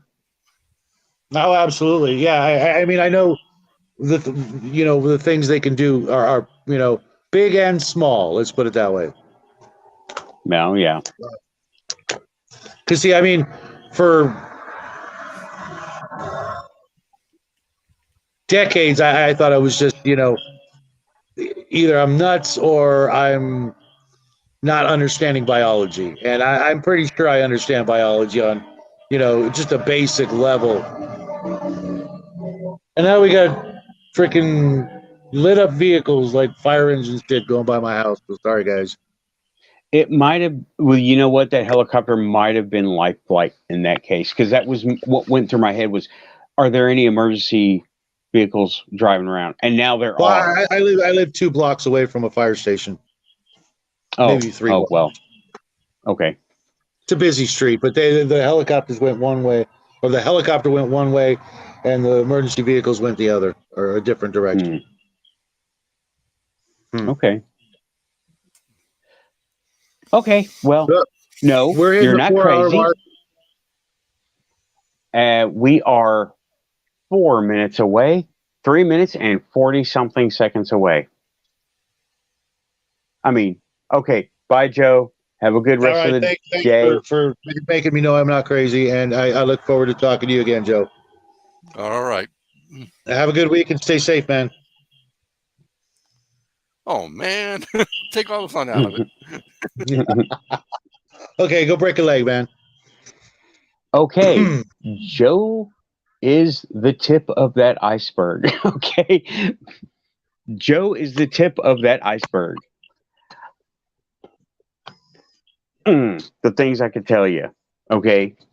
Now, Well, I that's why will we got to find another way to communicate, obviously. Well, there is one thing I will tell you that when I was at Fort Bliss, the finance building, if you go looking for the finance building, this doesn't look like it. I hope you're still here because I'm going to keep talking. You drive by the finance building, and it is obviously an aircraft hangar that has been repurposed and the doors put a wall over. And well, there was a bunch of Fort Bliss was so off the map back in the day during the Cold War that they hid stuff there. And all of it's gone now, but it's literally right down the road from Area 51 and a missile testing range. I can't remember the name of it. Biggs Army Airfield, all of them very active during the Cold War, during a whole lot of Black Ops operations, Cold War Black Ops operations. And you talk to them, nobody knows anything. And all the stuff is gone now, but the structures are still there. There's, okay, there is rumored to be an underground from Fort Bliss proper to Biggs Army Airfield. And I never did see it. I wasn't cleared to see anything like that. There was nothing for me to do. I had no reason. But I heard about it. And there are rumored to be so many tunnels under Fort Bliss being the Cold War like White House area. I don't know what you would call something like that. Center of operations. Fort Bliss was it. And it's so away from all the big names that everybody knew that it was perfect. And Well, it is literally. we know that we know that the underground is got a lot less dirt in it now. Let's put it that way. Yeah, and Fort Bliss and Biggs Army Airfield. now they're one big base because it just grew and grew and grew, and they have pretty much grown together. But oh yeah, it's just El Paso is full of mysteries, and that's just one, right? Site Monitor is another one, and it goes down. I heard he's not the only one that's told me this, right? It goes way down. And when I first told him this story about driving my Humvee and seeing that weird vehicle, he's like, I wonder what those guys were thinking when they were watching you through the cameras. I didn't Yeah, know. I that's it, didn't right? want to know. And I was like, and that really did go through my head. I'm like, do I risk getting on the highway, or do I risk the Men in Black? Highway. I'll take the ticket. yeah. I think you made the right call because you're still here having this conversation. Just Yeah. saying. They did come after me those 2 times, and it was. I don't know. Honestly don't know if they even got me, because I would have been flashy thingied, just like in the movies. And Mhm. I need to go back over talking about Earth and all its people, my game thing, when we're more awake and more energized. Because Yeah. Well, that's what I was trying to holy tell crap. Joe is this weekend, since I don't have a thing during the day, I can start my show a lot earlier and make my gamer buds happy because they really dig doing this, and I wish more of them would make a show so that I could save a few more hours because I've only got 11 for the month, and I can't do the pay thing just yet. Not because I don't have the money, but I don't actually have a credit card. I do everything cash. Okay. And money's not an issue. I just don't do credit cards. I barely have a bank account because I put my money elsewhere, and Hmm. I like to keep things that way. And so it's hard. I'm probably gonna have to start getting like prepaid credit cards to do stuff like paying for a subscription to this service because I really Hmm. like it. And I don't really want to have more than 6 people on the show, any show at one time, just because it's too much. I could tell Joe was getting a little frustrated earlier, because people were we don't have a system of raising your hand to talk kind of thing, Right. talking over Right. people. And we really do have to have. I do that. That's what I do when I'm on other people's shows. I raise my hand, let the moderator know or the host know that, hey, um, I got something to say. Give me a chance because otherwise it's going to get buried with the other 5 guys when it's their turn, kind of thing. But Hmm. I got a million questions for him, and um, you know, I just knew I was right all these freaking years, man. And Yeah. Yeah. What I was getting at was that is the old project that you came up with. What they're coming out with now is private industry is starting to do that. And they're calling them zombie bugs, right? They're taking these bugs and they're replacing part of their uh, oh, this was this this was nervous this was system. not this was all plastic as far as I'm concerned. Now there was no Okay. living. It everything about it just I mean it looked real, okay, but that part was, and it's weird too because I mean if you think about it, what the hell? That's weird. Okay. Um, the thing came through the window fan, okay? And obviously, the first part is going to get mangled, because the way this it spins, it's going to get, guillotined. But Yeah. the rest of it still made it in, okay? Which means it had to be Hmm. going at a high velocity. Hmm. Maybe, I mean, 10 miles an hour could be the equivalent of a high velocity, but probably faster than the real thing could flap its wings. Right. And it couldn't have got sucked in I mean, it could have, but those things aren't very strong. Those No, those no, those they're not deep, very those strong. deep lock fins. And I'm like, like you said, you were wondering what they were thinking when they were looking at you. I'm wondering what they were thinking when they were looking at me. You know what I mean? Because they Yeah. weren't. And we are out. You're back. Oh yeah. I don't know what. Hey, where'd my cigarette go, man? I just rolled a cigarette. Oh, it's in the can. Okay. Because I use one of these to make my cigarettes, and I didn't know what I did with my cigarette. I was like, hey, what the hell? It disappeared, man. Can't let that happen. But yeah, your friend Joe seems like he's another one. It's funny too, because it's growing, man. The numbers are growing. Yeah, that's why I'm talking about the star seed, because those kids are rejecting all the BS, and they're defaulting everything to BS first and then going with what feels better later, and they're really all using the force. They really are. Okay. And oh, something else I wanted to tell, but I'll go ahead and say it now, and I'll go back over it later. Right. Uh, I did mention that. Hold on.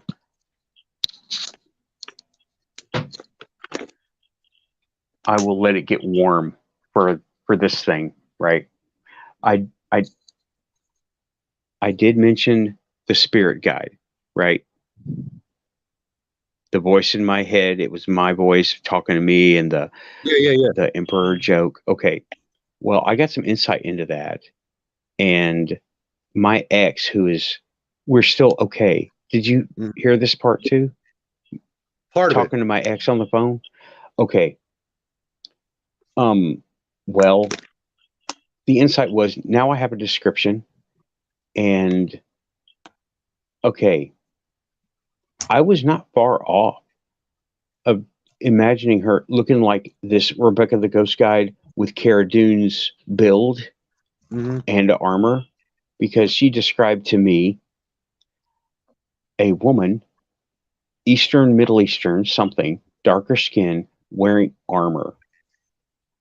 And um, eyes turned yellow when she gets upset. First thing I thought was Sith Lord. But the next thing I thought of was Xena Warrior Princess. And I was like, wait a minute. And I hadn't told her anything, right? I was just like, what can you tell me? And she went on to tell me that. So I am still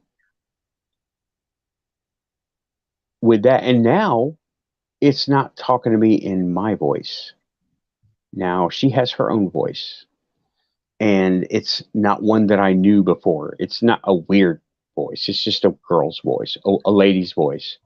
It's not particularly noteworthy other than it's not mine. And I don't think I've ever heard this particular voice before. And yeah, I think James is going to just leave. Well, we lost 3. CIA didn't like this part. They're like, Well, oh, they're not talking about our stuff. you never know. That's the other thing that's my kind of field of expertise. Like the really bad stuff. Yeah. That the really I bad people won't do. press you for your for anything. If you No. bring it to the We'll table, talk about it later.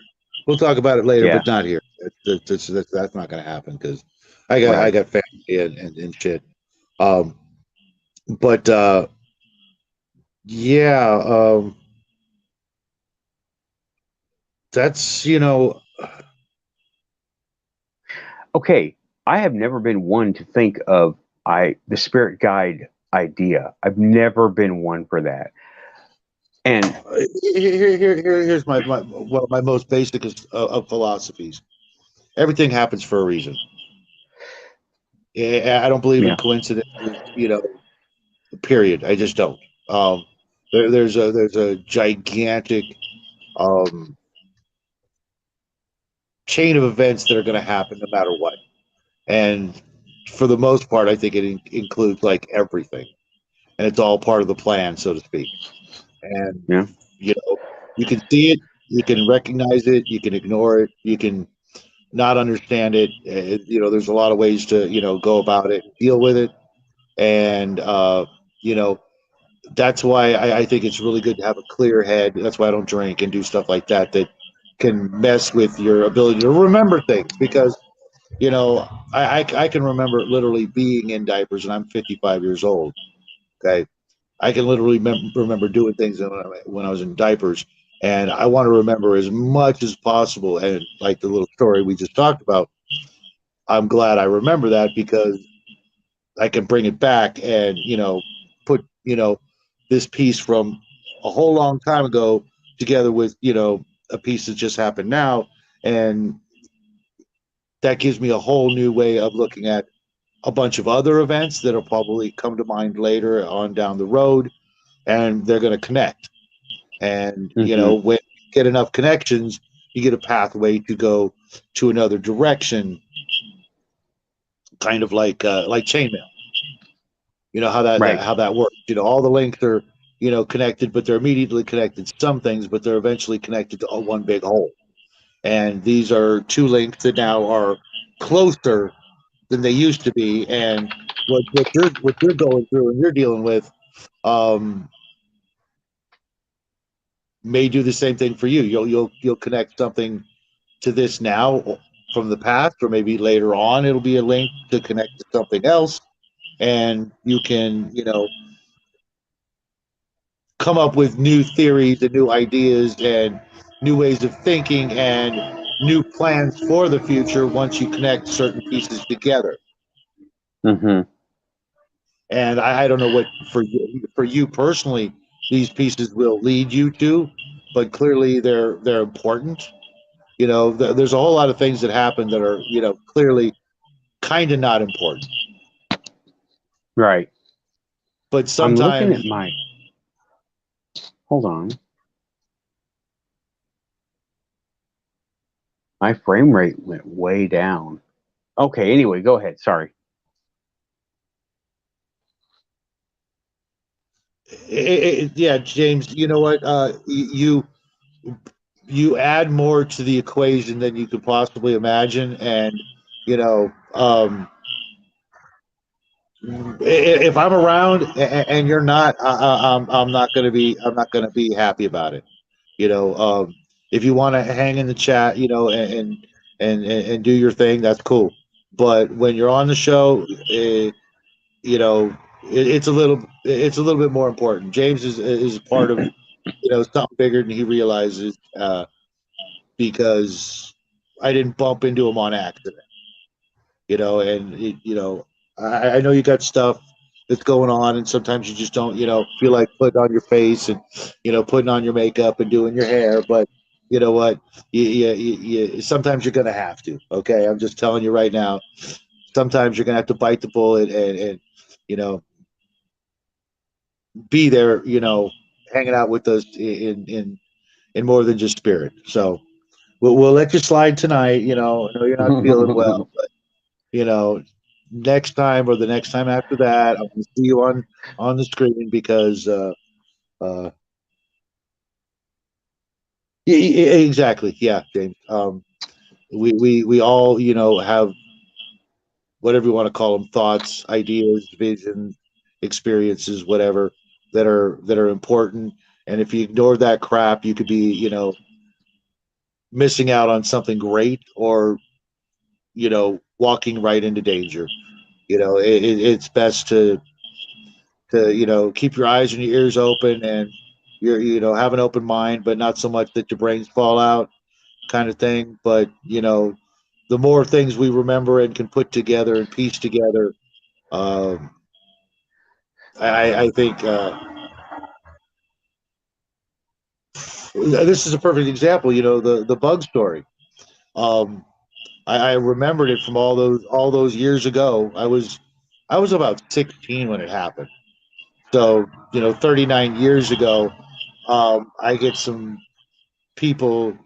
to talk to some people who who not only know what I'm talking about, but can kind of verify that I wasn't just tripping, because that was not normal. It should have been a sticky mess, and not what I discovered. And I wish I kept it. That is so weird. That background staticky feedback thing that I'm hearing. Oh, okay.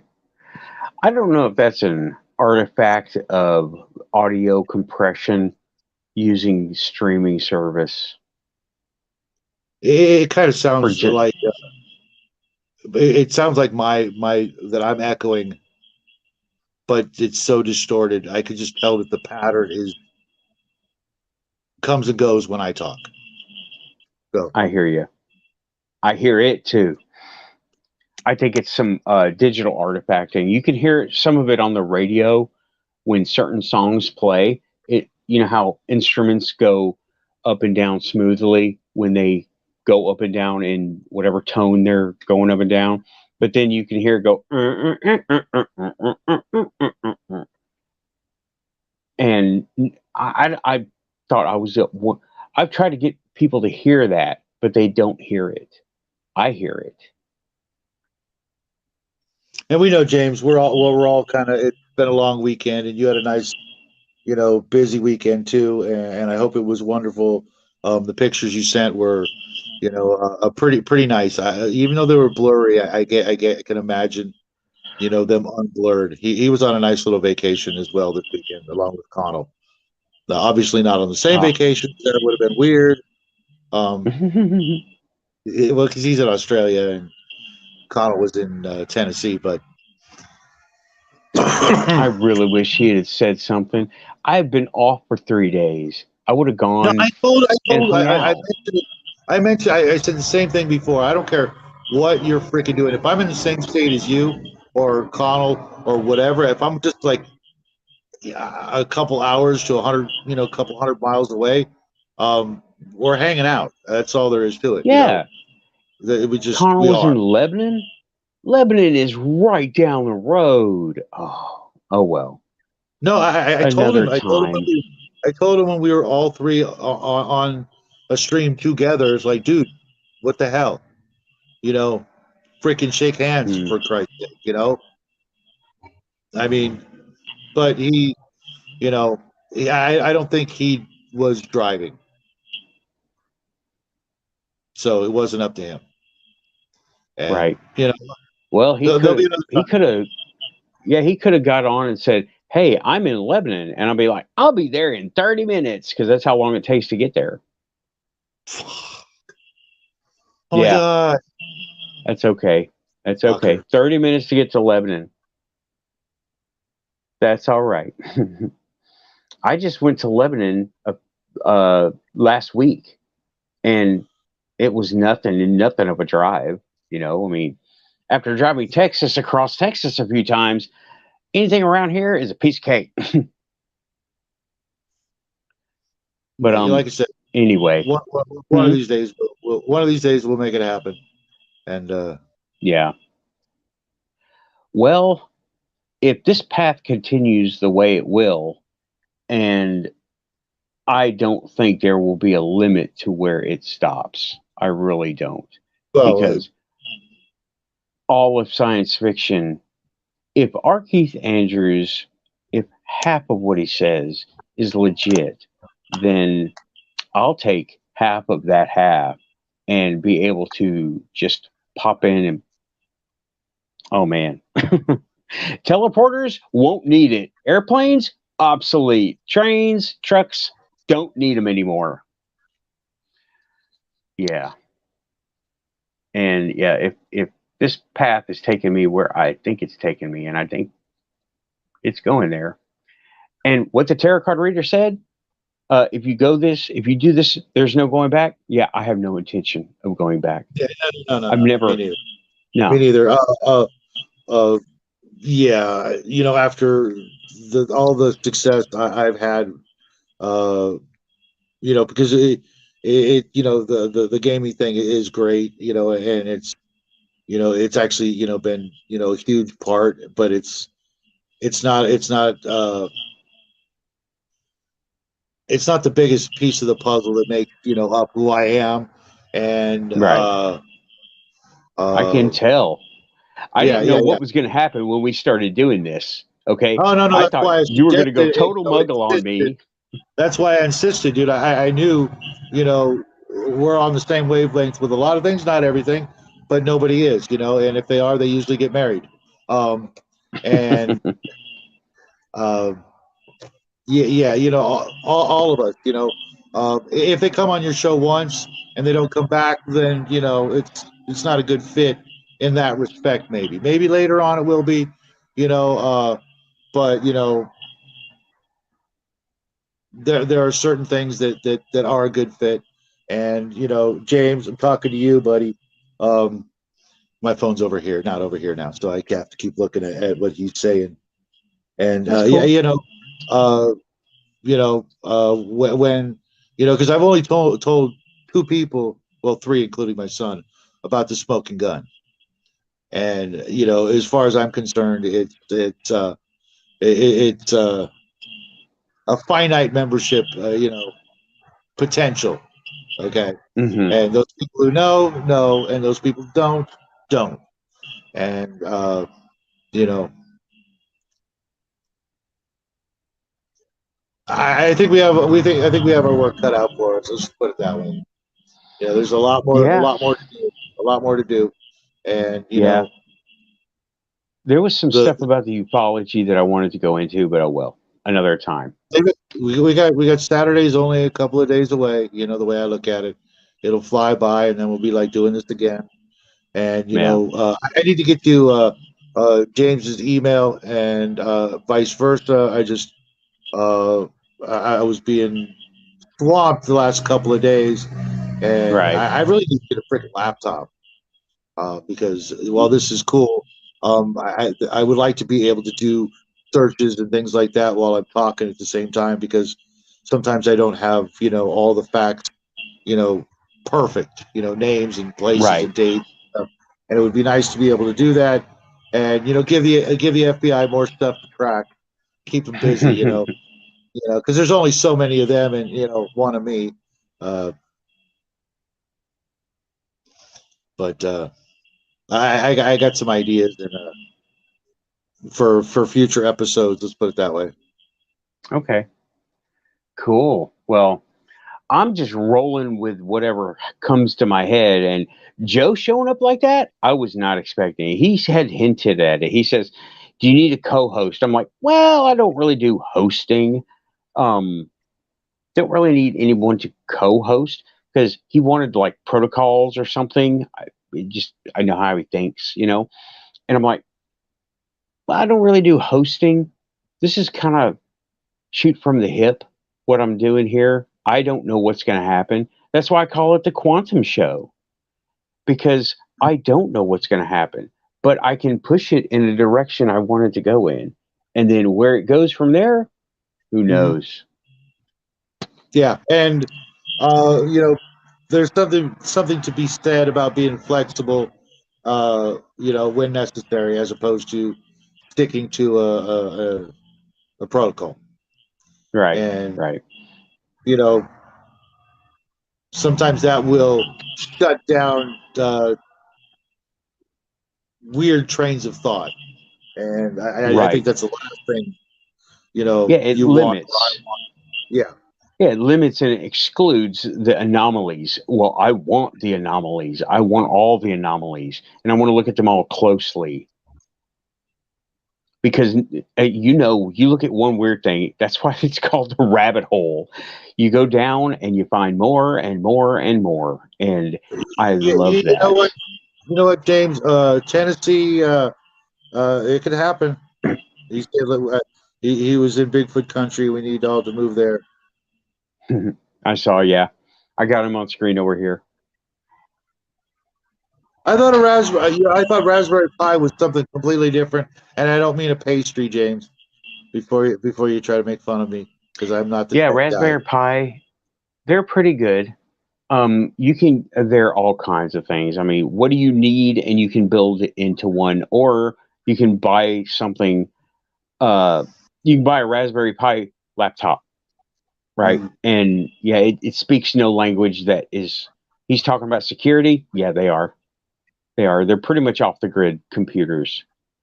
But you got to do your own security. You got to do a lot of your own hardware work, software work. But it's relatively easy to deal with a Raspberry Pi. Yeah, It's I'm not a just tech guy. The last time I mm, heard Raspberry Pi was in reference to a video game system that had like tens of thousands of video games in from the old days. Maybe I'm same thinking of something. core. Okay. Yeah, same core. But if you need a video game, it can be a video game. If you need a washing machine, it can do that too. 3D printer, sure thing. 2D printer paper, sure thing. You need uh, anything multimedia, it can do it. It's what you call a dedicated device. You dedicate it to a device, and it doesn't really go outside of that dedication once you do it. But it can also be a laptop computer. It can be a Yeah, I tablet. just, It can be a PDA, a wristwatch. Same thing. James, I'm more of an Arduino fan, though I can't code for any of them. I let other people code. I'll do all the hardware all day long, but I had someone give me a Raspberry Pi and it sat in a box until I gave it to somebody else because I'm like, I don't know what I'm doing. Go with the hardware.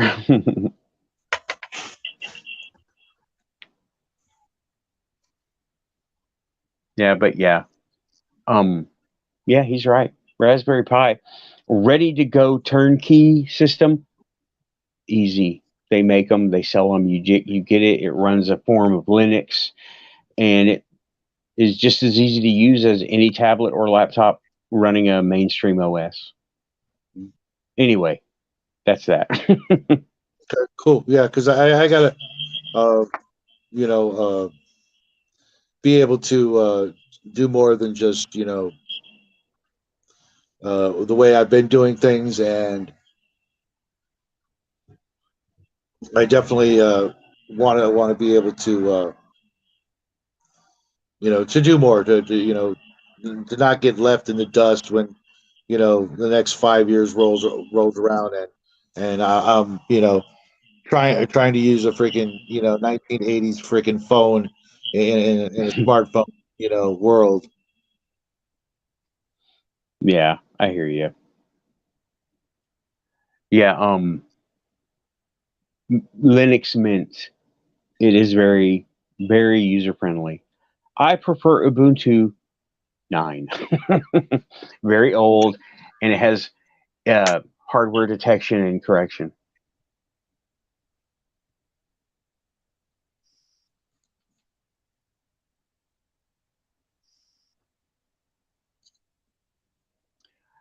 I heard something that's out there.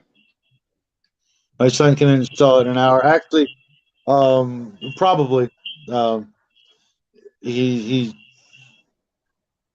any freaking subject he puts his mind to, he's all over it, and he's working on a project now that he wants to share with you guys. It's just basically a sci-fi video story kind of thing with different sort of formats and images and stuff. He last I remember he was talking about these things. I think ARGs, alternate reality games, and where you where the authors hide things on the internet, hoping that you'll find them, and that's kind of what he's like into right now. Creating a mystery type story that you have to find all the pieces before you can actually read it or understand the story. If that makes any sense. Mm-hmm. It's weird. It's like just freaking write the story and people will love it.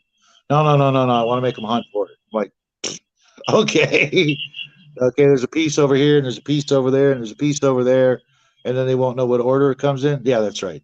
Oh, okay, that's weird, man. That's weird. I'd give up after like a minute. I can't find it. Don't know where to go. Yeah.